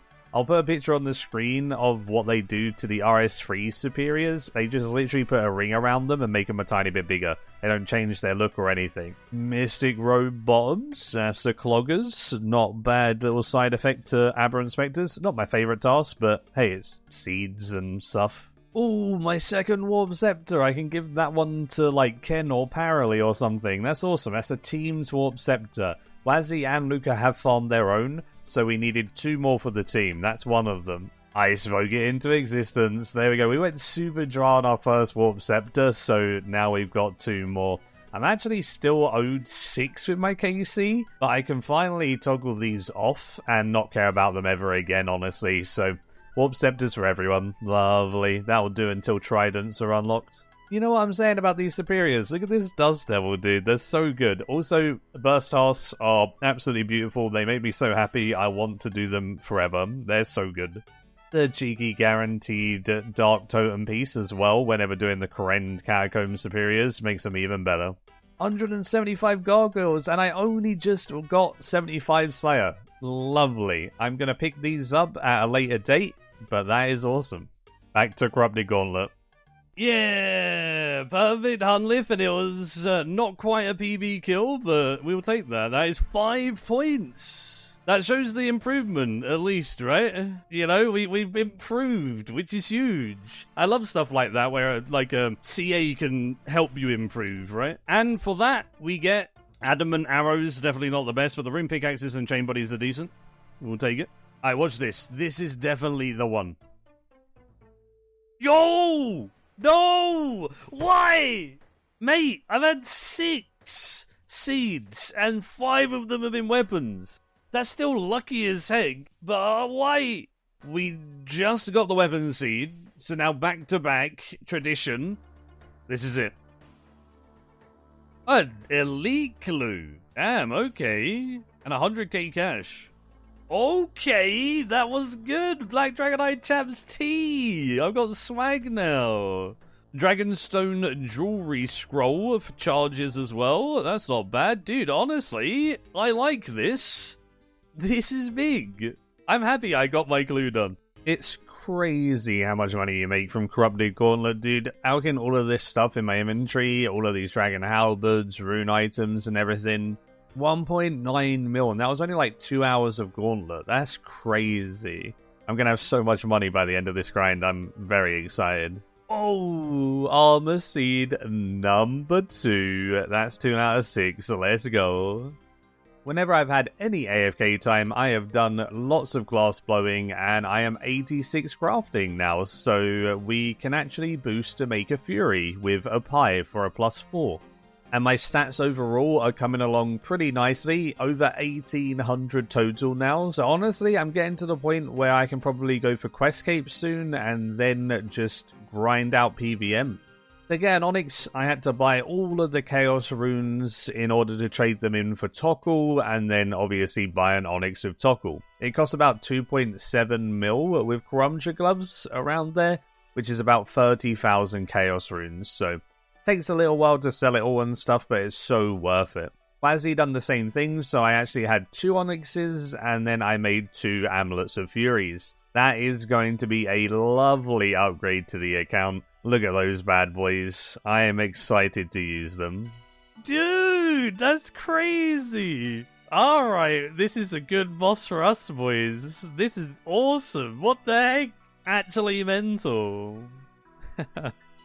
I did that Gargoyles task we left off earlier, and it is really, really, really fun. And I got a couple of combat achievement points for killing a Gargoyle as well. And again, the elite version of the Gargoyle is absolutely sick. Love the look of it. Marble Gargoyle is really cool. I'm such a fan of these. They make me happy every time I see a new one. Not bad. Addy Boots. That's my first ever one. We take those. Dude, another log item, Mystic Road Top Dark. I've got top and bottoms now. We're getting some good gains, boys. Now that is sick. I can fight the bosses, right, with the Brittle Key. That's really cool. I will grab said Brittle Key. Thank you.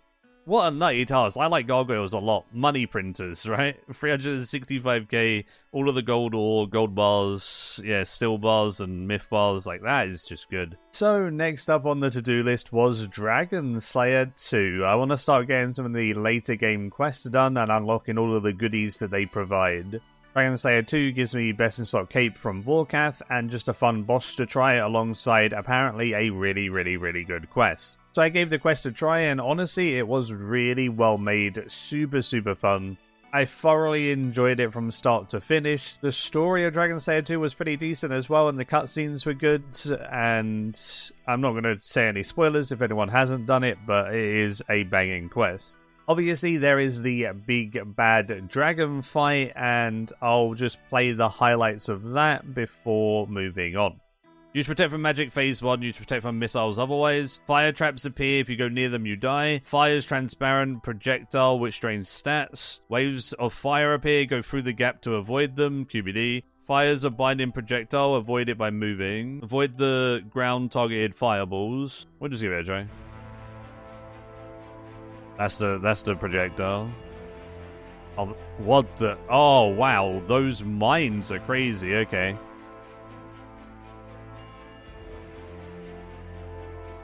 So now second, you protect from missiles. Cool.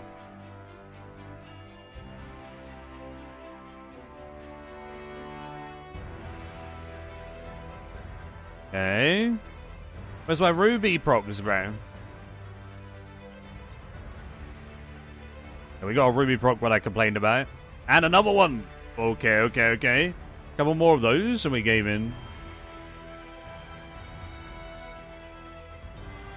Don't really want to brew unless I really need to, because I don't have any more pots. Alright, diamonds now.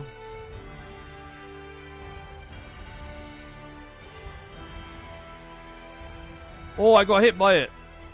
No way, bro. Die! Like 2 more hits. 2 more big hits, at least. Oh! I hit a 0 with a diamond proc? I swear that's illegal, bro. Surely that's it.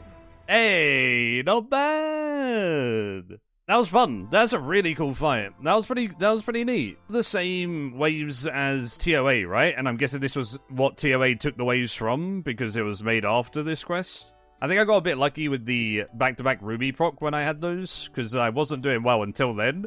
Kind of turned the tide a little bit in terms of supplies. 80,000 smithing XP, 60k mining, 50k agility, 50k thieving. Pretty good. That's a good one to get 5 quest points as well. Now we have enough quest points with the 254 to get another block task for Slayer as well. About time? What the? I got flamed by Luca? What the? It's got to be range, I think.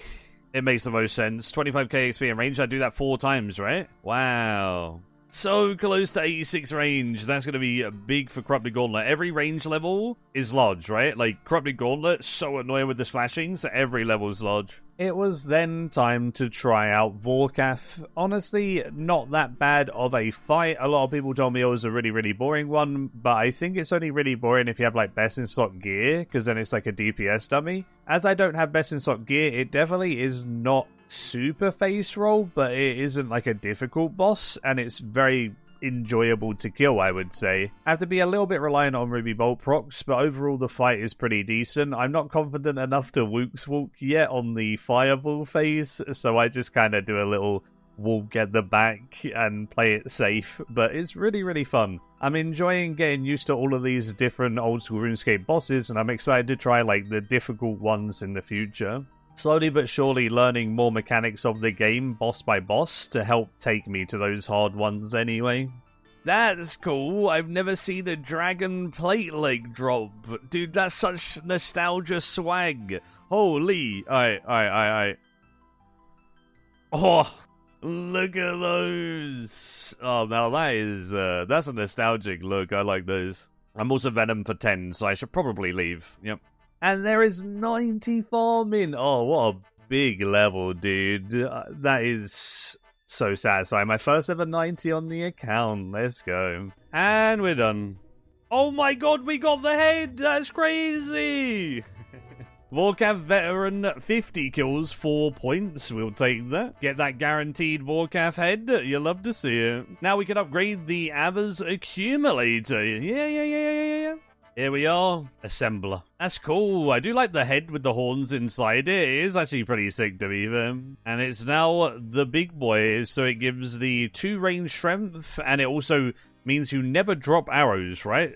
Or bolts or whatever, which is huge. That is going to be a lifesaver. It was time to do the good old Sins of the Father, and honestly, the fight was pretty fun. I like to go into my quest fights and stuff blind, and it makes it way more enjoyable. I'm going to be doing a lot of quests in this video, alongside a lot of PVM and stuff, but this is probably the first big boy quest I've done, and it didn't disappoint. I would give this quest a solid 9 out of 10. It follows a lot of the same story as RS3, and the boss fight is really good. Oh, one more big hit. Oh, we were lucky there. Holy moly, 5 HP. Alright, we got access to Dark Mire, we got Tome of Experience, access to Blister's equipment, not bad. How much XP is this? Every piece? I guess we put it into Herblore, we have like nothing else that I would want to put it in, right? 15k Herblore, and is that times 4? Is that 60k Herblore XP? Wait, it's more? 75k? What the? Wow, 90k Herblore XP, that's huge. Scottizo Adept 5kc, that's 3 points, and 3 rune plate bodies. Okay. Did a cheeky Cox for the first time with Mr. Wazzy, and we got a 1 hour 27 duo, which I think is the world record, honestly. But we had a good time, it was fun, and we'll do more in the future. I learned a little bit of Cox during leagues, so I knew a little bit of what was going on. I just didn't hit as hard, essentially, but it was, yeah, very, very fun. Another one? Every time I see it, it baits me. I know it doesn't have the little wings or whatever it is on it, but every time, man. A cool little method whenever I get still dragons that actually made this task from a skip into one that I'm actually kind of excited to do. I just alch a bunch of stuff that will sit in my bank otherwise while doing a fire spell and killing them. Because the anti-fire just makes it so you're taking no damage, you can auto-retaliate, fire your spell, and alch in between. This is actually like 130k mage experience an hour and makes this task pretty good. It also clears all of like the bracelets and stuff I'm making with crafting out of my bank and gives me some GP. Been doing a bunch of herblore, there's 80 incoming there, very nice, another 80 skill. I did Monkey Madness 2, not the best quest, definitely not as good as Sins of the Father, but pretty decent. I actually liked the platform that everyone hates, and also this part of the quest where you're riding a tortured gorilla, that is epic. Overall, not a great quest because of the buggy nature of the boss and such, but yeah, it's not as terrible as people make out in my opinion. Or 80k Slayer XP is huge, 60k Agility, 50k Thieving, 50k Hunter. We take that. 4 quest points. Did I get any levels? 73 Agility, that is a big level, 76 Thieving. Okay, we got some levels as well, we take that. And I got this, Royal Seed Pod. Is that an unlimited teleport? Yo, that's insane. Unlimited teleport, that's sick. Now I can actually kill good old demonic gorillas, so I'm going to kill these whenever I get a black demon task and try and go for some Zenites for more Zenite jewelry to put my good old crafting level to good use. There's a Cloggers, a cheeky granite mold from this gargoyle task. I'm going to do a decent amount of the task and then actually leave some at the end so I can try Grotesque Guardians out. 90 magic, we got it. That is our 3rd ever 90 on the account, nearly 91 HP and 91 farming. Okay, now that's kind of sick though. Like, I'm not enjoying bursting these that much, but I just got Obsidian Gabriel. That's kind of cool. That's not bad. 30,000 XP for a Zartas. Oh, yo! I did 1 extra kill after the task right there, and it gave me the maul. Dude, that is lucky. I got the cape and the maul. That's kind of crazy. Look at me, I'm a Zar man. These are the Grotesque Guardians. They are the Slayer boss of Gargoyles, and honestly, I love the Slayer bosses in old school. I haven't even done that many of them. I've done Sire on Leagues, I've done Grotesque Guardians now, and they haven't disappointed. They're very, very fun. I'm rather excited for the future when I can do stuff like Cerberus and Hydra and other really, really cool bosses, so here's the training Slayer towards that, I guess. That's quite far away. Good old 91 Slayer for Cerberus and 95 for Hydra. It's going to take a while. I would give the Grotesque Guardians a solid 8 out of 10, especially as they're a Slayer boss. Very, very well designed for just a simple boss, you know. What's this? Is this big? It's Cloggers. It looks sick, okay? It looks sick. Look at that wing on that bad boy. You love to see it, man. That's so much money. 15 million gold pieces. We're going to spend a lot of that on construction. There is 76 Hunter and 1850 total level. The account is coming along nicely. Dude, look at this.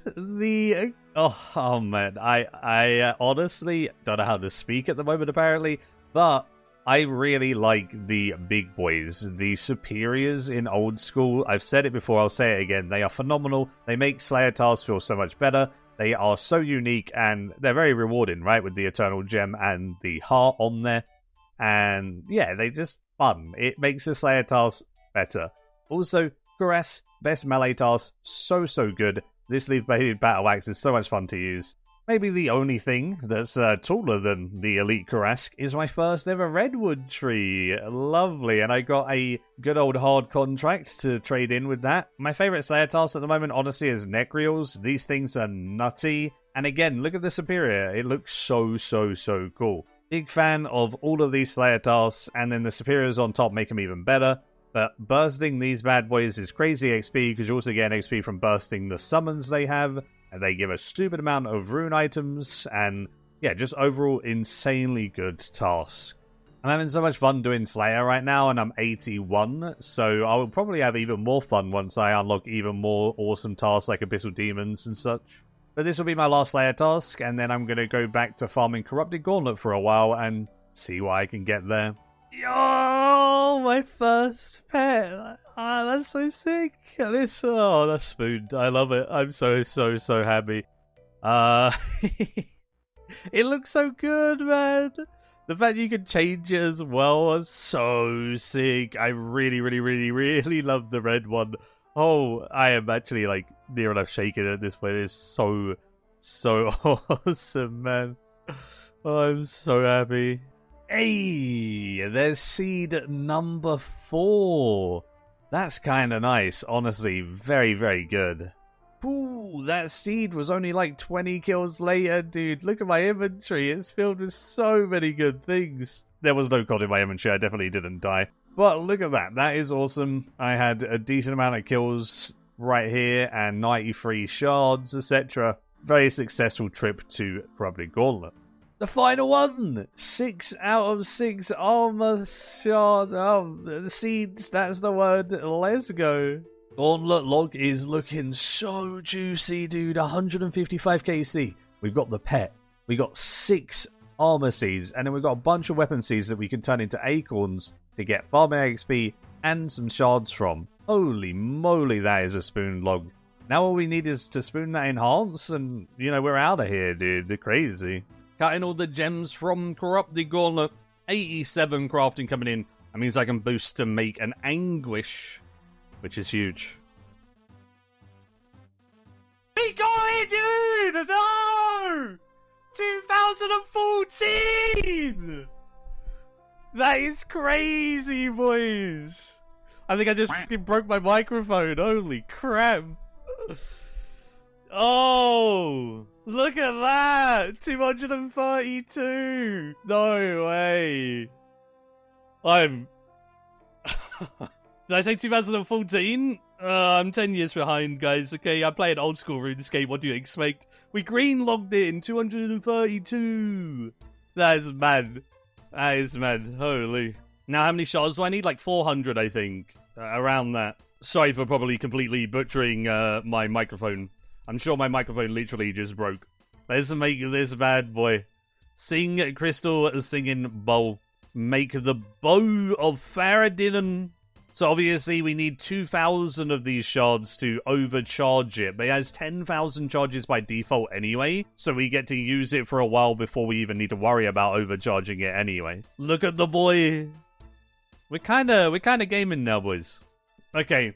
Now that I don't hear the collection log completed, I'm going to get baited by the normal crystal weapon seed, like every time now. Been doing some sepulchre for agility training. Obviously, Sins of the Father done earlier, and that unlocks this really epic way of training agility. It's kind of like Anachronia agility course on RS3, but even better. I do wish RS3 had more super active and super rewarding ways to play the game. The more I play old school, the more I'm enjoying these lean forward ways of getting like best in slot XP and improving as you do them.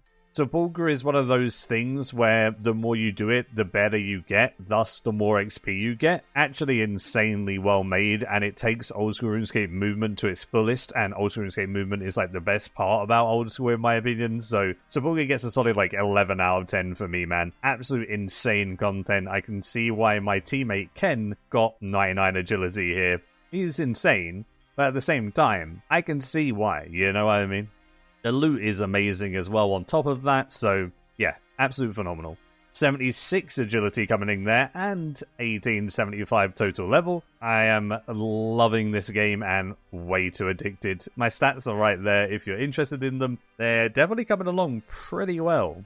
Oh wow, Hespori Speed Killer. There we go. There's some extra points towards the hard toss, and can we get the bucket? Of course we can't get the bucket. Alright, 47 without so far, and counting. 83 herb lore coming in. Do your farm runs, guys. Gotta get all of those herbs. 83 isn't a significant level, but it is because the pie boost +4, and I can get 87. 87 herb lore makes anti-venoms, which I'm going to use at Zora to farm Zora. Most of my Zora kills are going to come after I corrupt my Boffa though, so I need to go back to Corrupted Gauntlet and just farm shards, but this is a great level to have. We're going to use the 100k arrowheads into broad arrows while doing quests, so every time we run in during a quest or whatever, we'll just make some broad arrows, and should give us a lot of gains. Yeah, I think it's like 78 or something with these 100k. We've been slacking on getting thralls, okay, don't judge me. I know I should have had it a long time ago, but we're going to get it now. Another one done, and another one gone, and another one bites the dust.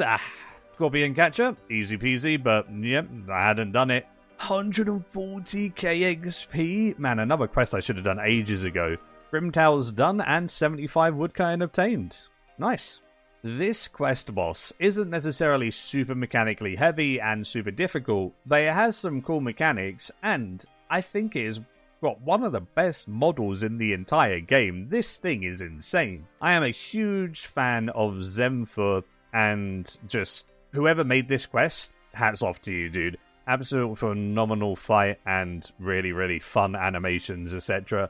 I wish I could, like, farm this guy. I think you can redo him for a speed task or something, but, like, if I could actually farm this, it'd be pretty fun, I think. 74 fletching. Easy life. So, a little bit overdue on that one. But, yeah, the Antique Lamp is decent. I can put that into Herblore, and then the Book of the Dead. 50k Slayer XP, 50k Crafting, 30k Rune Crafting XP, and Basilisk Knights unlocked. There we go. I will have to enable Basilisk Knights to be assigned, I think, but that's another good task for me to do alongside Lizardman Shaman, alongside all of the other stuff I've been unlocking, like Necreals. Our Slayer choices are coming along nicely now, I'm happy. Another absolutely thrilling quest done. I needed it for the Muspa quest, so got a little tiny bit of XP for that though. And we're still doing our lossless fletching, so we're still getting those gains in. I actually am now only 10 quests away. We get in there. Dude, that's so much XP. I should have got this quest done ages ago. This is what I get for procrastinating on quests. So 50k agility, 50k mining, 40k fire making, 10k construction, and obviously I got the herb patch. So now we're going to make the 2 portals in our house for the 2 patches so I can do big boy farm runs. There is my house upgraded once again. We have a portal nexus, and I've combined a bunch of portals in there. Took away one of my portal rooms and a couple of portals so I can put the Wise portal and the Trollheim portal in there for my farm runs, obviously. I mounted the dig site pendant on the wall as well, and I'll be able to upgrade my pool fully soon. So yeah, the house is nearly perfect. Rag and Bone Man has to be the worst quest in this video game, but we got Rag and Bone Man 1 and 2 done. I just wanted Quest Point Cape, but yeah, maybe it wasn't worth it after all. This quest probably took about 5 years of my life away. Forgettable Tau, a quest I want to forget about. Good. Coming to the end of my broad arrow supplies, 78 fletching. That's what I thought I was going to get, so perfect. That is 10 fletching levels just while questing, pretty much losslessly. We take those. Another epic quest, good old Muspa. Muspa is something that I am hella excited to actually farm outside of the quest. Not only does it give good loot, it's just so fun. I liked the concept of it, and it uses Soul Split, dude. That's an RS3 thing.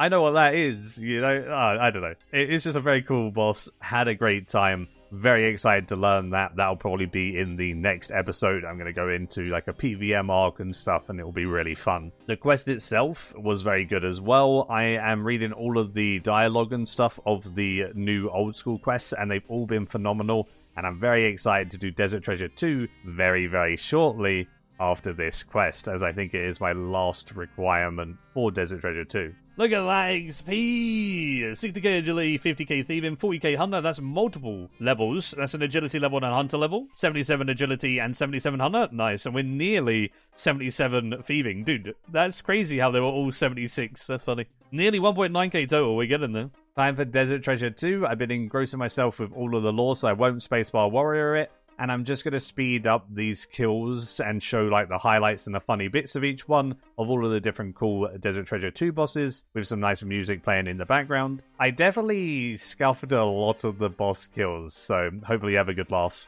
Remember, I didn't look up guides. That's my excuse. Yep. Okay, that wasn't too bad.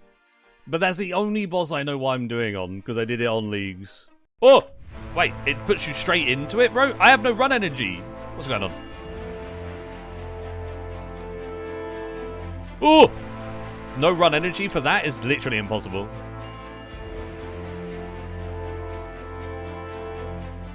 Surely you can't hit me behind this.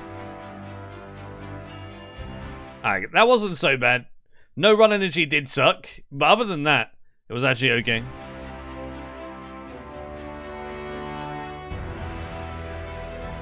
Oh, it's a mage.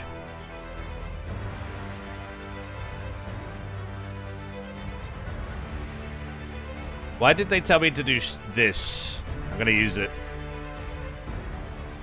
Oh wait, he's literally just sitting there. Okay. Oh shit, I didn't prayer flick. Oh, he's going quick now. Bro's enraged.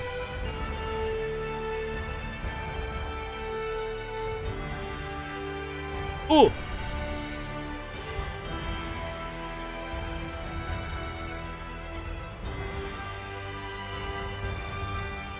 Is that probably when you stun, I guess? Oh, shit. Oh, it is when you stun. Okay, makes sense, sure. Oh my... What? Do I have to stun him that many times or something? Do you just continuously stun him? What's going on?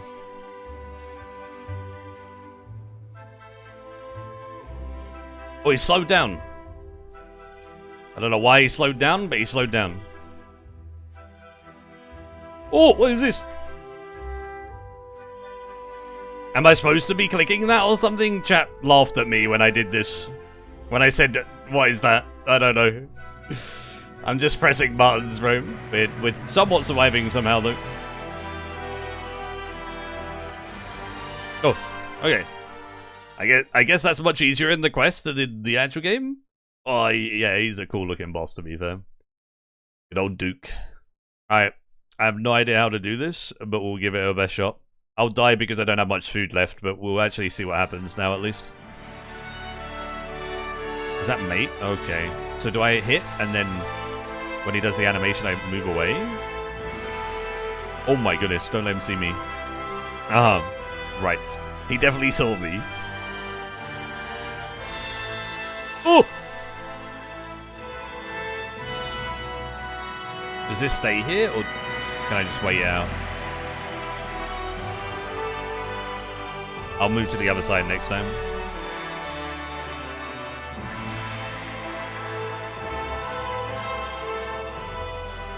We got our revenge. He didn't see me that time. We'll give it our best shot. It's fine. It's okay, guys. I swear it's fine.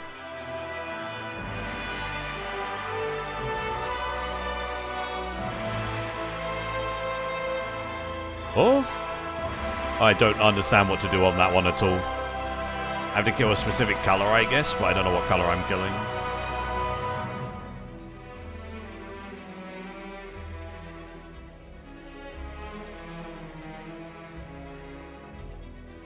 Oh, I guess there's a route that you can do every single one. I guess that would make sense, sure.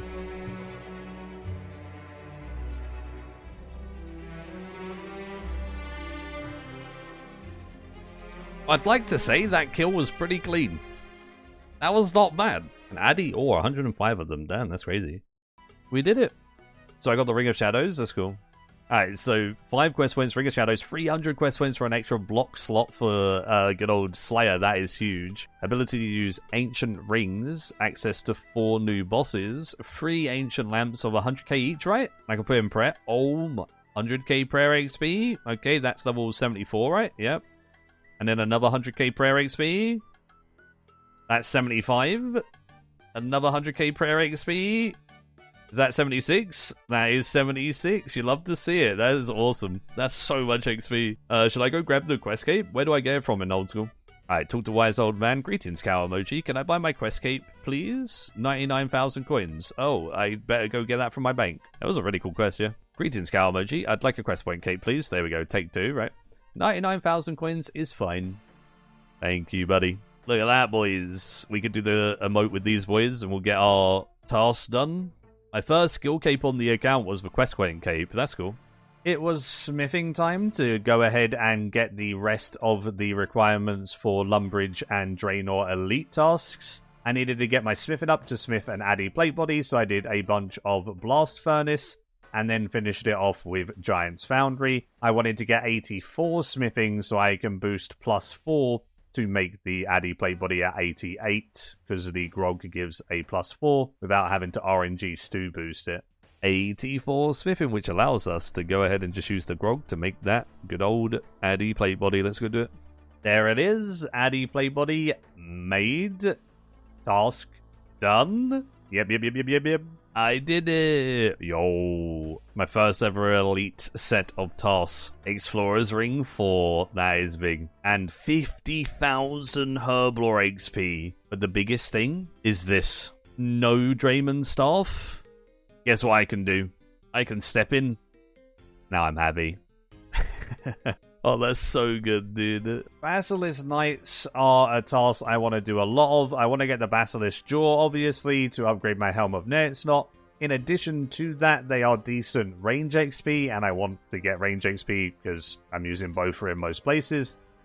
And they're a pretty AFK tasks, so honestly, I just chuck on Protect from Magic, safe spot them, and watch a movie with the wife. I like tasks like this because it means that I'm still getting gains for the series and, like, for off-stream content that's a bit more boring. These are awesome tasks. I love old school having a bunch of AFK things, but then even more active things to do, because it keeps me occupied. 95 farming coming in with a palm tree run. Oh man, the farming gains. 4 levels to go. I think farming is pretty much solidly going to be my first 99. Ah, there it is. Bow of Faradian Sea. 1,956 crystal shards. Yes, I can do that. Ooh, and there's a crystal imp just teasing me, dude, because I can't catch it. Oh, that looks nice. Right, let me get my crystal armor and we'll take a look at what color we want our bow. I might just keep it red. I know it's like the default color, but look at that. It looks so good with the black. One last scrappy gauntlet for luck, 299 KC. Did not get anything big, but we have like 2k charges on our armor and the corrupted bow for now, so we're doing alright. We're getting there. Now we're going to go do some Zora and see if we can get anything from that grind. Is that 75 KC? Yeah, 75 KC, 4 points for Zora Veteran, which actually puts us 6 points away from the hard task. That's awesome. The perfect het means that we are now 2 points away. So once we get 150 Zora, obviously we're taking a break from Zora right now, doing a bit of TOA, but yeah, that means 150 Zora will be hard tasks. Nice. Oh wait, hardcore tombs and everything. That is hard tier combat achievement. Nice. Purple right here. Boom. Ah, it was white. Never mind. Can I get my Fred, bro? We had a 3% chance, dearly, but go on, give me the Fred. That's all I want. Please. We finally got it. Oh, that is so big. That is so big for the account. Oh, I'm so happy now. Ah, there he is. Oh, a 4-slot rune pouch, bro. I can take an extra rune with so many things. That is useful. That is so good for the account, man. Oh, that's big. I'm a happy boy. Gomu, I have done another tier of combat achievements, mate. Nice. There we go. So now we get pest control points increase. We get half price imbues. We get the antique lamp, which gives 15k herblore XP. So now if we go to Nightmare Zone, we should be able to imbue this for half the price then, right? That's pretty huge. We'll do that. Upgrades. Imbue for only 400k. That's huge. Alright, imbue this. Lovely. And we completed an elite RD task with that as well. And now we have our Salve Amulet EI. Been doing a bunch of Lizardman Shaman tasks for the same reason that I've been doing Basilisk Knights, honestly. I want to get a bunch of range XP, right? Because then the Bofur is even stronger for PVM. And the Dragon Warhammer would be great. Wazzy did spoon a Dragon Warhammer for our team, but having more than one is still really, really useful. So I'm going to do this task whenever it comes up. It's actually surprisingly high range experience an hour, so sign me up. Starting today off with a screenshot from mobile when I was AFKing watching a film with the wife. We got a Basilisk jaw, dude. Absolutely fantastic. Shame that I couldn't get my live reaction, but yeah, I was very happy to say the least. Very, very huge drop to start today out with. Speaking to Olaf the Bard, I can get my Basilisk jaw now attached to the Helm of Nets, not to make the Nets not face guard. Look at that, plus 6 strength and 3 prayer bonus. That thing is beastly. And honestly, it looks sick. I love this helm. I'm very happy now.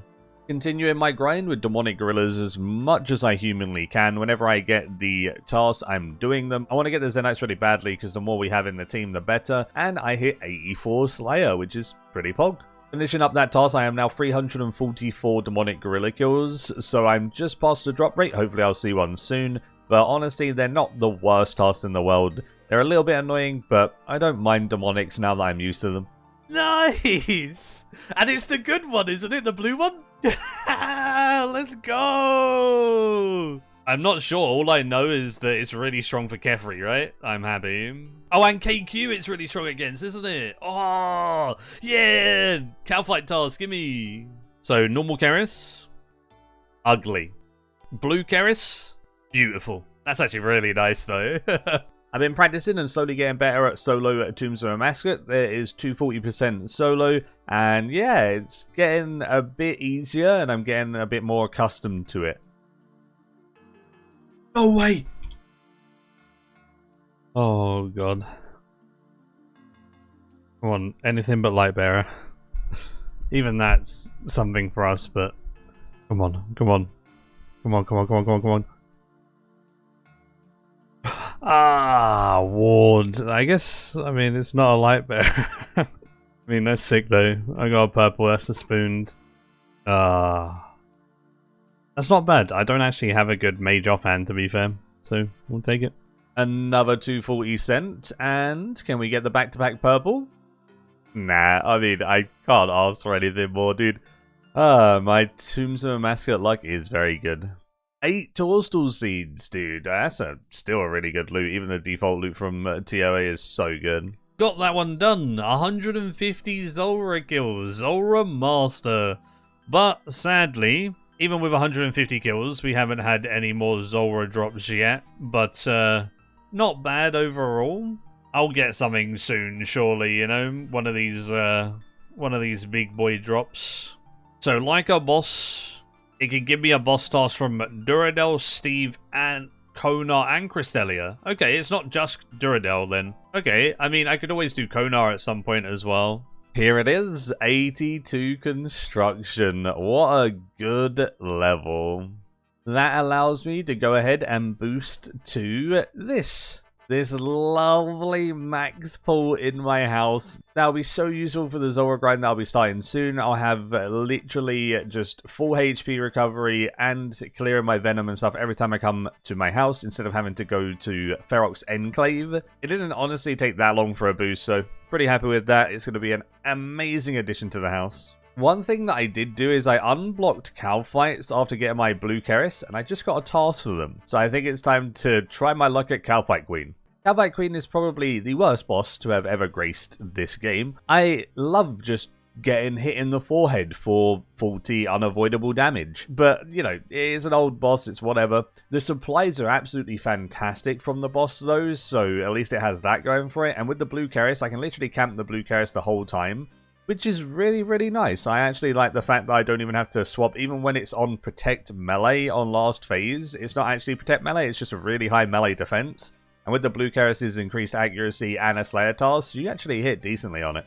I'm still only getting 1 kill a trip. Very occasionally I get 2 kills a trip, but I am borrowing Wazzy's Dragon Warhammer, and that allows me to go ahead and reduce its defense pretty well. Normally one of the 2 hammers hits at least, and then it makes the boss fight so much easier. 60 Wines of Zamorak is a lovely drop. 25 Ranar Weeds as well. Yeah, the supplies from KQ ain't bad. Calphite Adept, there is a cheeky 25 KC. Probably many more to go for the head for Elite Desert eventually. I think I'll stop doing these tasks once I get the head. Oh! Okay, I am spooned, dude. We got the head and Wines of Zamorak on the same kill. Let's see the KC. 43 KC. Oh, that is so smooth. I am happy chappy. We got a kill. Raw Ceto times 200, bro. What is that? That's mad. That is actually mad. I can't believe that. That is disgusting. I thought that was something, I'm not gonna lie. Green beam on dragon arrow javelin heads. Let's go. That's so much. Holy. Nice. We got the tablet.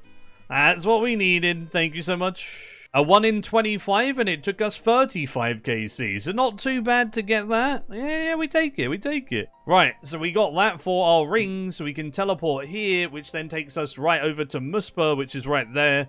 So kind of gaming. You hold the frozen tablet against the Ring of Shadows, causing the tablet to shatter, transferring its power into the ring.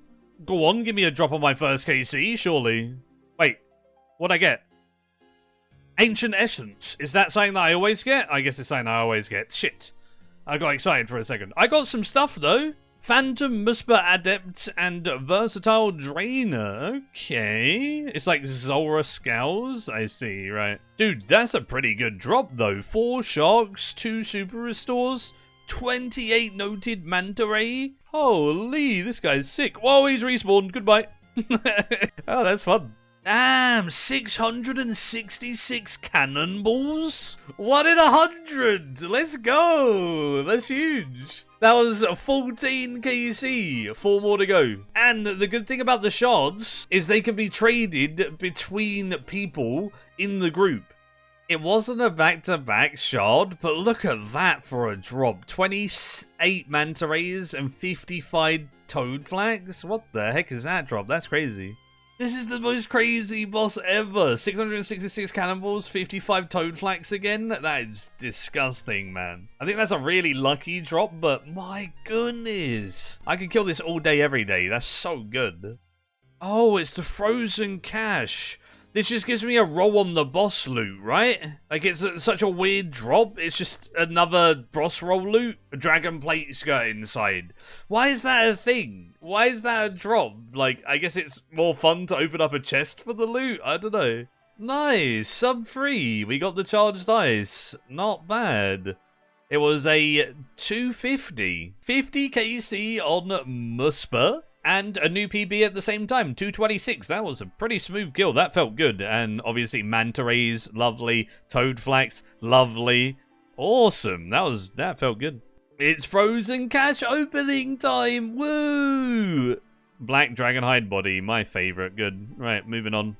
Frozen Cache time. Free room plate legs, okay. I was doing some Chambers of Zarek with Mr. Wazzy, good old Cox, and he was able to give me a tentacle, which allows me to make a tentacle whip. And because I'm near enough at Abyssal Demons myself, I can upkeep it pretty well now. And honestly, this thing should be pretty useful for a bunch of different PVM moving forward. It's also going to be my best in slot weapon for stuff like Valdorvis, so I'm very, very happy to have acquired this. Shout out to my teammate, Mr. Wazzy. Ooh, I got a Cloggers Torn Prayer Scroll.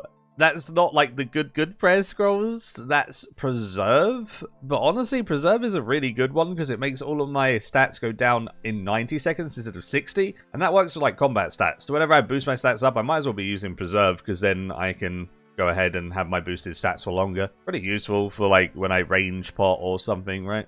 97 farming coming in. I'm actually using all of my fruit tree and normal tree seeds now. I've been saving them up for a long time. It's time to use them for the final push to 99 farming. Holy! I got a 39-second Hespori kill somehow. My hits there were just absolutely cracked. That's crazy. That was so close to the Grandmaster time. That's mad. Still no bucket at 61 KC though. Soon TM. Doing a little bit of Herblore from all of my juicy farm runs. 85 Herblore coming in. 1 level until I can make super combat pots. Well, at least boost to make them. Yo, I thought it was the Ferroceptor, but it's even better. Look at him. Yeah, little man. Oh, he's so good. I love how on both RS3 and Old School, it's a little raccoon. The one on RS3, I'm going to say it, is better. But this one is still really, really, really good. If you haven't seen the RS3 one... There he is, dude. He has a little bag on his back. That's a really bad picture of him. But he looks amazing. He's very cute. Yeah, he looks much better in game. Look at that. Little man with the swag bag. I like him a little bit more. If we use a red berry on Rocky, he turns to red. And he's now a red man. Okay, so, you know how I said RS3, Ralph is better. I think red and the red panda is better than Ralph, so... Yeah, this makes me happy. He's staying with me. He's my friend. We're going to go plunder some pyramids together. Oh, my like a boss Slayer task gave me Zora, dude. I picked 50, and I am excited to kill 50 Zoras with a Slayer helm. That is amazing. Oh, what a good task to get. Task done, and nearly a PB there as well. 115. Really good kill. 50 bosses done. 30,000 XP, because it's 500... XP per kill plus 5k bonus, I guess then. That's really nice. 215 KC without a drop is not the best on Zora, but I've been spooned a lot of places, so it's fine. Doing more demonics, still trying to get that Zenite, and a cheeky 85 Slayer has been obtained. I have got Abyssal Demons. We just spoke about it. Let's go! I finally got one! It is the Hydrix of RS3. Yeah. The way how Hydrix in RS3 works is it makes like best in slot jewelry. This thing makes best in slot jewelry, and I got one. Oh, I get to make probably a necklace with that bad boy. I think that's probably going to be best for me. Oh, I'm so happy right now. That took about 521. So that's pretty deserved. That's nearly 2 times the rate at this point. It's a 1 in 300, so that's awesome. I'm really happy to see that. That is very large. Alright, let's do it. Eat the mushroom pie, cut it, make the Zenite necklace. And there it is. We just need to enchant that bad boy. Necklace of Anguish. Oh, the actual look of the... Why does it like... It overlaps the gear, like, constantly. That looks so weird how it's constantly overlapping the gear. But, you know, it's cool. We'll take it. Upgrade. I actually... My heart skipped a beat. It actually just skipped a beat. I actually got javated by a dragon sphere, I see. It even said dragon. My first abyssal task. Let's go. Honestly, Abyssal Demons are a bit weird. You have to, like, wear loads of magic reducing armor to splash when luring them. Because if you attack them, normally they'll teleport you over to them sometimes, and it'll mess up your lore. So yeah, I just kind of tagged them all with my Warp Scepter, and then once they were all tagged, I just used my ults to dance in the middle. And it wasn't too bad. It was an okay task. I didn't mind it. It's not the best task in the world because they barely drop anything, but they do obviously give the whip, which makes them a good task automatically. So I will be doing them whenever I get them, but they're a bit expensive to barrage, so maybe I'll end up bursting them sometimes if I get a bit low on money. But at the moment I'm just doing smoke barrage and it works pretty well. Hey, my first ever whip on the account. Ah, that's such a cool beam. Golden loot beam on the floor. I am very happy. That was my first ever Abyssal Demon task as well, so definitely spooned on that whip. Took me like 100 KC. Nice. 94 magic coming in from this task as well. Pretty lucrative. 98 farming, doing my dragon fruit tree run with my big boy XP from those good old seeds that I've been using up. 86 herb lore. There we go. There's the super combat pots that I was talking about. So now I can use a botanist pie. So then I can boost 4 levels, make super combat potions, and I have the preserve scroll to make me preserve my stats for 90 seconds now, which will then allow me to make more every time I use half of a pie. There they are, the first ever super combat potions on the account. I am very happy with how this account is progressing. It's getting there, dude. I'm a happy chappy, that's for sure. I don't really know what the next goal for Herbal will be. Probably like 92 for super antis or something. I wanted to start my wilderness arc. I wanted to try and get like a dragon pickaxe and maybe even a ring of the gods if I'm really lucky. And then just supplies for a bunch of skilling. The wildy bosses are so good. Between all of the bosses, you get so many secondaries for Herblore, like Wines of Zamorak and Mortmire Fungus, Red Spider Eggs, everything. In addition to this, you get a bunch of gold ore, which is great for smithing XP, you get some planks for construction, and you just get some other really useful items like Sandfuse serums, etc. I definitely got very happy with the amount of loot I was getting from the wildy bosses, so I'll just show you my highlights of my reactions from a few hours of wildy bosses. Mortmire Fungus! 306? How was that so many? Oh my goodness! Yeah, I'm banking that. Holy shit. What the heck, man? We didn't even get many kills, and I've got 265 fungus, 66 rano weeds, 11 restores. Bro, that's worth 300k. 12 Sandfuse. That's madness. Wow. That's so many. Damn, that's so many eggies. Okay. That's what we like to see. I also did a mass of my clan at good old Callisto because I wanted to get all the 20kc achievements, and Callisto's a bit of an annoying one.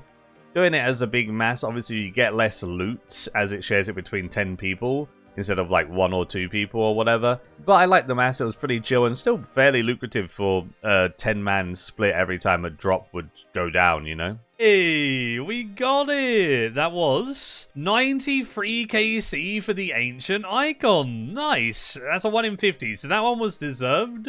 We'll take that. I can attach it to my Ancient Staff for all of my Slayer gains. We're getting to the point where that is coming in super handy with all of those burst stars. I'm a very happy boy. That is big. Fascinating. I've never seen anything like this before, but the magic contained within is unmistakable. I wonder. Yep. Okay, combine my staff. Yes, please, mate. There you go. Wield its power responsibly, stranger. Ooh, Ancient Scepter. Look at this bad boy. Oh, I am happy. This is going to be so good for Slayer tasks. Ooh, it's not a Zenite, but Monkey Tau is one of the rarest drops, if not the rarest drop, I think, from these bad boys. Sure, if I ever want to make a heavy ballista in the future, I'm going to need it. It's a cool drop to see. It's a cloggers, so we take those. 90 defense and 1950 total level coming in from those Necreals, and this is definitely my favorite Slayer task. Necreals are busted. They're such good XP, and they're just very, very chill at the same time. Amazing tasks. I've been Ice Barraging, now I have the mage level to do so, and holy moly, this XP. These are my stats on screen if you want to see them. The account has progressed pretty heavily over the last couple of episodes because I was cramming a bunch of progression into it. In the future episodes of this account, I think it's going to be about a week per episode, and I'll just showcase everything I've done for that week and go from there. I'm going to go on the PVM arc, so there hopefully will be a lot of drops even weekly, but maybe not quite as much as they have been in the couple last episodes because they were like hundreds of hours. But look at that farming level. Look how close it is to 99. Full Guffins! That's what we wanted. Today is leg day. Don't skip leg day, boys. Now that is large. We got one of our sets done, dude. I was actually like a reclined gamer there, and I instantly sprung up, I'm not gonna lie. Look at that! Dude, that's kind of a good log. And we're gonna get another pair of legs. Watch this. I didn't get a back-to-back, but 500 Chaos Runes is always welcomed. Let's go ahead and get some more stuff. Honestly, I was feeling in the mood for Barrows. I felt like it was leg day, and It started off well. When it rains, it pours, innit? There we go. Okay, that's epic, dude. 2 items today and they've both been legs that I needed. That was a back-to-back for the first time ever, and not only was it a back-to-back, it was full Darox for Nightmare Zone. I told you today was a Barrows day, dude. It is the day of Barrows for the account. Look at that. Bro, I've nearly done my Barrows look. That is the most disgusting Barrows log you're ever going to see in your life, surely. I'm 4 items away from green logging Barrows in 416 KC. We're alright, dude. We're alright. It's fine. It's absolute leg day. That's madness. Yeah, screw Verax though. It's the worst set. It's fine. With my full Darox, my AFK activity for a little while watching TV with the wife and stuff is now probably gonna be Darox in Nightmare Zone. Get that juicy XP and just get some of those combat stats up because my melee stats are kind of slacking now. 90 crafting coming in, which means I can now boost with a stew to make a tormented bracelet. There it is, a tormented bracelet for the team as well. So now the last thing I need is 93 crafting so I can stew boost to the melee neck. Oh man, second Zenite. Nice.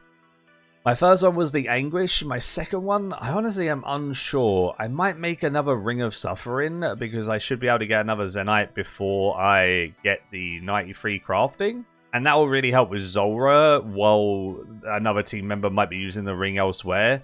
It's nice to have multiple of each item in the team. So yeah, I think I'm going to make the ring. And there's the log. The log looks so much better now. RNG always evens itself out. 689 KC, 2 Zenites now. Lovely. Wait, holy shit. I honestly thought that was going to be an abyssal head, but that's an internal gem. That's just insane. That is absolutely mental. That's the second one of the team because Wazzy got one as well. Oh my goodness. I can't believe it. That is probably the rarest item on my account. That is nuts. Dude, Abyssal Demons love me. I got another task and, yeah, another whip. Every task has given me something good so far. I can't believe that I got that Eternal Gem still. Madness. Holy. This account is rather spooned.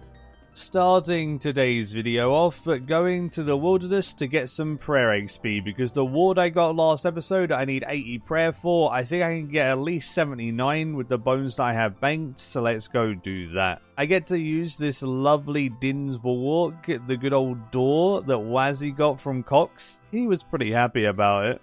No way! I've got a Bulwark! I've got the big shields! Yo! I got the door! I got the door! 3.2% chance we got a door!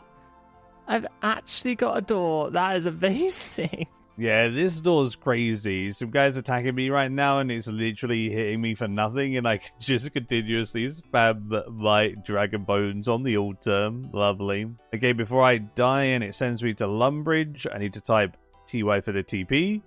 We got the TY for the TP in there and I'm sure that PKer probably got quite angry with that, which is, it makes me happy. And there is 79 prayer coming in. I'm nearly out of Dragon Bones, but I do have some ensouled heads and stuff I can do in the future, and then hopefully that'll get me to 80. I've never been one for parties, but there you go. That is the first one. I've never had a 99 on this account until now. It's actually looking weird that I don't have a progress bar at the bottom. I thought farming was the most fitting first 99 anyway. I didn't really want to do a different one as my first 99. HP will get there soon and whatnot, but farming's the one first. Hey Martin, I would like a skill cape of farming. How do we look, boys? I like how my hood barely looks any different to Green Graceful. Slightly different. I don't have a mask on that one. That's quite nice actually. It goes really well with the Graceful. Look at that. That's a nice looking cape, I'm not gonna lie. Okay, so we get to teleport straight there. Yo, that's so good. That's so good. And then it gives extra yield. When the farming cape is equipped, herb patches will have a 5% increase to base chance to save harvest. Awesome. The first harvest with the cape, the Atlas plant, and the secateurs for the 20% boost. I get 19, bro. That is insane. I'm not going to lie.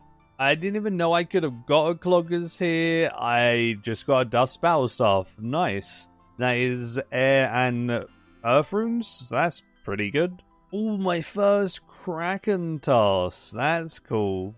I gave the Kraken boss a go. It's okay. It's pretty AFK, pretty chill. It doesn't really hurt you. But the task is probably going to take way too long if I'm doing it at the Kraken boss. The only thing that you really care about at the Kraken boss is the pet or the tentacle increased chance for the tentacle whip. And because I've already got a tentacle whip from the man, the myth, the legend, Mr. Wazzy, I don't really need to worry about that. And I don't think I'll be going for the pet just yet. I'll probably go for that when I get better gear and I can kill it quicker. So I'm just going to kill the little ones outside, and I can still get the small trident from those. We have 4 out of 5 of those for the team, so if I get one of those, it still helps. 88 Slayer coming in from a good old Bloodveld task, bursting these down. 96 Magic in the same task as well. This has been a good one. Oh, I got it. Nice. Our 5th Trident for the group. Lovely stuff. And that is more Cloggers. Honestly, these little tiny Krakens are pretty chill to kill. I just spray Magic and use Monk Robes and just kill it with Mage. It's pretty good. I like it. Now it was time to go on a Zulrah grind. I haven't had any drops yet, and I have just under 300 KC. But I do plan on doing a bunch of kills because I want to get the Magic Fang so I can upgrade my Trident. And I also really want a Blowpipe. Obviously the Serp Helm would be really good as well, mostly for stuff like Zulrah so I don't get venomed.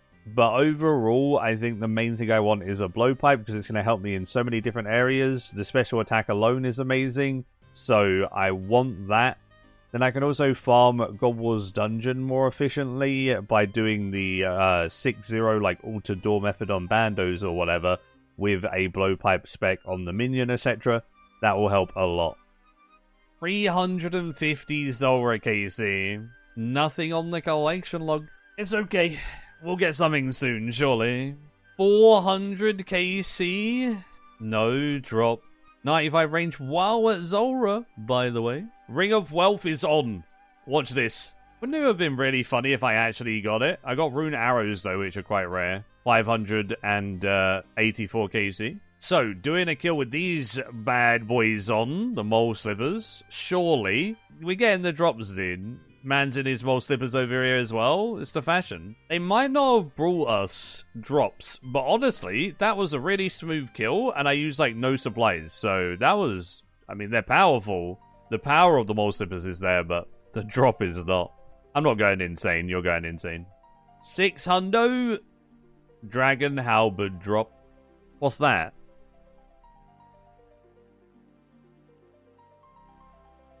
That's literally just Zulrah Scouts as a drop. Where's my drop?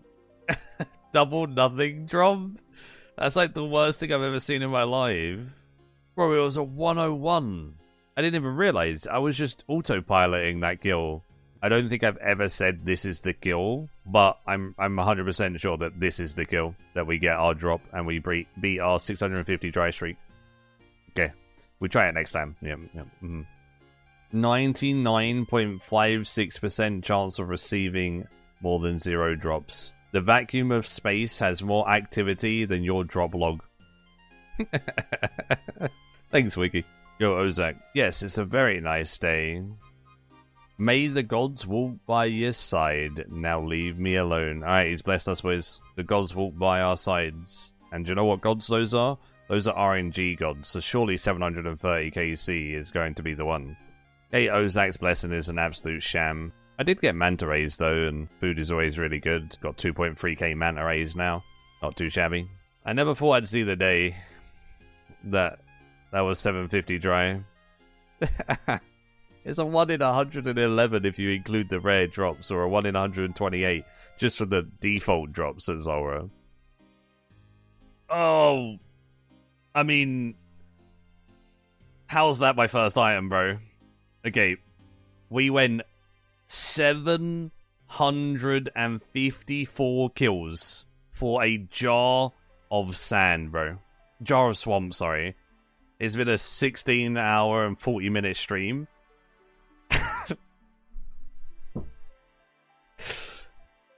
Holy, bro. Alright, all my hard work of 768 Zora KC has all amounted to this one thing. Make the boss layer display. There it is. Add a jar of swamp to it. There it is. That's what we did. In between my Zora depression, Zora kills, I'm going to be going for a couple of different stats on this account. One of them being 86 fletching, so I can pie boost to 90 for amethyst darts.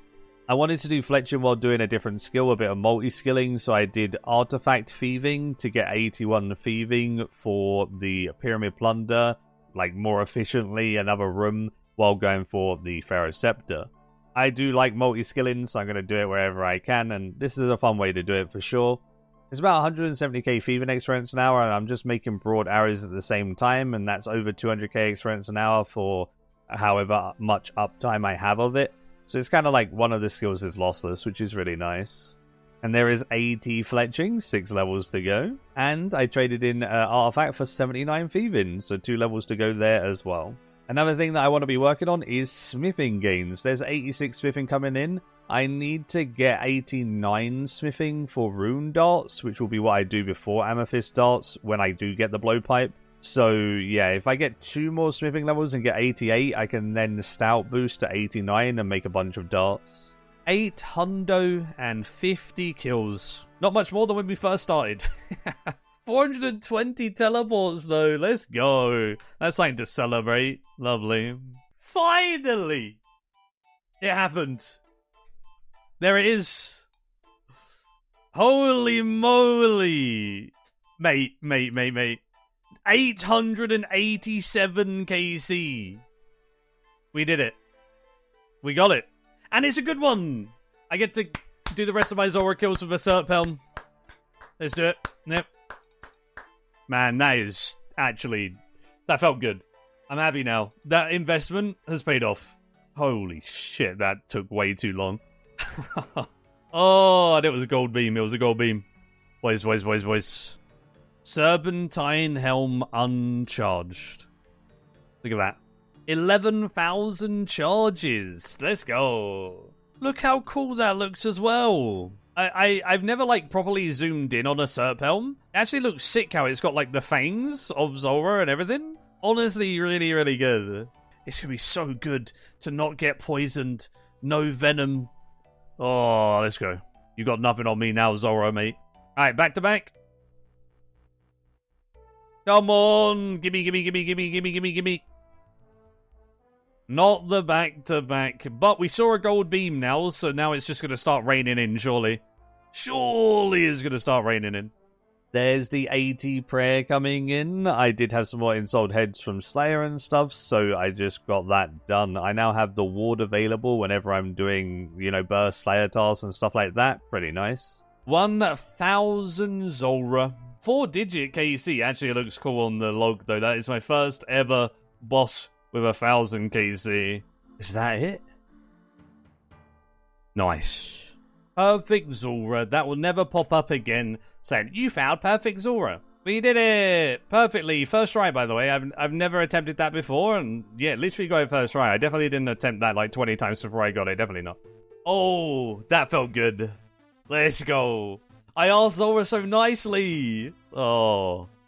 Golden loot beam. That's all I wanted. A golden loot beam. We got the Trident upgrade with the Magic Fang. That is another Cloggers. 1,027 KC for that bad boy.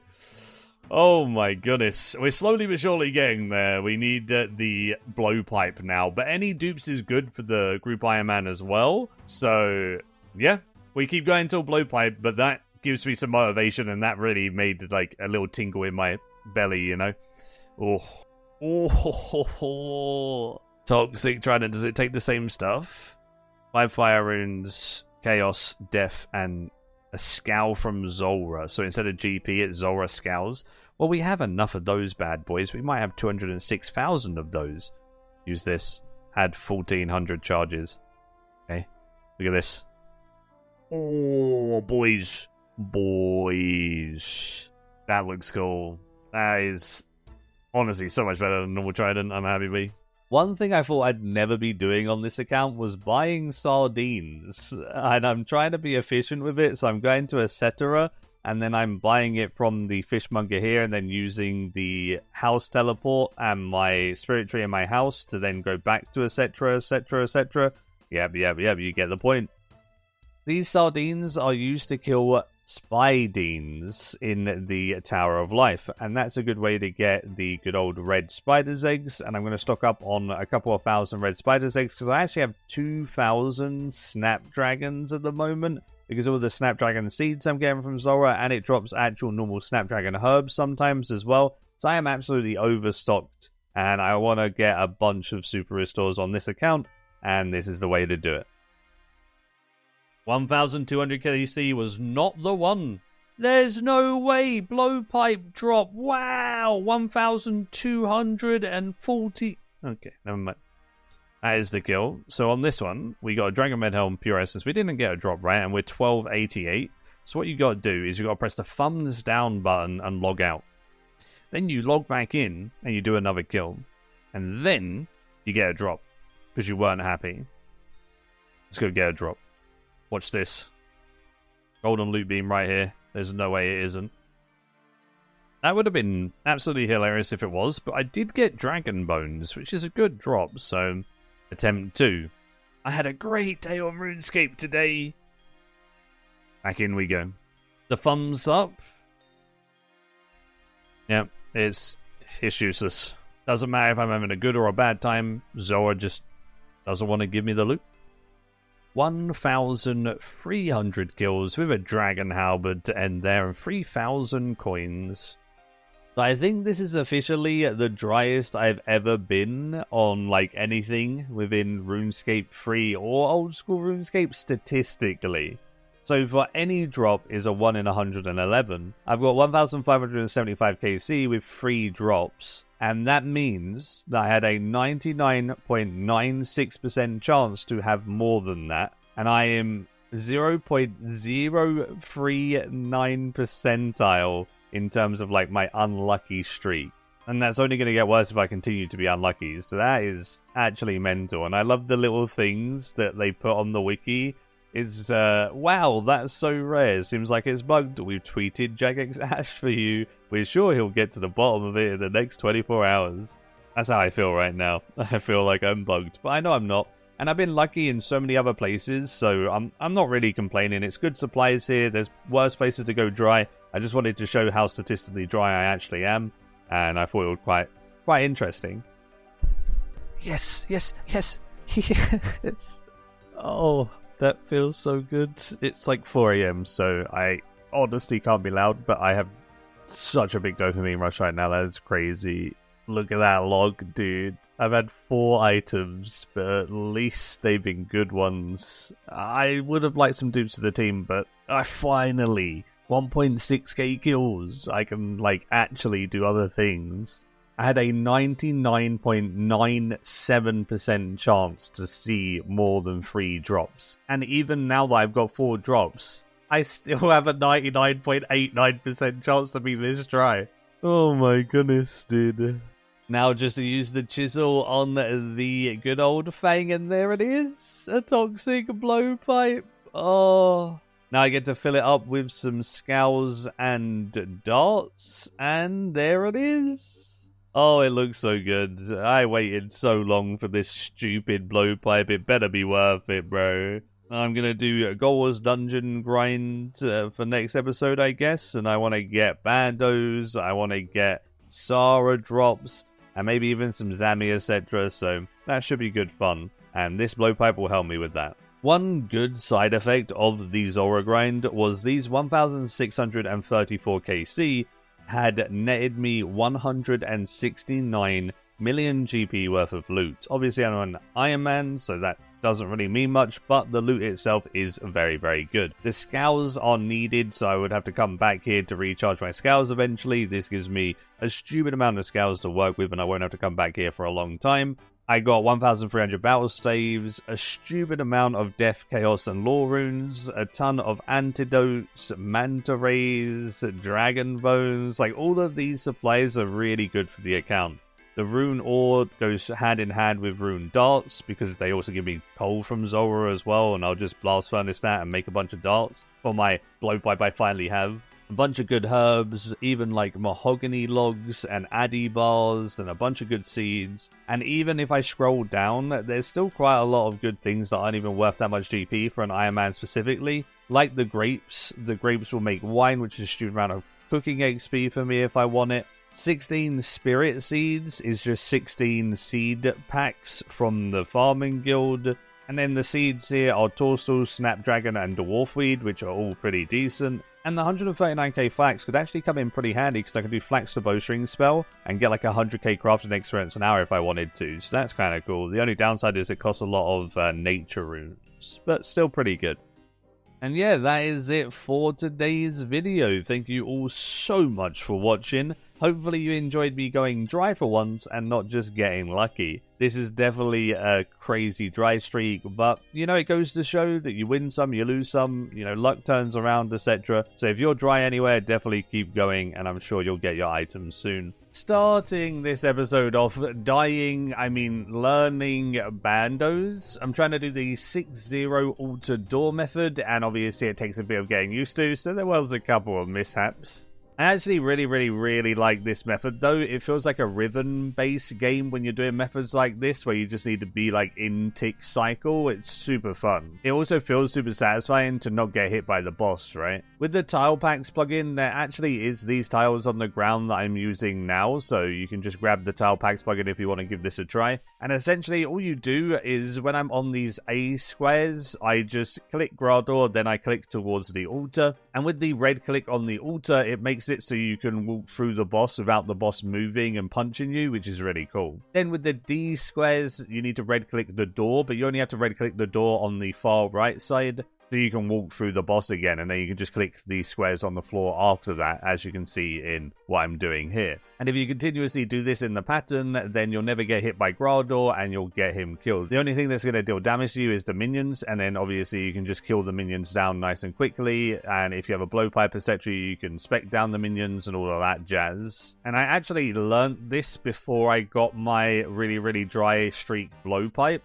So I didn't have a blowpipe in this clip, but if you do have one, you can use it on the mage minion to spec it down and heal a bit as well. So it gets the mage minion killed quickly, and it gives you some health back, so then you only have to worry about the other two minions, which helps a lot. But doing this allows you to get a long trip here at Bandos, and it helps dramatically. It's super fun. I'm going to try and do this until I get Bando's chestplate, tassets, and hilt, as they are the three main items I want from here.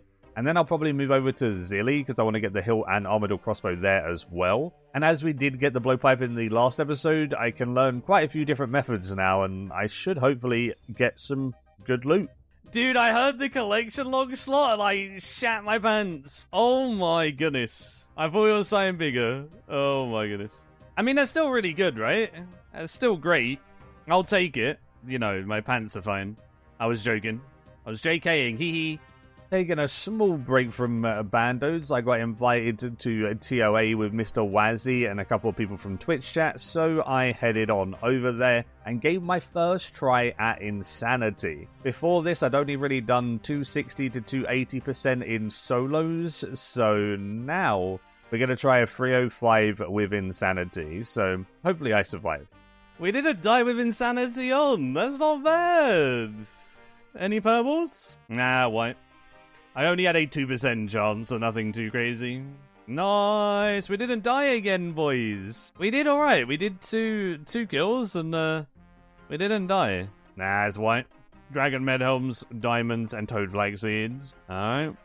And there's a shark on the floor, so we can just pick it up. Collection logs. Yo! No way! I always say no way in, like, everything. I got the hill! Yeah, we went dry at Zora for so long and we got the hill! Purple beam! That's like my second ever purple beam I've ever seen! Oh my goodness, I swear, like every single one of my reactions is just me yelling no way at something. Holy! I am so happy right now. Absolutely exact. That was a really good kill as well. Yes, now that is big.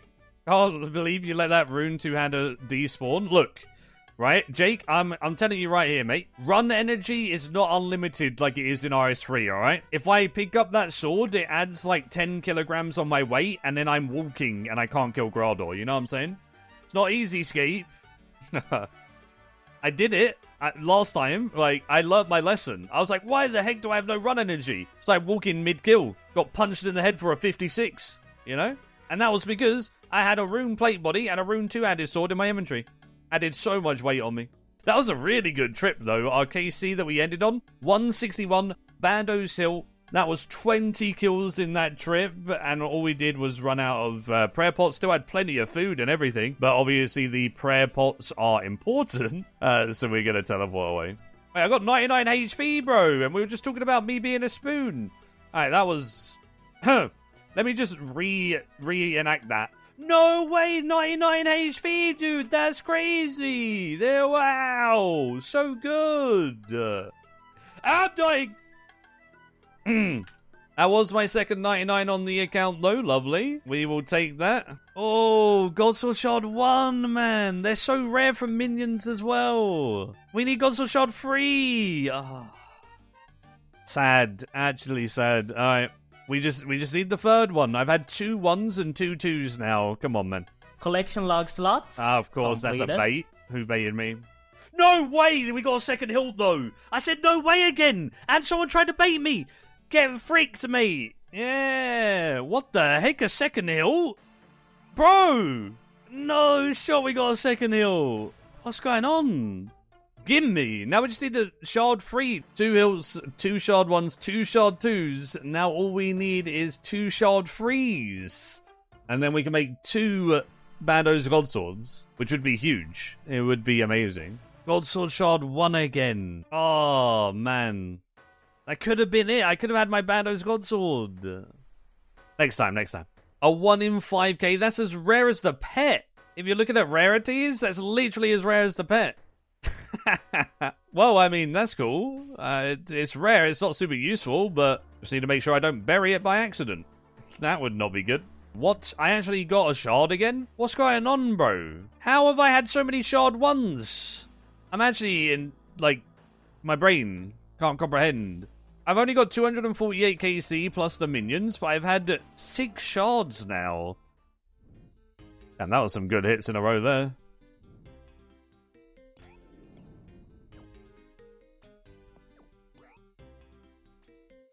Oh, no way, bro. I didn't say it. Holy guacamole! No, I died! No!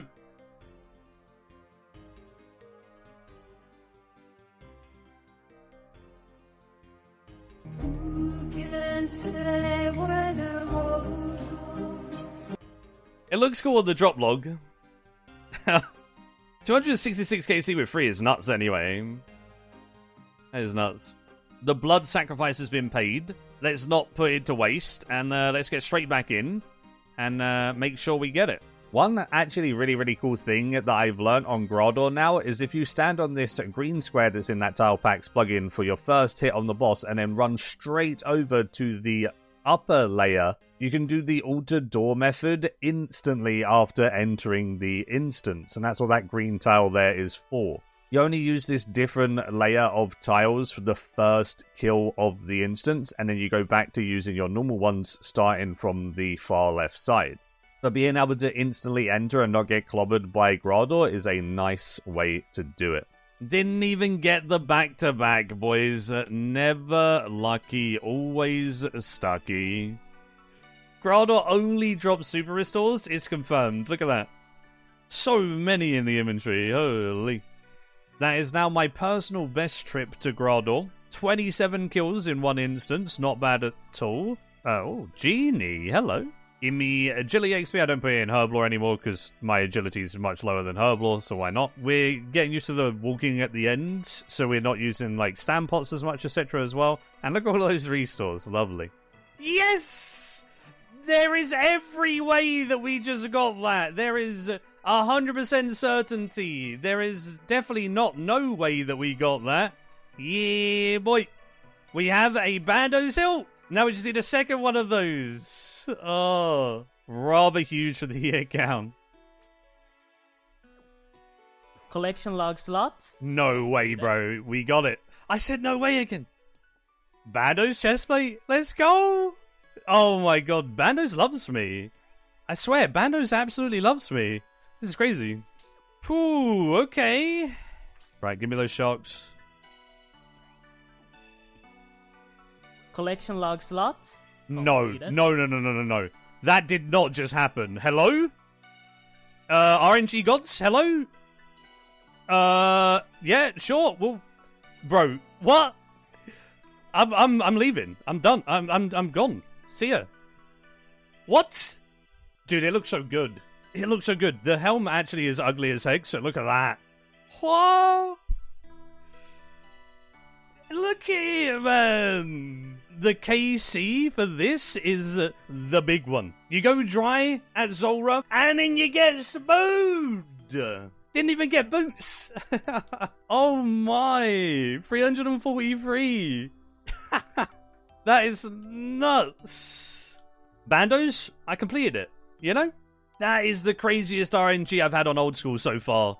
13 minutes after the chestplate, it was the Tassets. That's 50 million gold pieces of loot in literal 15 minutes, bro. What? Alright, the last of the Bandos fit. Let's make it. I love the blade of the God Sword, man. It just looks so good. It's such a nostalgic item for me. And then do we just use it? Oh, ho, ho, ho. Yeah, boy. Look at me. This god doesn't know what's going to hit him. Go on. Huh. Such a sick fit. Yeah, the fire cape moving in the wind with the God Sword on. Yeah, it's cool.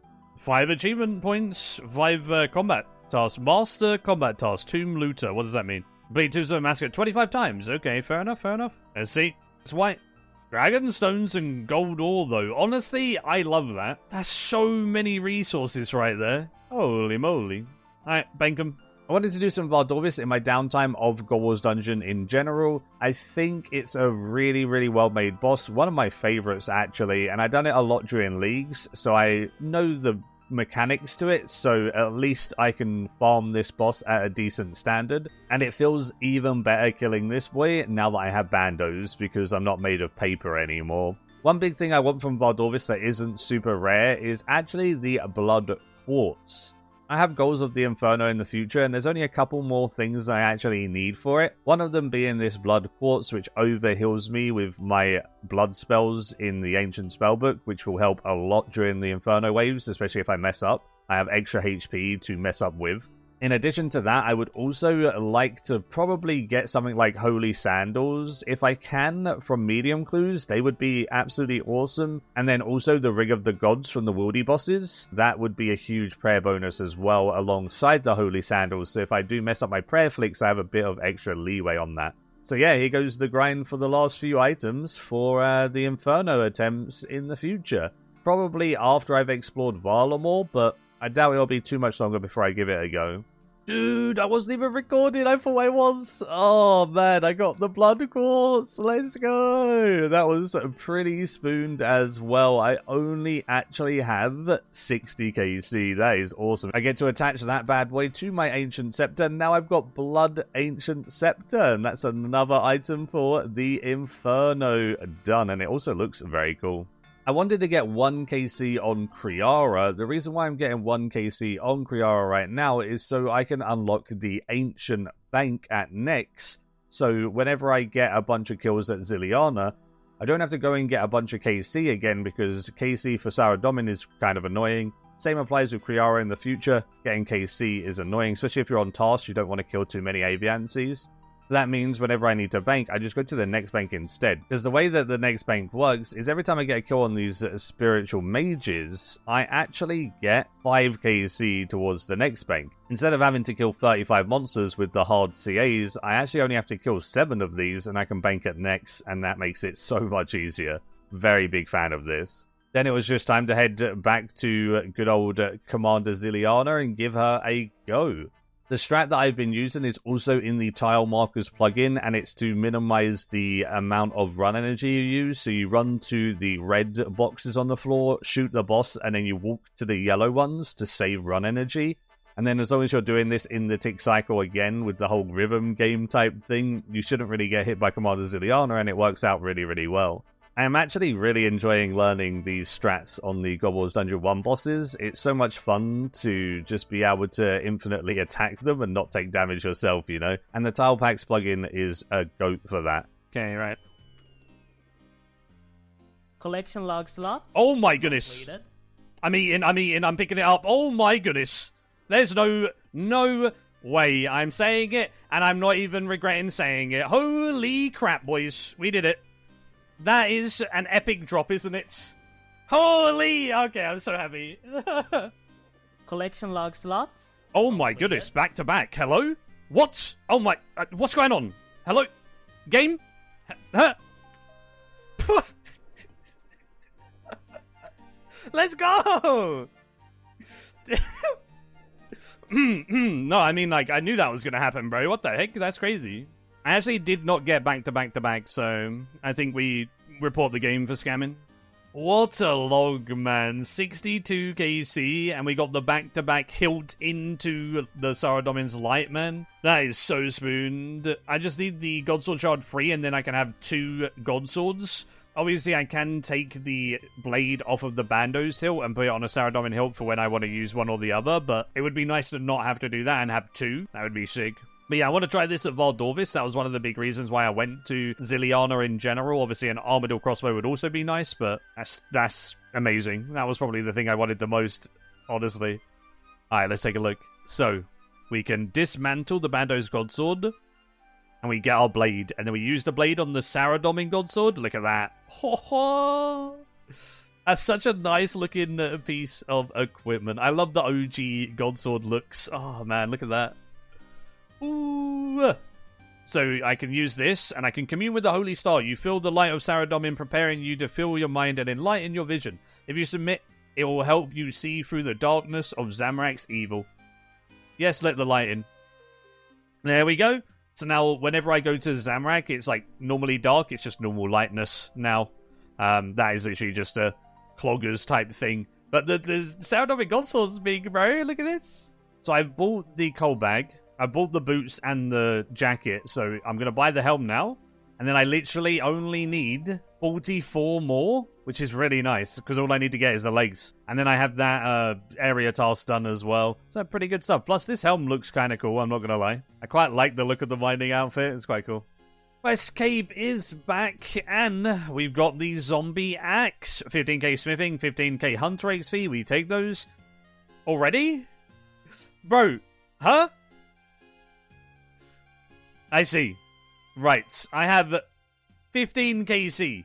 Oh, the new axe is very worth getting because it is a 1 in 15 chance, apparently. So definitely go for the new axe. That's nice. Lovely. It's actually a really good crush weapon, so it's going to be best in slot for like Calvarian and stuff for me because it's better than a Zami Hasta and a Dragon Mace. So it'll be my best crush weapon for a bit. Obviously not as good as a whip in terms of like actual like slash, but we take that. Finally, I got a cache of runes. I did. Yeah. Yay, cloggers. 1,400 death runes. Not bad as well, yeah. That took a little while, which was surprising considering like I spooned everything else. The rare stuff I spooned and then the common stuff I took a while to get. It took a while for me to get my first thread as well. I got another cache of runes. They're coming in now. Incoming, good old 88 mining, doing some sandstone, 4 mining levels left for my amethyst darts, and I wanted this sandstone so I could fully AFK some crafting XP while on mobile. And there it is, my crafting XP is finally done. 93. I don't think I'm going to train crafting again until I need 99 in the future. But 93 is a big milestone because I can now boost to make the melee necklace with the Zenite. Mr. Luca has been doing a decent amount of Slayer, so we had a couple more Zenites in the team. Luca wanted me to make him a Tormented Bracelet, and then I also made an Amulet of Torture. Look at that bad boy melee necklace right there. The group is coming along with some good gear now. It's kind of crazy how much gear we got over the last couple of weeks. Really, really happy with that. Another big milestone coming in for my account, 86 fletching. I need 90 fletching for amethyst darts, but what 86 allows me to do is boost with a pie very, very easily, and then I can get 90 fletching to make those darts, so I don't really need any more fletching levels. There we go, we got another task set completed. That is a cheeky lamp that I'm going to put into agility. Don't hate on me for not putting in herb lore. I have 89 herb lore, but 77 agility. And Sepulchre's good, yes, but I don't fancy doing Sepulchre 24/7, and I'd rather have 82 agility to make Sepulchre better. So if I can do my task sets and get 82 agility, I think that's better than getting a level or so in herb lore, because how much XP I need per level. And these don't scale with levels, so into agility it goes 15k XP, thank you. 2 pints, give me my Ardy Cape free, please. Thank you so much. Ardy Cloak free, I should have had that a long time ago. 5 teleports a day to the farming patch instead of free, and obviously more agility XP. Thank you. Another hard task donezo, and that is nearly 78 agility. Lovely. Super close to 78 agility, and we're 1 level away from 2k total. Look at that. Hello, Mr. Percy. I would like the prospector legs. Collection log slot completed. There it is. I'm a prospector man, which means we can go do the Hard Valley diary. Then I have every hard diary done, except for the wilderness, which I'll do after that. And then we're done with all the hard tasks. That's great. Falador donezo. We got Falador free, which is big for Giant Mole. In addition to that, we get 78 agility, which is also 2,000 total level. Look at us go, boys. We hit the 2,000s. This is where the game starts, right? I can actually play the game. True, true. Now that I have 2,000 total, it's time to put in the final push for the Inferno Cape prep. Item number 1 on the agenda is Holy Sandals. The way I'm going to get the medium clues is Eclectic Iblins from Puro Puro, and then I open those up for a 1 in 25 for a medium clue, do the medium clues, and get some sandals, right? The only thing I have on my log starting out with 77 mediums complete is some spiked manacles. We're hoping to change that very, very soon. Hopefully the next pair of boots I get is Holy Sandals, but we'll see how long it takes me. I definitely want them for the Inferno, and I kind of like clue scrolls, so I'm just going to go ham until I get them. Oh, we got some booties! It wasn't the booties we wanted, but we actually got one of the 5 boots. Climbing boots, G. I didn't want those, technically. We've got 2 of the boots. Surely we can get the one of the 2 that we actually need now. 2 out of 5? Time to be 3 out of 5, right? Yeah, true. Oh, no way, bro. I said no way again. It's been a while since I said no way. That's crazy that I've seen 2 of those. In, like, literally 15 clues, I've seen 2 climbing boots G. No! Wrong boots! Ah, that's annoying. Shit. 3 of them. Bro, this game has to be joking. The second thing that I definitely want for the Inferno is the Dex Prayer Scroll and potentially Augury as well.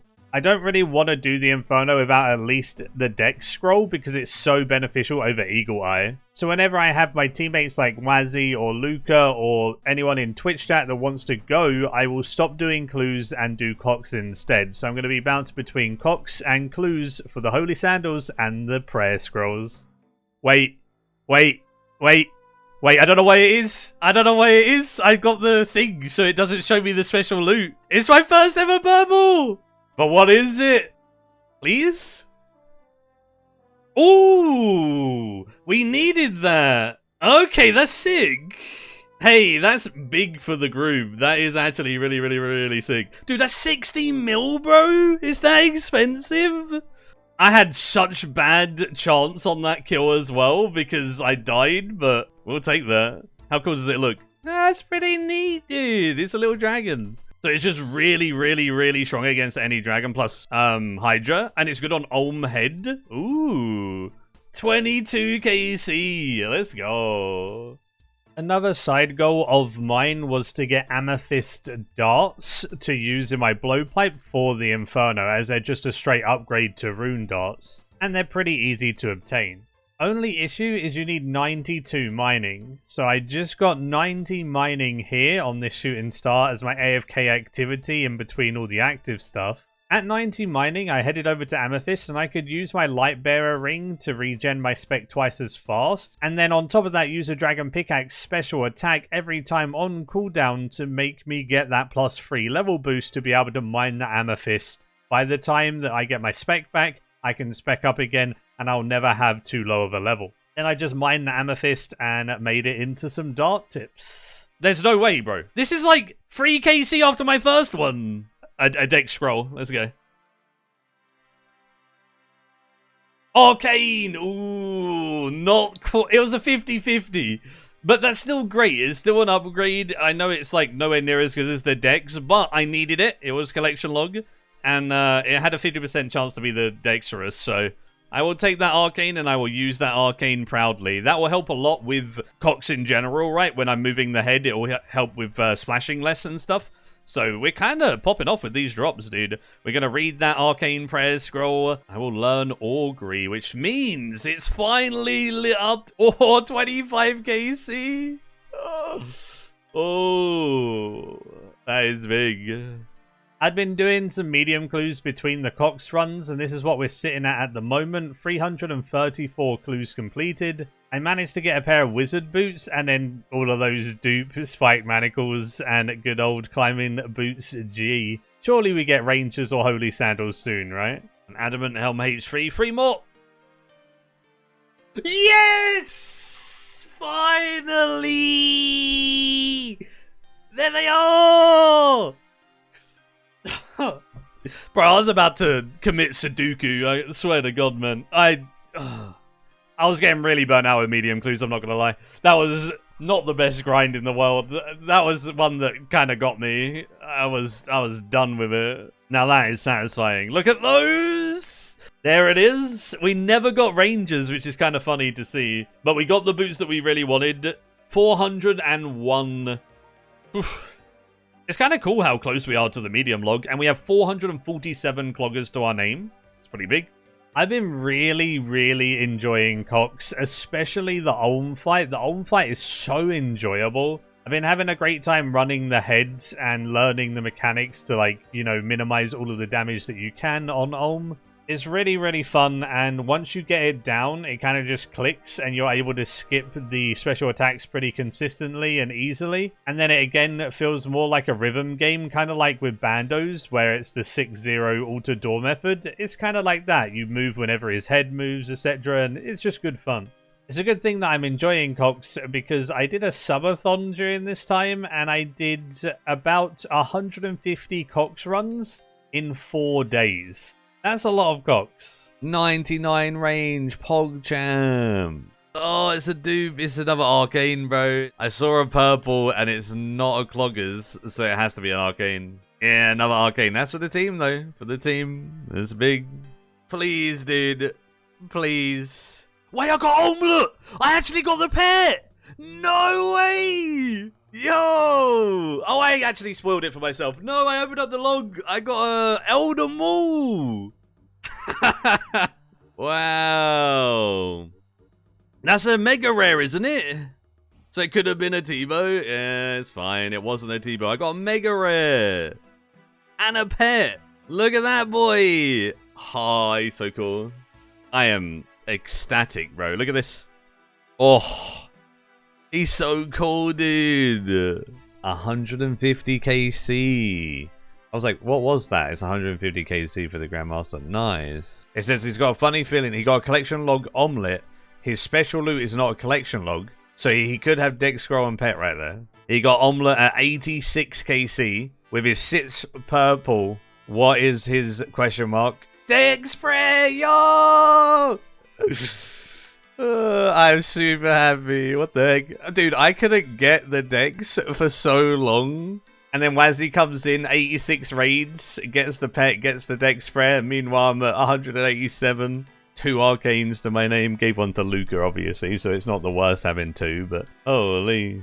I love going and doing raids with Wazzy because he's pretty lucky. I think that's his 6th purple in 80 KC. And the pet now. It gives me a higher chance of getting the dex because I can't get it myself, bro. So, it's pretty good. Yeah, like, I'll give him an aid because he aided me. Yeah. My last drop was at 92. So it's been, what the heck, 96 raids since my last purple? I will learn Rigger, please. Yeah, look at those. The prayers are so nice now. They're so neat. They're so perfect.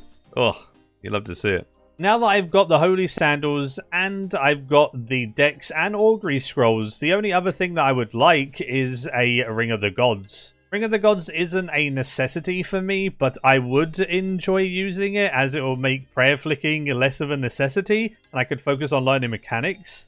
I just think it's a pretty nice tool to aid that learning process, so if I can get one, I will use it. I'm going to send some Calvarian. I've already got about 100 Vetian KC without it so far, so I'm going to send a couple of 100 Calvarian and see how the RNG treats us. That's cool. I didn't hit the ring, but I hit a Dragon 2-hander sword with a Cloggers I didn't expect to get. Sure, we take that.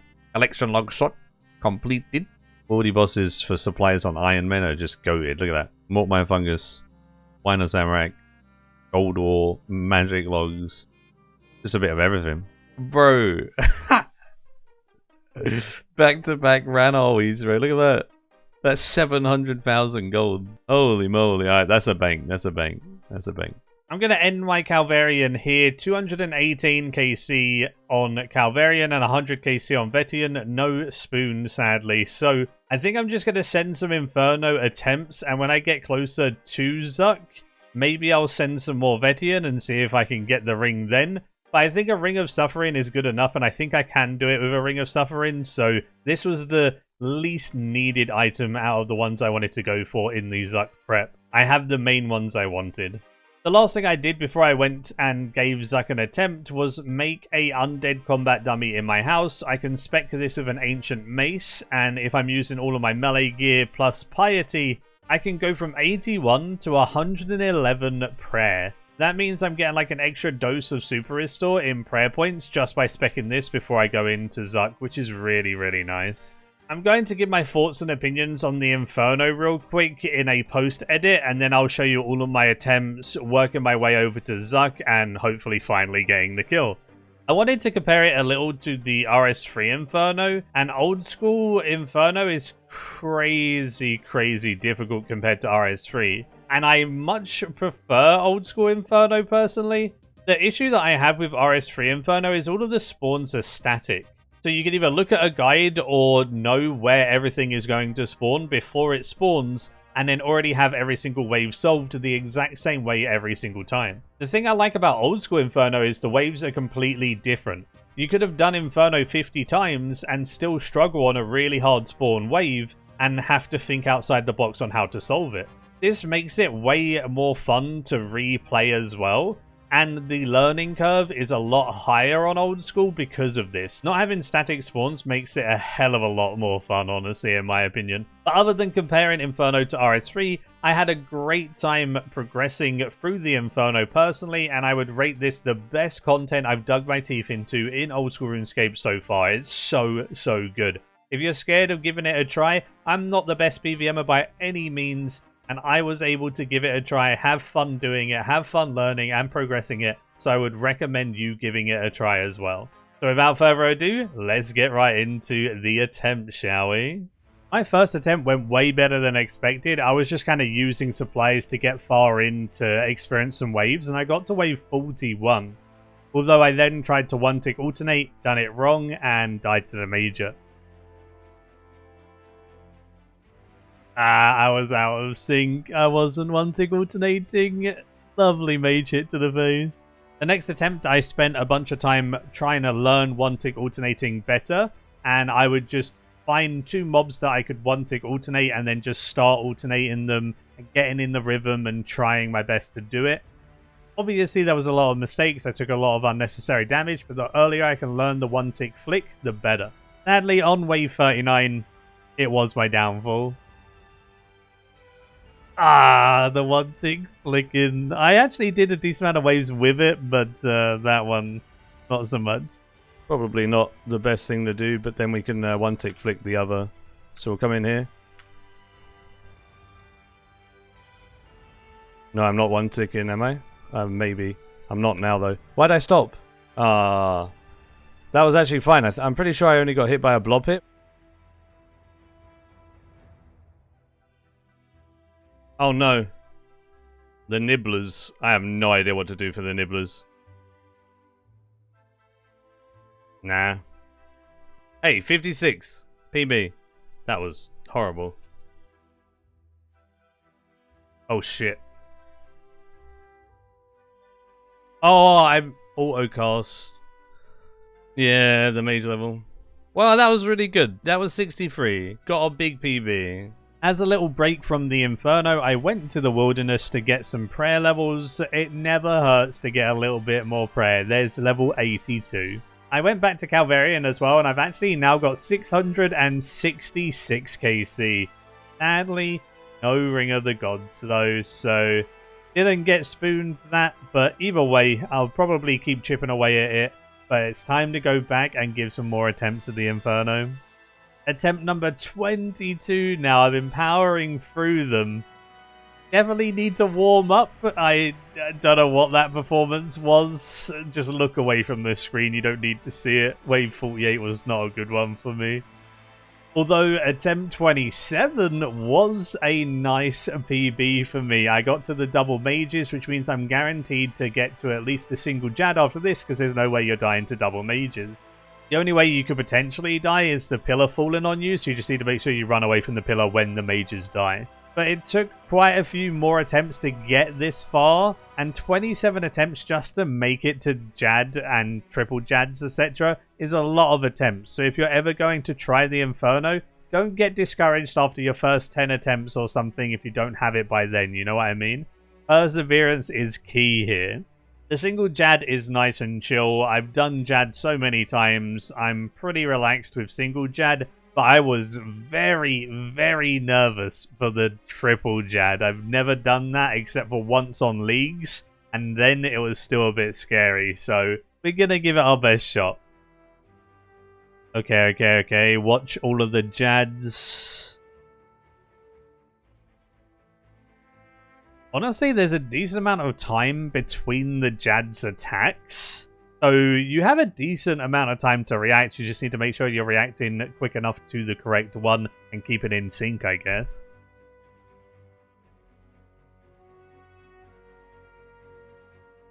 I have no idea why he's still healing. I've got the healers on me, I swear.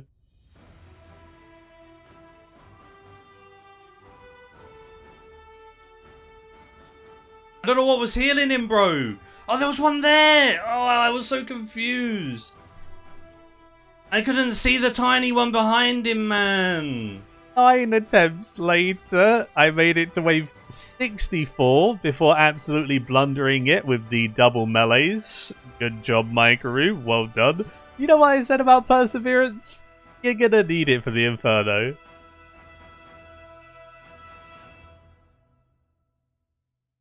The very next wave, I made it back to triple Jads, though. Can we do it this time? Okay, I need to get all of the healers. I've got the healers tagged this time, so there won't be a hidden one right behind him, because the tag will show through the Jad. They weren't tagged last time. That was a mistake. Shit. 70. Oh my goodness. 39! Oh no, I'd take 2 hits, bro.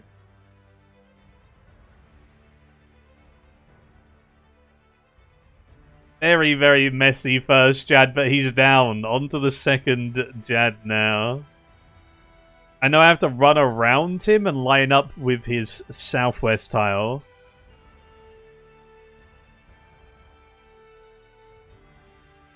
Attack the healers.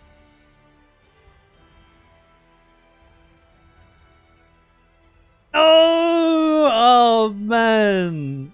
I looked away for a second and I don't know why I did, but yeah, that was Oh, 98 to the face, man. That's a no joke. 2 attempts later, we're getting consistent, boys. We're back at triple Jads, but can we make it to Zuck this time? I was so focused that I barely spoke. So I'm just going to speed up the footage, and I'm sorry that there isn't too much commentating over it. 1 Jad down.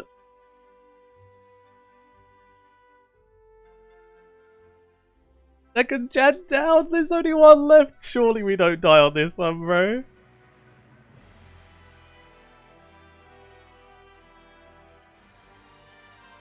Oh, bro. Oh my goodness. I am stressed.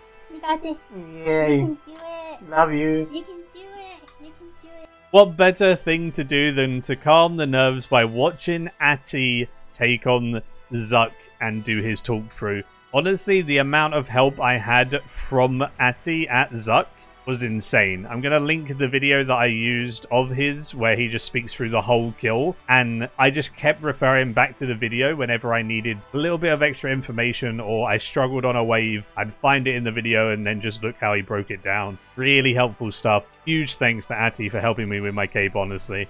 Absolute legend. Oh, it's Zuck time, please. I'm not going to speak at all. I'm sorry, but I need to focus.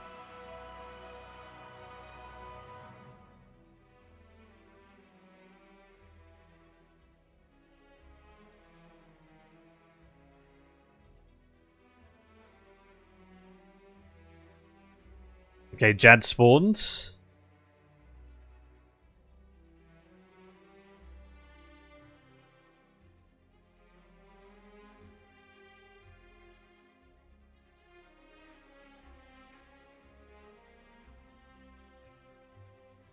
Jad down, okay. Oh my goodness.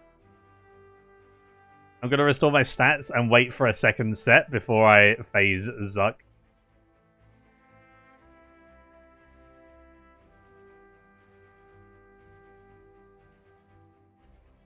Alright, range is down on the second set. I think it's time to go ahead and just send it. Let's go.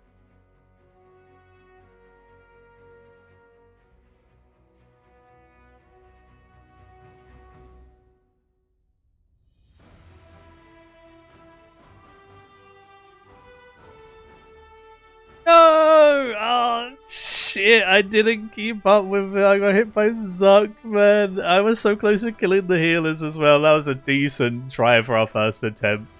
I'll take that. We're getting a bit more consistent on the waves now. We'll be able to get back there. That was so nerve-wracking, dude. Oh, back in we go, I guess. 2 attempts later, we made it back to Zuck. And it's time for the healers again. Can we do it this time?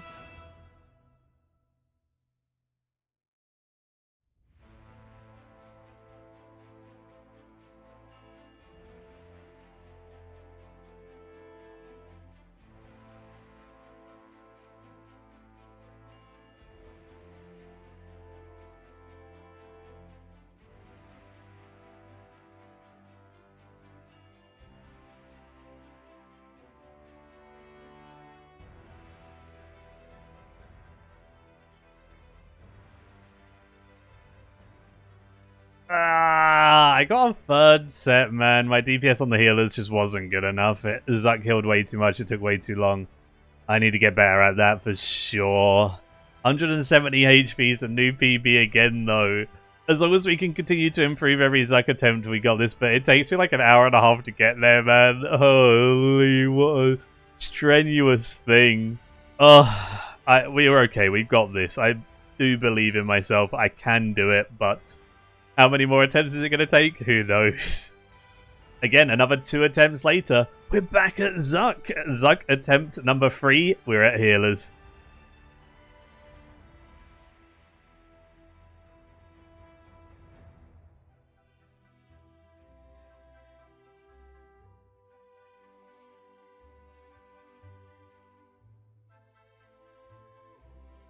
Wait! No! That's so annoying, man. It's just so demotivating. Every time you get there and you die, oh man. I spent like 2 hours doing that and then just fall on my face and then you just gotta go back in, spend another 2 hours. So much. My like last 10 attempts were all like really deep, even if it wasn't Zuck. It was like wave 62 or something, and then I've wasted an hour and a half. Back to back, making it to Zuck and making it to healers. Is it time to finally pass them and survive the enrage phase?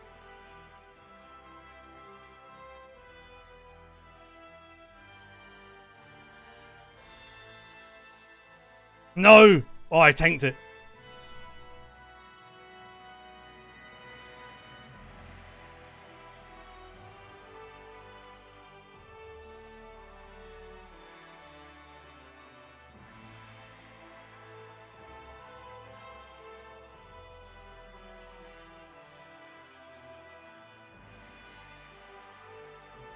Shit.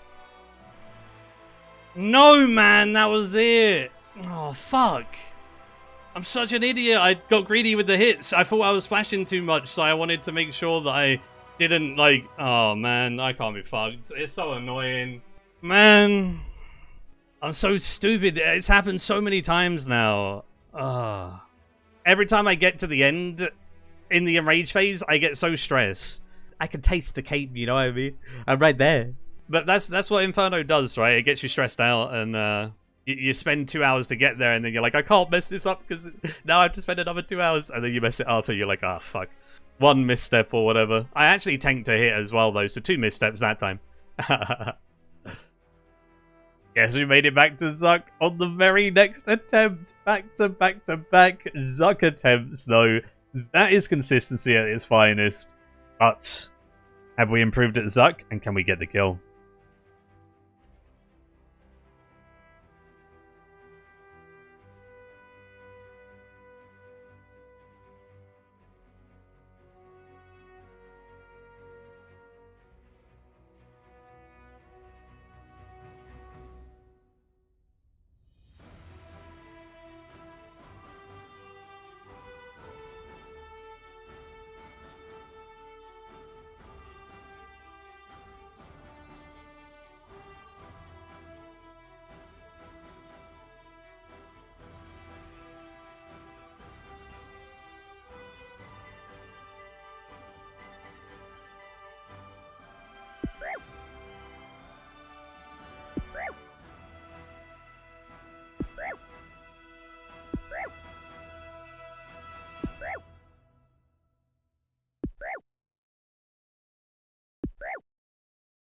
Fuck me, bro.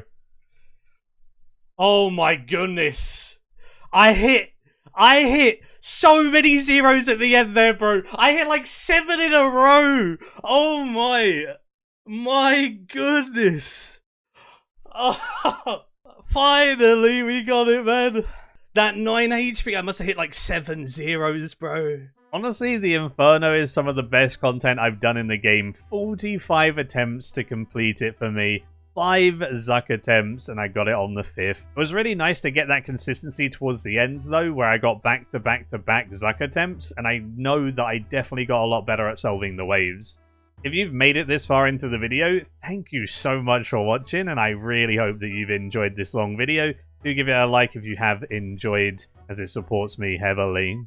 Another thing that supports me heavily is GamerSupps. Thank you again to them for sponsoring me. They are a forever sponsor, so I will always be sponsored by GamerSupps. My code will always work and give you 10% off and help me out in the process. I genuinely love GamerSupps, and I stopped drinking carbonated energy drinks in favor of GamerSupps, and I have not looked back. It's so good. And thank you so much to the members as well. As you can see, all the members are on screen here. Huge shout out to Let's Roll guys at the Why Would You Buy This tier. And also, thank you so much to Supercow, Dark World Order, Yellow Raven, and Me Eat Book at the God tier. And thank you so much to the supporters and big supporters as well. And as always, until next time, see ya.